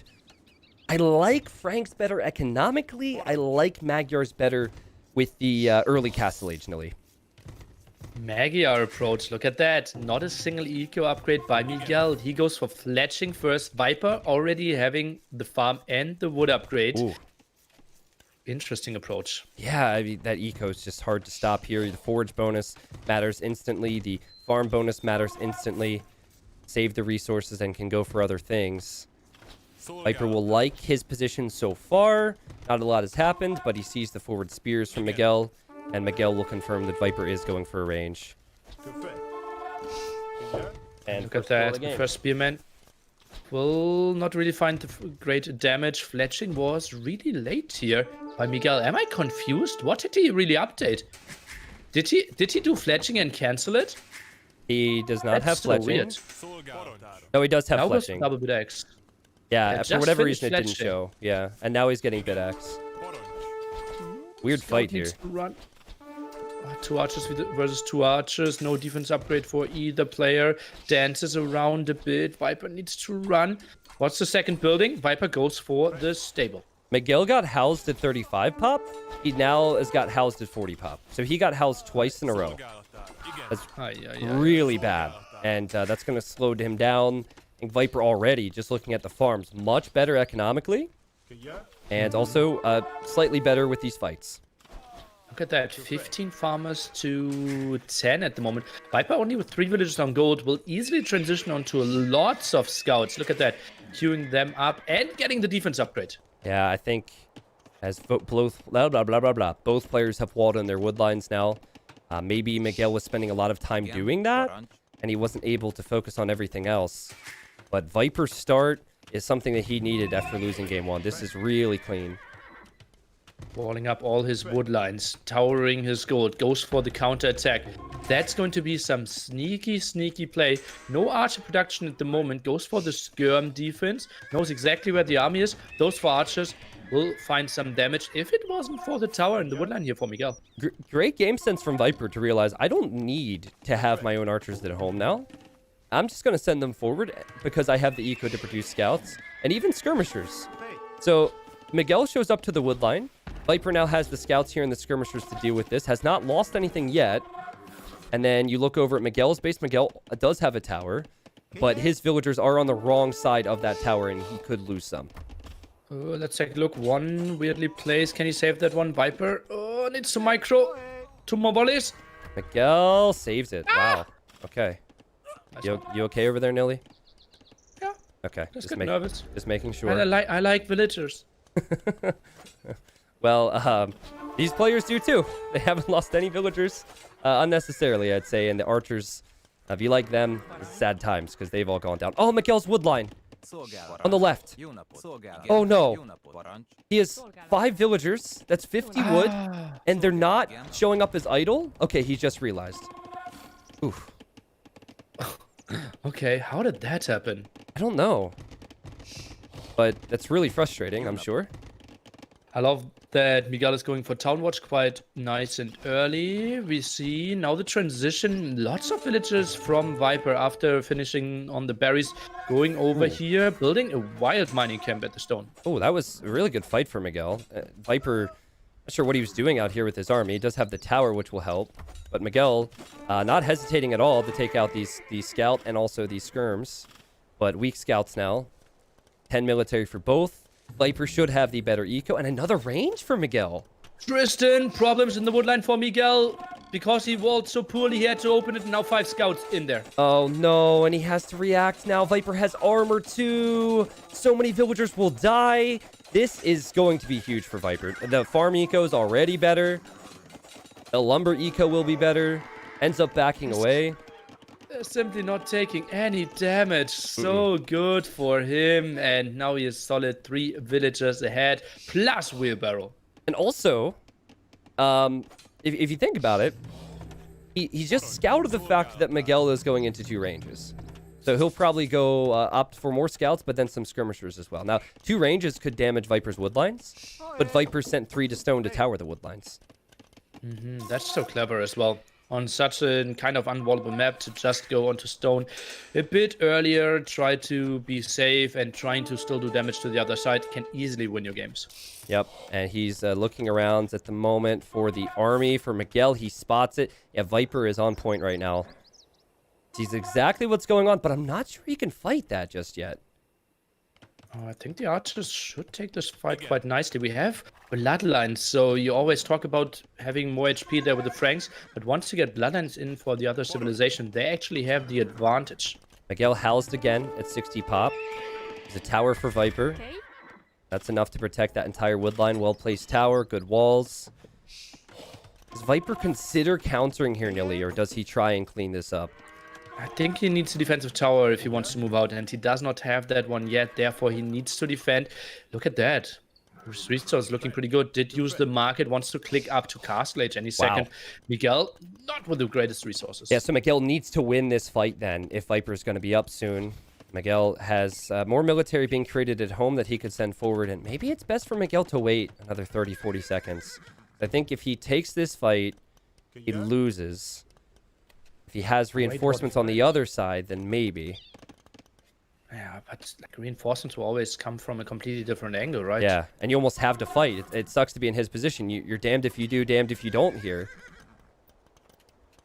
Miguel having so much wood in the bank. Look at that, Tristan. 700 wood. Yep. Drop stable number 3. That's a planned full usual H all in, but the Viper plays it so defensively. Viper's still looking for the archers. He's not found the archers. Miguel's being sneaky here. And Miguel also has more scouts coming around the other side. So Viper might need to abandon that wood line right now. And if he doesn't, he'll lose all the villagers. So he'll run. Might still lose all the villagers here. Archer's really good at killing villagers. And 1 down easily. Make it 2. But, oh, some make it home. Yeah, this is thanks to E. Archers How did don't the hit one anymore. in the front not die? I can't give you any answers there, Nili. Tristan, how? Viper with his scouts now heading towards Miguel's base. That's a lot of scouts. Viper has a lot of villagers that are idle, though. Oh, and look at that. Viper, he just will attack the same angle on the woodline again. Or just running through the TC. No, he's just passing. Goes in there. Will maybe find 1 kill. And then can go on to massive amount of knights. Miguel deep into the ledge. Yeah, I feel like Miguel tried, but he didn't do near enough. And against knights, I know you don't want to do this in a tournament, but I think Miguel just might GG here. Like, he'll know, like, my archers are going to die. Everything's going to die. I guess when you're making archers, you could add in spears, but it's going to be so difficult now. Now taking the fight there against all the scouts. Might even lose that one. Viper didn't opt for light cap. I think with like 10, 11 scouts that he still had left could have been an option. Archer still annoying there, but 2 knights will find the clearance. Viper back into the wood line. I wouldn't be surprised if Miguel was tapping it pretty soon, but still pretty even score. Yeah, I mean, there's villagers to get picked off here. He's currently microing his scouts, so he doesn't see any of that. Lost his archers. Viper adds a second TC. Viper will clear up the archers, and can everyone still see stuff here? I can. My monitor just blinked on and off, but it didn't show for the viewers. But that's probably good, because I don't want to see this slaughter anymore. I think Miguel should just accept the fact the game is over. He does. And we're going to a game 3 with it all tied up. Maybe it was your cat again, like, oh, it's too much slaughter, and played with the cable there. What's funny is, during that cast, I freaked out because the cat pushed the Red Bull can off of the chair and onto the ground. So, okay. Cat doesn't like Red Bull. All right, we still like Red Bull here, and we're ready to keep moving on here in this round 1 matchup, but that did scare me. Let's forget about that and talk about the KD. 48 kills, and Viper just dominated. Yeah, that was really convincing there. Defensive tower, and I think that was this one mistake with the walls there for Miguel, right? Against the scouts, he could have been completely safe. The game was even before that, and then Viper finds damage that he should not have. Yeah. Yeah, I think Viper really took advantage of the Frank eco, and on top of that, Miguel had poor eco decisions. So it was 2 things that went wrong for Miguel there. But yeah, we'll look at the maps now, Nili. Viper looking good, ties it up. Miguel knew it wouldn't be easy. Miguel told me that Frigid Lake is his best map. Ooh. Which is really uncommon here, because we've seen the map once or twice. He says he has good strategies prepared for this. So if he goes for that, I'm excited. I don't even know what it's going to be. If it's cross, Miguel has Huns, Viper has Persians. A Civ matchup we've seen almost every time in this map. Sorry. Big question for me is here, the Viper. He still has Khmer, which is really good on Frigid Lake and really good on Land Madness. Now the question is, what are his other civilizations? And it feels like Khmer kind of dedicated to Land Madness and Saracens on Frigid Lake. Yeah, I don't know. A bit of a question mark for me. I still don't know where Saracens is going to be picked. I think maybe Viper goes Saracen Masterpiece on Frigid Lake. So, because I don't see it on Land Madness, I don't see it on Cross, and he picked it second. Yeah, feels really likely to see Saracens there. Then on the other side, Miguel could maybe make something with Malians. Could maybe make something happen with Celts. Land Madness feels like Slavs, Huns for Cross. It could be either one of them. They did already jump into the game quite quickly. You're reconnecting there as well. Not the craziest openings. And indeed, we will have Saracens for the Viper. Miguel will play Celts, and both players going for a reasonable archer range opening here. All right, let's do it. Let's get into the game. Celts for Saracens, huh? Well, I imagine we'll see archers, like you said, but when will Viper use the market, and how will Viper be able to use the market is my question. This is Frigid Lake. I have snow on here for people who wanted snow. You're welcome. But I lose my eyesight at the age of 45. Remember this game. There's a market opening and archery range opening for Viper, so he's not playing any games with the market. Oh, and look at that. More luck for Miguel than for LAAAAN there. Militia coming over. Man-at-Arm upgrade is now kicking in. Viper could maybe see that. No, he won't. Miguel finds the Viper instantly. Ah, interesting. I think Miguel and LAAAAN trained quite a bit, so it's interesting to think back. They went for the same strategy. The Viper running away with the villagers. Surprised he hasn't lost one yet. But Miguel with the fast man-at-arms opening and also the fast dock. Oh, and got a lot of HP away from that scout of Miguel because he committed against the villager. Viper was aware of that, though, and indeed, Miguel and LAAAAN in the same team. Oh my goodness. Look at the resources for Viper already using the Saracen market. Look at that. Is that cheating? I mean, the bonus is OP in some situations. If you call that cheating, then yes. That is unreal. 626 uptime. Okay, Archer's now going back here, trying to defend. Obviously, we did fast forward a bit at the start, so it might feel a bit shorter in this game. Viper is opening with a fishing ship. Miguel, we can already see fishing ship and a fire galley now. Yeah, Viper has not scouted Miguel at all. He's just worrying about walling up. Walling. And Miguel, I don't know if he'd faced up against Saracens on this map before, but he'll probably know after seeing the market what's happening, and he really wants to make sure that Viper cannot wall this, using the scout to attack the villager, and can kill the villager now, and could also harass Viper. Oh yeah, those three archers need to run away from the Viper. Is adding archer range number 2. Goes for some skirmishers. Oh, that's interesting. Is that implying that he goes for CA after that? Maybe just 2 skirmishers to defend from this, and then go back into full archers. Okay, could make sense as well. Yeah, just a few. It's hard to say, though. Viper did not think that Miguel would dock, so he'll lose his fishing ship. And Miguel is going to have a more secure farming eco. But if Viper ever counters, this is dangerous. That's a big difference, right? From Empire Wars to the normal random map as well. Going for water and man-at-arms is something we can't really do on Empire Wars because you don't want to have the barracks and the dock in Dark Age. But starting with the barracks and in Feudal Age allows you to go for both. Yeah, Viper getting pushed back here, Nili. He's about to be in Castle Age. I'm sure he's going to get crossbow. I'm sure he's going to get bodkin. And I'm sure he's going to have a whole lot of time. You called it. It's Cav Archers. So Viper wants to go for Saracen Cav Archers. Very quick, but also very uncommon and very expensive. He's going to have to be a nerd with this because it's not easy to afford all of them. Well, it could... They're still benefiting from one of the 2 bonuses when it comes to killing walls. A bit easier, but that's not really a big concern. Miguel completely open behind this. It's true. Do you just forget about walls altogether against Saracens in the current meta? If it's not stone walls? That's exactly the answer I wanted to give, right? NICOV did go for the stone walls against DAUT. Yeah. I mean, I kind of wish that whole game would have played out because we didn't get to see that come into play because DAUT lost 11 units in a row. Oof, too soon. Maybe defensive towers could be an option. I don't think Miguel's expecting this. CA in the first woodline. Viper, he didn't get any scouting early on. Sent some archers around, and that's the first intel he really gets of Miguel's base. All right, he finds it, and Miguel's going to be like, what? Cav Archers? Saracens?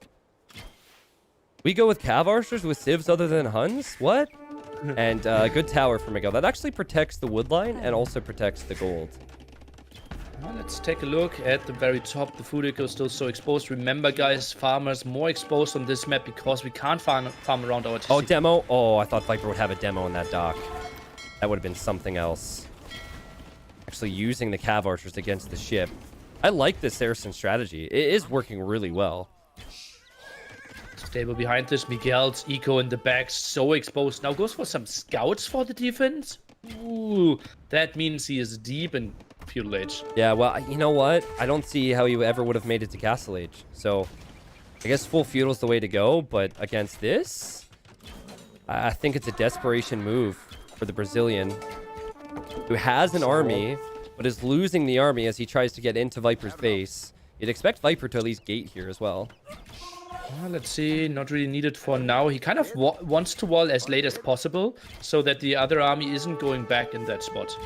Yep, good micro from Viper, pulling back the weak Cav Archers. And these are skirms, but they're all going down. Oh, beautiful.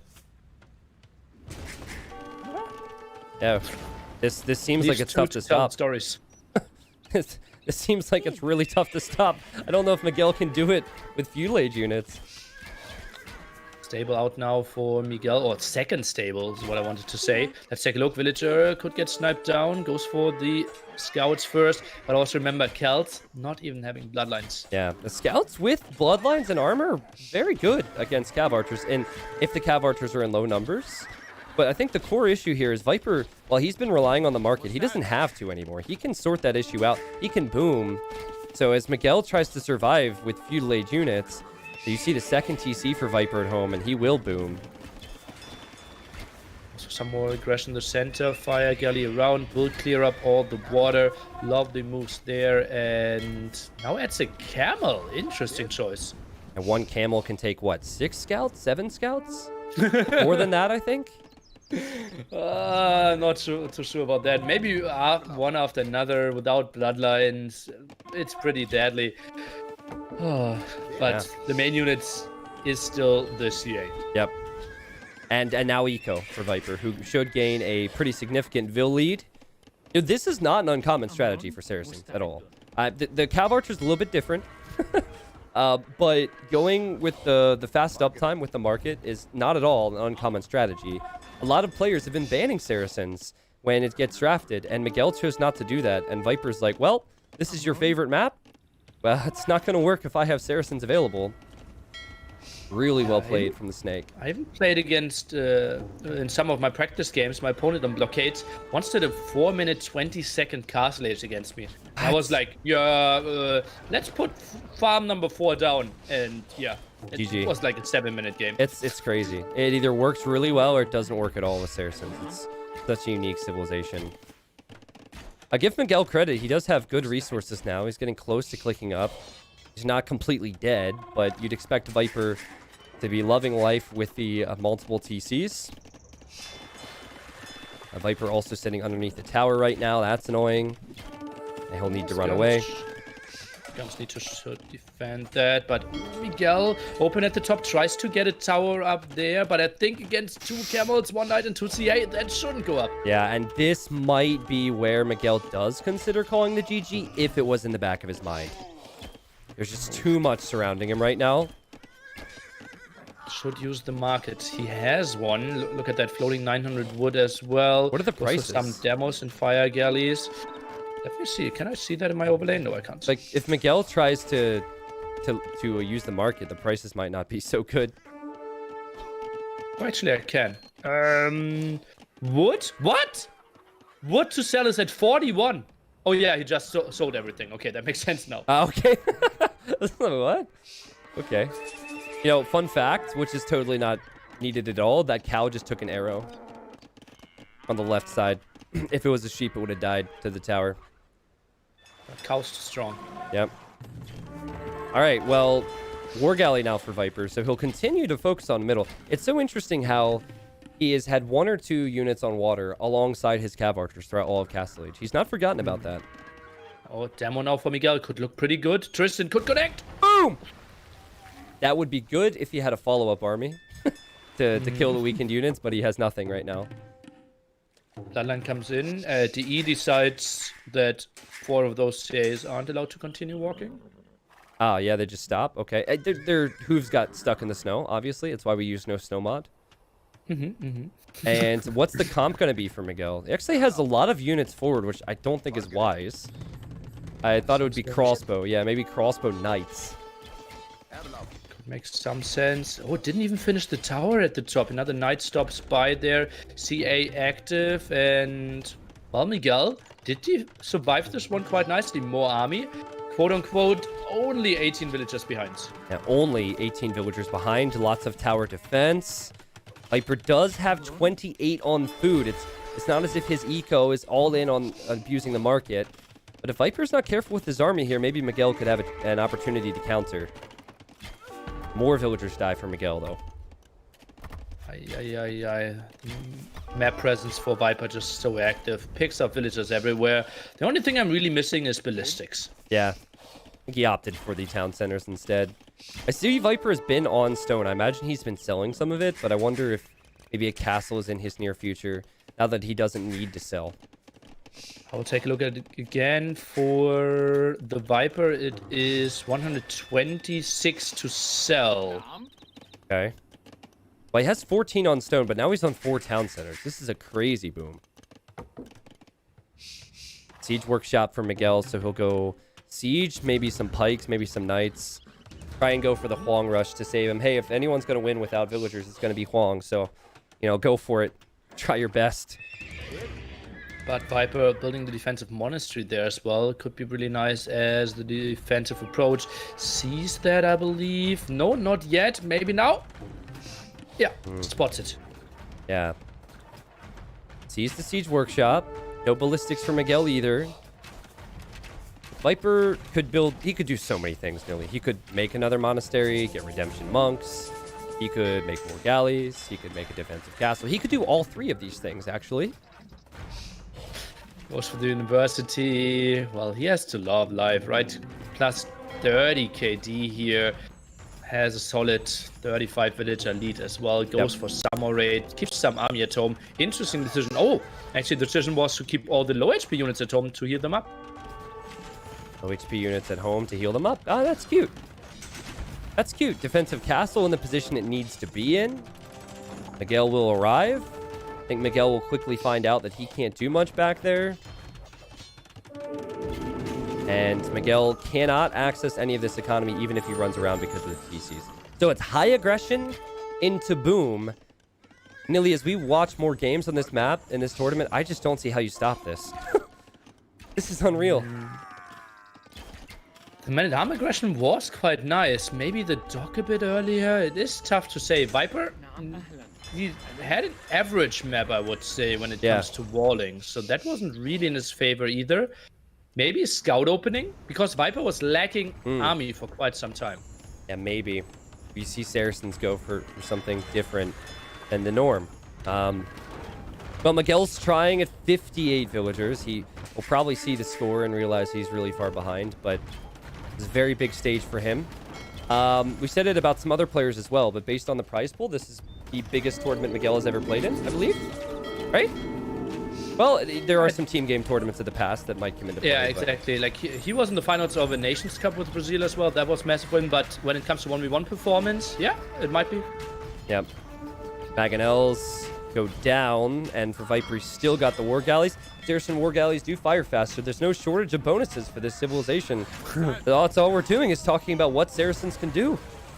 Yeah, and he's using every single one of those. Lovely stuff, and Miguel realizes this is not his game to win. Wow. Okay, so that was apparently the best map that Miguel had. That's what he said. He's think that's his best home map. He loses on it, and Viper goes 2-1 up. Viper is 1 win away from moving on to the next round. Miguel still has to win 2 games.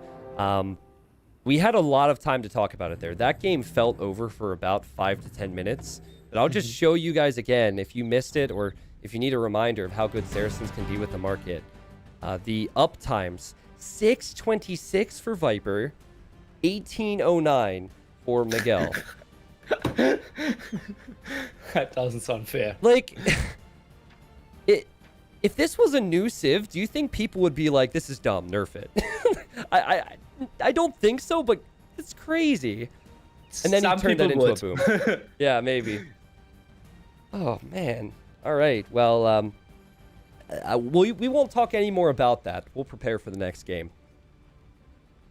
And the next game, we predicted Huns against Persians on Cross, something we already seen quite some time. Okay. Yeah, at Cross, I've seen enough games on this now to say that it's really hard for me to pick a Civ here. I think most pro players would prefer to play Huns because you don't have to build houses and it's more fluid. It feels better as a player, but there's definitely a point of the game if Persians can get to enough camels where Huns truly cannot stop the Persians. So both players have opportunities here. This has been one heck of a series. Yeah, Miguel showing that he is world class as well, that he should be considered to be top 16 in the world. Now his second home map, a bit the back against the wall. Last two games looked very convincing for the Snake. Yep, definitely. Game one was amazing from Miguel, but I think Miguel was able to gain a position and then hold that. And then in the second game, Viper took the early lead. Miguel never had a chance. And then in the third game especially, Viper took an early lead. Miguel never had a chance. So if you have Huns here, you have more potential to take an early lead over Persians, I would say. Yeah, it has to be super aggressive, right? We're still expecting both players to open with archer ranges. Can we maybe see the stable? I'm not the biggest fan of it, simply because the first aggression with archers and spearmen is just so strong. Do you think that Viper will dock in this game? Yes. It's Viper. I think that he will go to dock earlier than the other players did as Persians. Yeah, like earlier than LIEREY, I can guarantee you that. Oh, that was a weird one for sure. Whew, what's the mindset for Miguel now? I think Miguel, the second he saw he was up against Viper in the first round, he knew that he wasn't favored. He knows how good Viper is. I think that, you know, to have already gotten a win, he's probably feeling okay. I think you just got to execute here. I don't think Miguel's the type of player to be like too like tilty or frustrated. But it helps to have that win. So I think so as well. He knows that he can beat him now. His home map coming up. He should be prepared. He has a very strong civilization. Just needs to get into another nice opening, and then he has all the chances.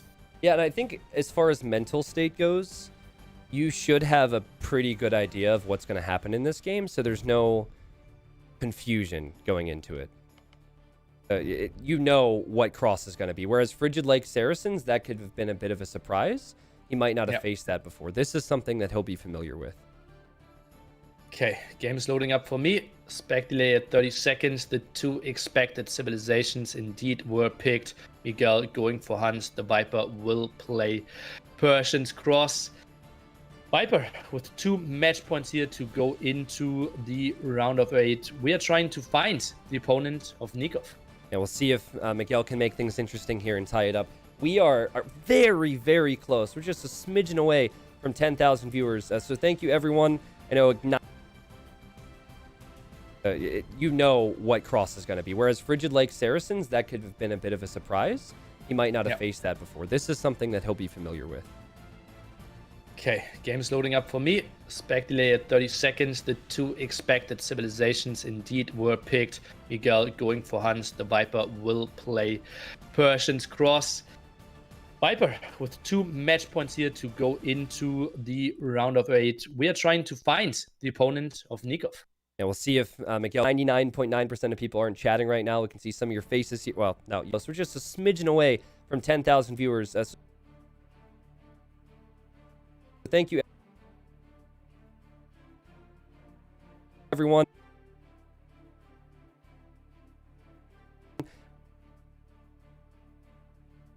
Him leaving the gold is probably not a big deal if he has the gold for let's say, bloodlines or the gold for fletching.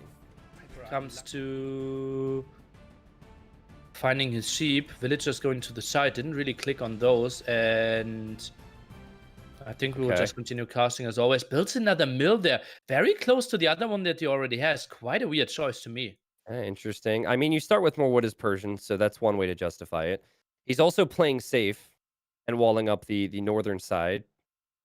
3 scouts. Lucky there when it comes to finding his sheep. Villagers going to the side. Didn't really click on those. And I think we will just continue casting as always. Builds another mill there. Very close to the other one that he already has. Quite a weird choice to me. Yeah, interesting. I mean, you start with more wood as Persian, so that's one way to justify it. He's also playing safe and walling up the northern side. 3 scouts for Miguel, but he does have the wood line and the back, and his gold is much better. So in terms of maps, I think Miguel has the slightly better map, but Viper does have a gold on the back. That's not something Miguel has as this game continues. Yeah, that's going to be problematic potentially. Stable for Miguel there as well. So both players, one stable, one archer range. Do we now see the big engagement? So far, 0 kills on either side, so you didn't miss anything. Yeah, I think Viper obviously wants to fight this as Miguel retreats. It's going to be fun to watch the micro here. Of course, Viper having the hill. I think... Well, I didn't like that for Viper, but I think Viper is in a nice position as far as this fight goes. 6 scouts against 4. He takes the spear out of the equation. Maybe that's better for him. No fletching yet for Miguel. Interesting choice that he didn't go for fletching, although he did the archer range opening. Is that a mistake or is that intentional? Something we don't see too often. 1 dog v1 dog. Still 0-0 KD. Ooh, this is getting intense, Tristan. Feels like a game 5 almost right here. It's just no players taking risks, and now Miguel takes the hill. Viper gets housed, something that Miguel will not have happen to him in this game. Wow, the micro, everything's so good. Miguel keeps the hill there. Viper with the open gold now wants to take the fight. Spearman in the back. Miguel is getting his Spearman getting focused down. No fletching on the archers. Imagine if fletching was here. I think Viper's gonna love this fight. He clears it up, and Miguel's archers will now all die. Viper was just waiting for it, waiting for the numbers and waiting for the upgrades. I imagine Miguel had to forget fletching there. I don't understand why he's making archers without fletching. I think he believes that he has that upgrade when he does not. So likely. Look at that. Drops another archer range. Drops another stable. He wants to go for so much army, but lost so much already. And now Viper, that gold isn't an issue for him whatsoever. The second mill could be seen as a bit risky. I think it's a good investment. Go into Viper's POV. He doesn't even know where Miguel is. What is this? Loses his army at the front, is splitting that one off. The scouts now trying to loop around, but yeah, that wasn't pretty. Maybe camping a bit more could have been better if he has no idea. On some level, that's so frustrating if you're Miguel, because there was... I know Viper would have found him, but the fact that Viper had not scouted him at all and just is ahead because he played defensive on the hill has got to kill Miguel. And also, Miguel's never going to expect that Viper will hit him from the other side of the wood line. Viper only came to this side of the wood line because he didn't know where it was. And it's forging as well, so more damage against those villagers. Trying to fight back again. That's the same as on Haboob.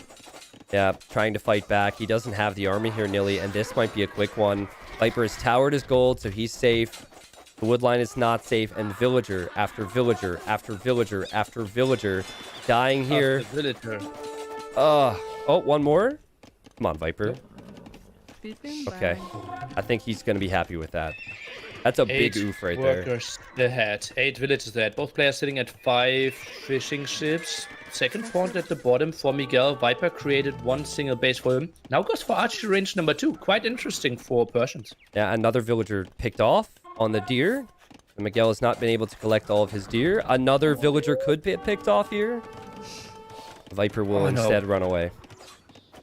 Okay, so Viper should clearly win this game, right? He did fish, so he's got that. It's not like Miguel has that over him. The TCs work faster. Let's see if Viper can close this out and move on to face an opponent he's seen frequently in tournaments over the last few years, and NICOV. Thoughts on the second range, besides that being different? I think he simply sees the open woodline in the front, or did he? He did not, so I think he simply doesn't want to die. Yeah. Knowing, okay, I have the better economy, but Miguel, 1 more pawn, and he goes for lots of army as well. Viper also will feel safe. Now goes for the market, another interesting choice. Maybe for a second tower. There's ever potential for comeback, it would be on this map, right? Oh, yeah? But lines and scale barding for Miguel. He has 5 scouts running into Viper's gold, where Viper has a tower that doesn't help against scouts. Viper loses 1, he loses 2, 3, and that's probably it then. Oh, nope, never mind. Oh, so low. Viper with the clear up at the top at the same time. That's why he was a bit distracted. KD better for the snake. Now thinking about going to Castle Age. Okay. Well, Castle Age makes sense here. I thought the archers might be because Miguel was very spear heavy at home. And that could lead to him winning the game.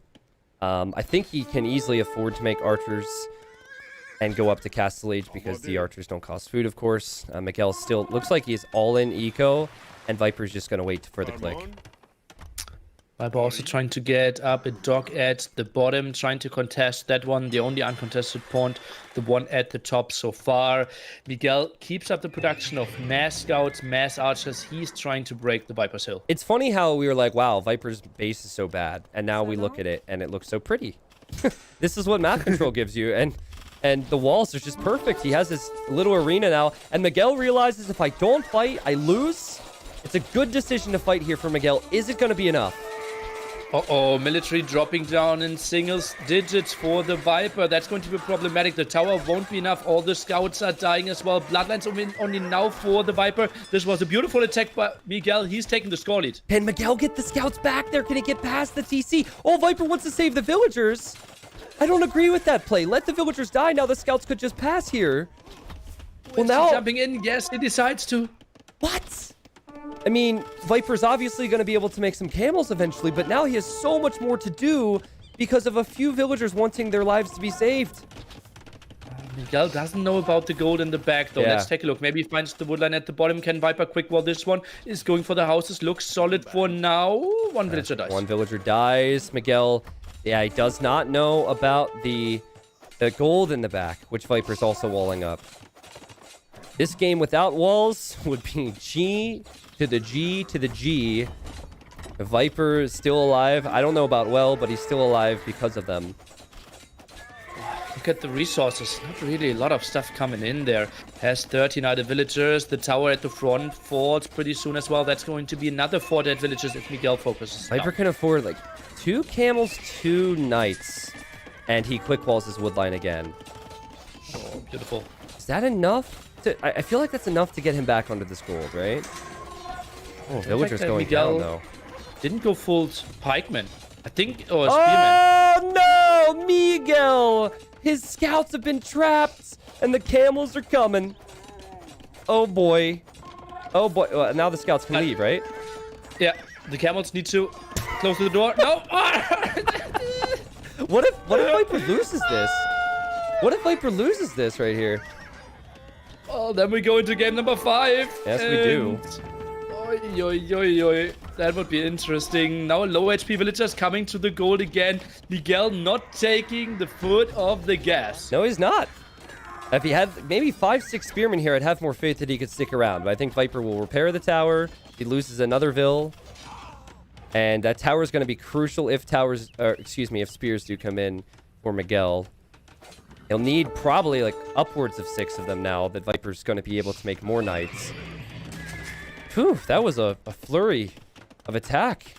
Compare villagers on gold, Tristan. Or on food. 29 workers on food for Miguel. Viper sits at 10, and that's because of 8 fishing ships. Viper has all this wood, and he wants to fish, but he's kind of overfishing in the left pond, and it looks like in the south he could be contested. Can Miguel win this? Oh my god, look at the idols underneath his TC, though. What is that? Some type of a family gathering? They're deciding who does the dishes this weekend? Like, no horse color either. Oh my goodness, this eco. Well, there's more important stuff happening, like the big attack again on the gold. All the camels died there. Let's take a look at the counter attack. Viper is back at it. Only 1 spearman to defend. Look at all those idols. Tristan, that's horrible. And that's unforced. This is because Miguel is... Oh! The game dropped for me. Quickly jump to my Surprise. POV. And we can still look at this, and maybe Thanks, you PE. stream or jump off from my stream, my man. So we still have all the aggression at the front. You, just connect back to the game, and then we will catch it from there. Sure. And, well, Viper still 4 knights around here in the back. And, well, not a lot of spearmen, only 1 to defend. Miguel needs to pull his villagers away. Viper still with a solid score lead. Miguel needs to pull away all his villagers. Now jumps under the TC. That's so many idols to correct, man. He has to do so many clicks. And Viper with such a good defensive position still with that town center. Takes pawn at the top now. So many spearmen here, and we did mention it earlier, that gold might be problematic. Viper still has the gold in the back, but, well, at the edge of the map, obviously not that efficient. Don't you think Miguel needs to find another angle? Now fighting against CA. Yeah, I feel like if Miguel had more on food and he had horse collar and wheel, I'd have more faith in him here. But the food eco is not good enough to create military and also go up to Castle Age behind this. Viper straight stop for now. Next army at the front. Viper with some CA will love to micro that one. Already won a game with all the CA when he played Saracens on Frigid Lake. Spearman going in deep. Now kissing the TC. What's happening here? Miguel! Miguel! I can't really see what's happening, so I'm just going to say that. Well, it was absolutely fitting, as if you were there, Tristan.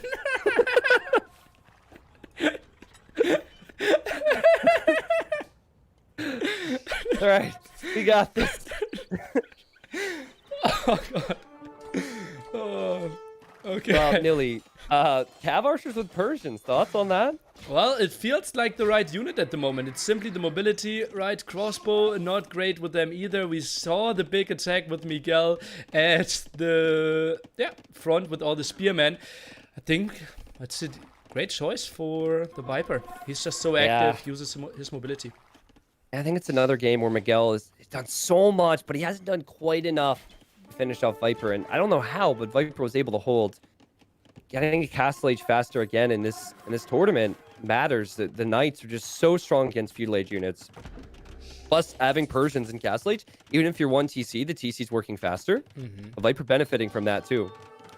Yes, 11 workers behind though will even that out potentially. Get some solid raids into the wood line there. CA is still active, retreating with the Knights. Only 1 loss and forced a lot of idols again. 20 idle workers here for Miguel. Is this a situation where Miguel's not resigning because it's the final game for him, if he does? Or do you think he is still trying to find a time window to attack? Well, he has 3 pawns, right? That's a good scenario for yourself. You know your opponent will fish quite a bit. Not really. That's... You can't see it, Tristan, but... We have a sneaky university at the edge of the map by the Viper. No idea what happened there. That's just... He's insulting Miguel with his intelligence. That's new. Oh, my word. Perfectly out of line of how sight. did the villager even get there? You had to walk past the wood line to build that university. I have no idea. Wants to go for ballistic there as well. 130 food here for Miguel, and he sees no other option for himself. Has to tap out. 3-1, the victory for the Viper. Solid set by both of them. Nili, I'm almost caught up. I'll be able to join you in a second. Okay, thank you. Yeah, GG. What a series. Like, seriously, Viper played so well. He answered any questions people might have had over his ability to adapt to the early pressure, especially in this game. An expected win for many, but I'd like everyone who's watching to smile or salute, or if you have a moment, just say some kind words to Miguel, because he, like many other players, was always going to struggle against the Viper, and he was able to qualify in astounding fashion against a player like Fire, who normally gets in, and we need players like Miguel to continue to play and continue to train to make this community better. But Nili, Viper wins. Do you think Viper had his best Red Bull performance, or do you think that it's only going to get better? I think the best Red Bull performance from him was semi-final against Sarah. That was so sharp. That was so great. Yeah. That's what I want to see if he moves on. This one didn't look super crazy, I would say. Looked shaky at his main gold. Frigid Lake looked pretty smooth. Arabia, questionable choices there with his eagle move outs. Hui. Well, Miguel really put him to the test, did take the W on Arabia, and I'm damn excited to see what's happening tomorrow when we jump into the quarterfinals. And me too.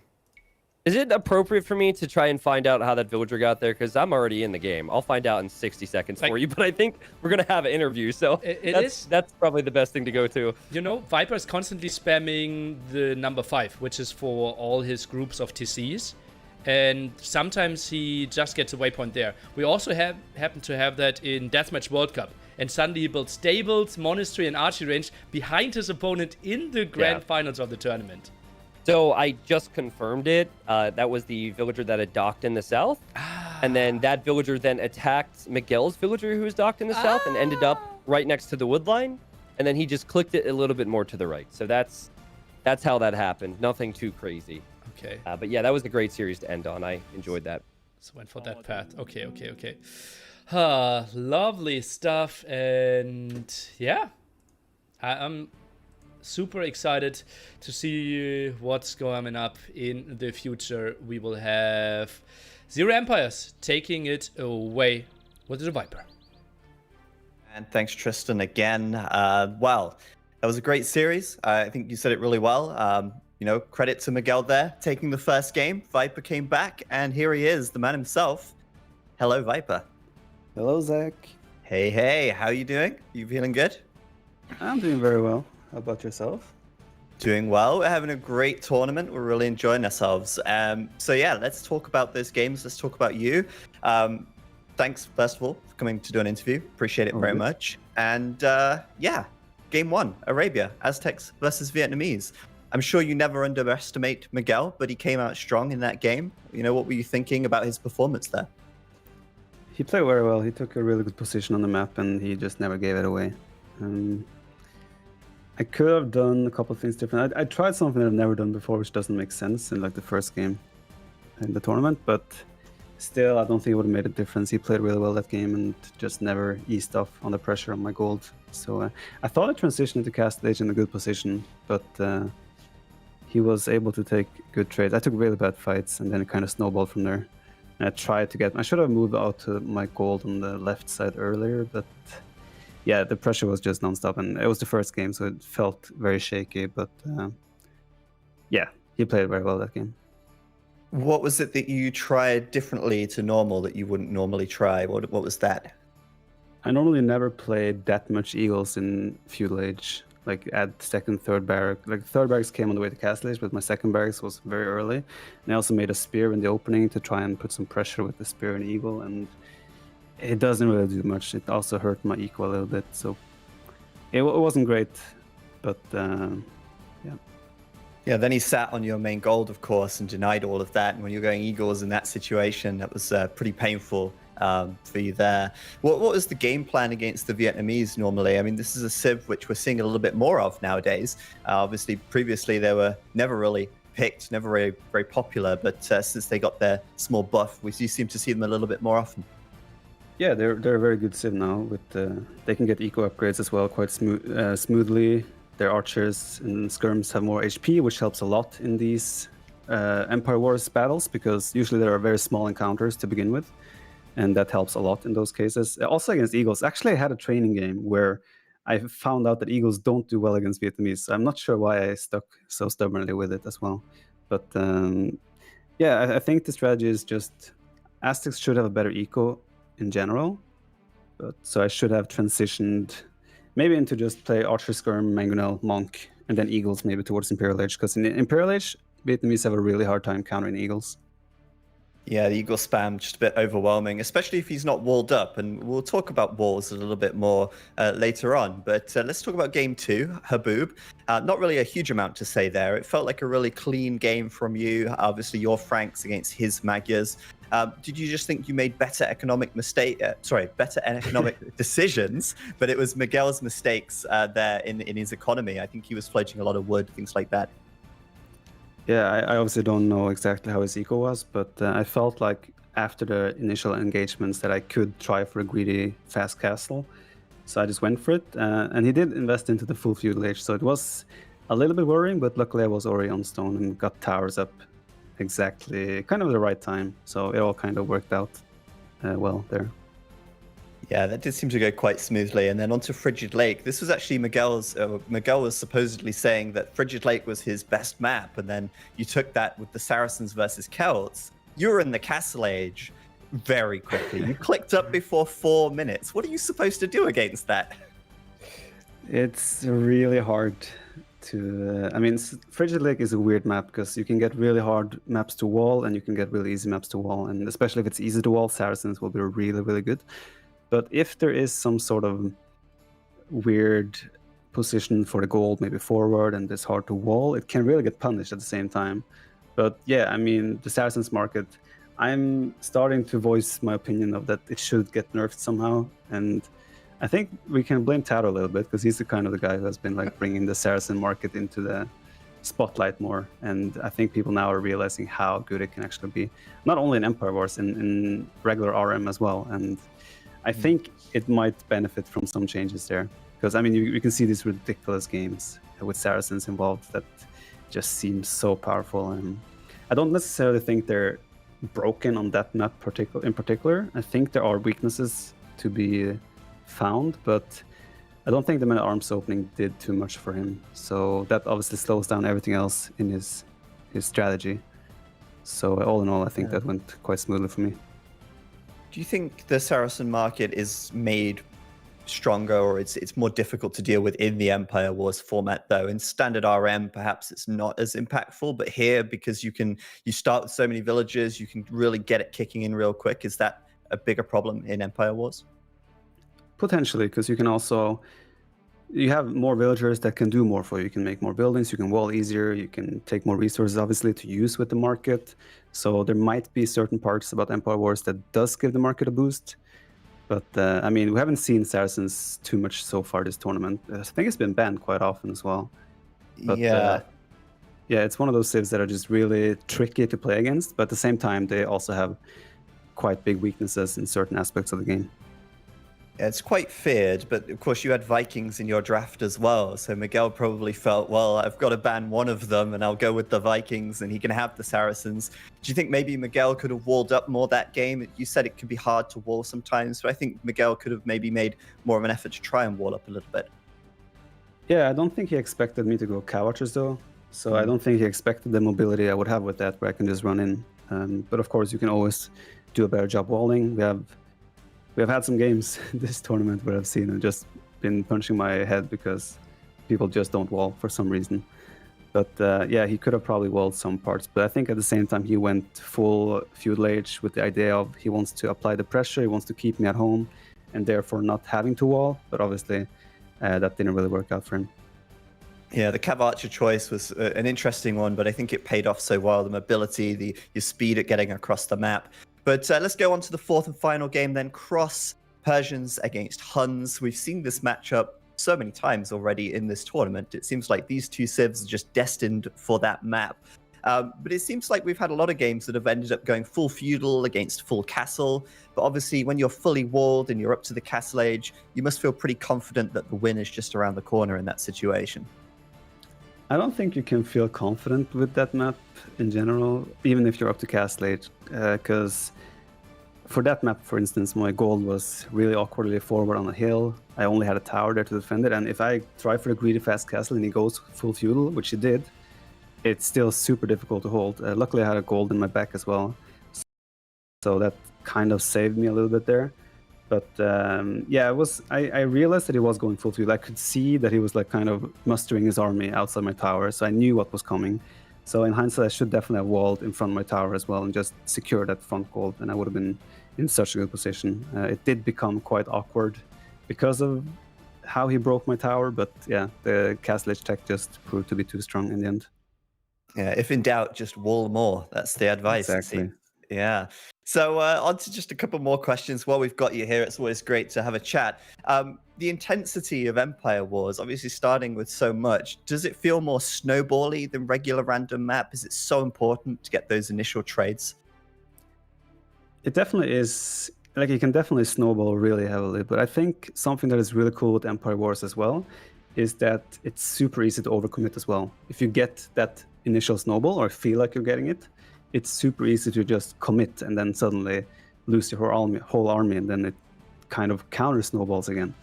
And I think that's a really cool dynamic with Empire Wars, where even though you are sort of getting the initiative and sort of pushing and kind of seems like you're winning, it can flip really, really fast. And yeah, I really enjoy that about Empire Wars. But yeah, there are certainly some maps which can be really snowballing. Speaking of maps, actually, there are some different maps. There's 6 new maps in Red Bull 2 compared to the first one. Do you think the maps are better now? Do you think it's better for a wider variety of civ choices? Or do you think the amount of viable civs is still a bit narrow? I think certain maps will always have a couple of civs that will clearly be better, but that's also the beauty of the game, right? 3 civs will be the best civs on that map, but then 5 different civs are the best on the other map.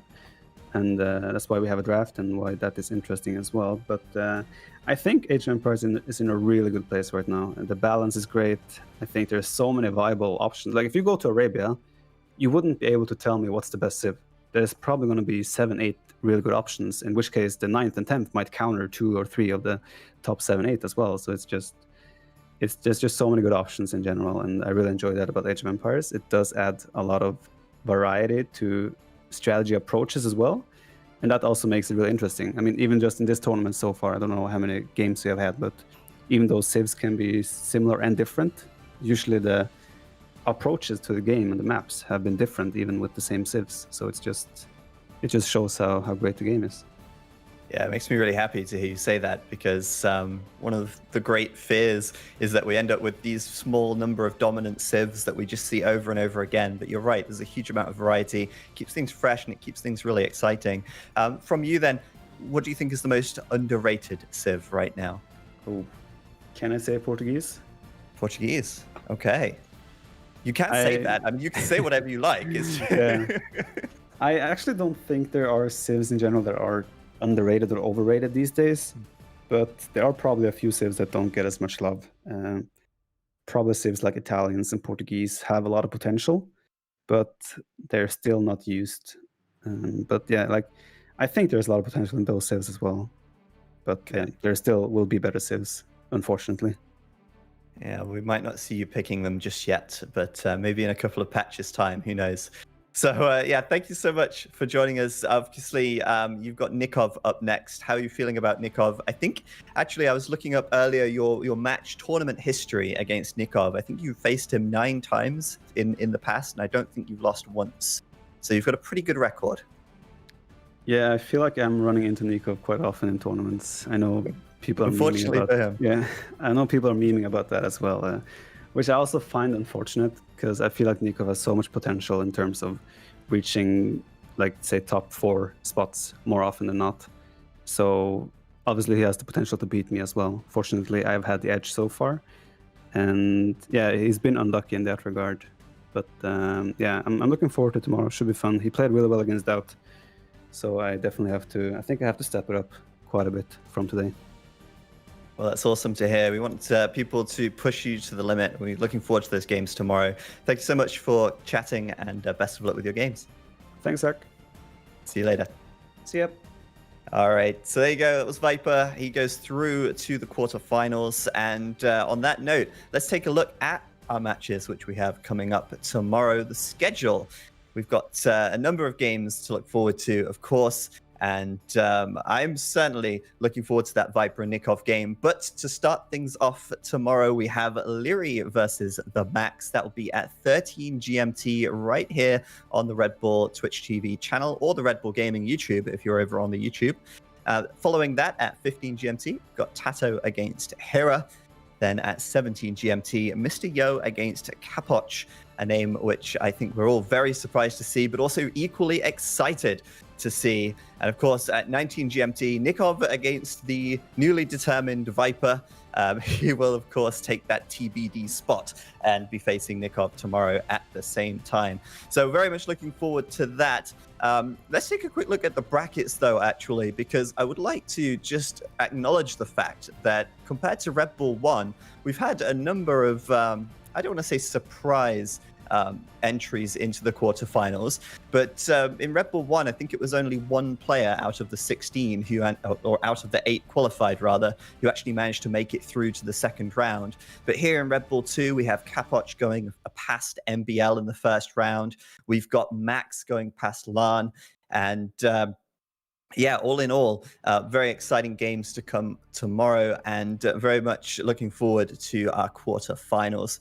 That's it, however, for us today. If you did catch if you missed any of the games, you can catch them on the VODs. That's going to be on the Red Bull Gaming YouTube channel, or you can watch the past broadcasts here on Twitch as well. So yeah, very much looking forward to that. Thanks again to Nili, T90, and of course Dave for casting today, and Robo behind the scenes, making sure all the players are on time. For us now, though, we're going to be heading off, and we'll see you tomorrow at 13 GMT for more Age of Empires action. Man, Leereyy's just doing enough, Dave, just to hold. Yeah, and VILLESE is going to be about 2 minutes behind the Castle Age. But that Leerery gold with the splits. Oh, this micro, dude. This is stupid. Stop it. Stop it, You need to Leerery. hit once. The biggest nerd. That was disgusting.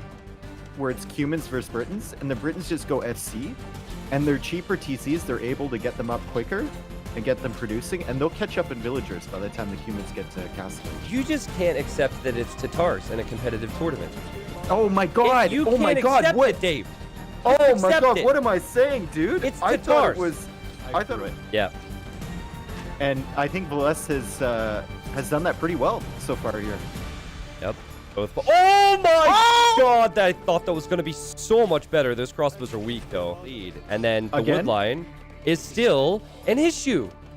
Oh, a wall! Another wall! And we're getting a fourth wall! A fifth wall! Okay, that's progress. And it's dead! And the villager, there's like 10 villagers there.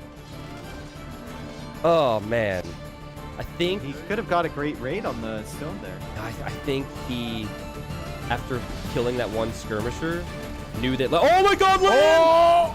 No! Max with a huge shot. In fact, most, if not all, of these skirmishers will die regardless. Crossbows. Now he's on Max's gold though, as Max is patrolling spears this way. Is Max gonna get in? Land is not repairing the walls. Oh, he needs another Just wall. in time, dude. He's in. No, he's in. This is the second time that Max is Back of Max's face. Oh my Max God. doesn't know where he is. What is happening in this game, Dave? What is He this? doesn't know where he is. He doesn't know. And now he's going to be off of food, and now he's going to be off of wood. Does he think he left?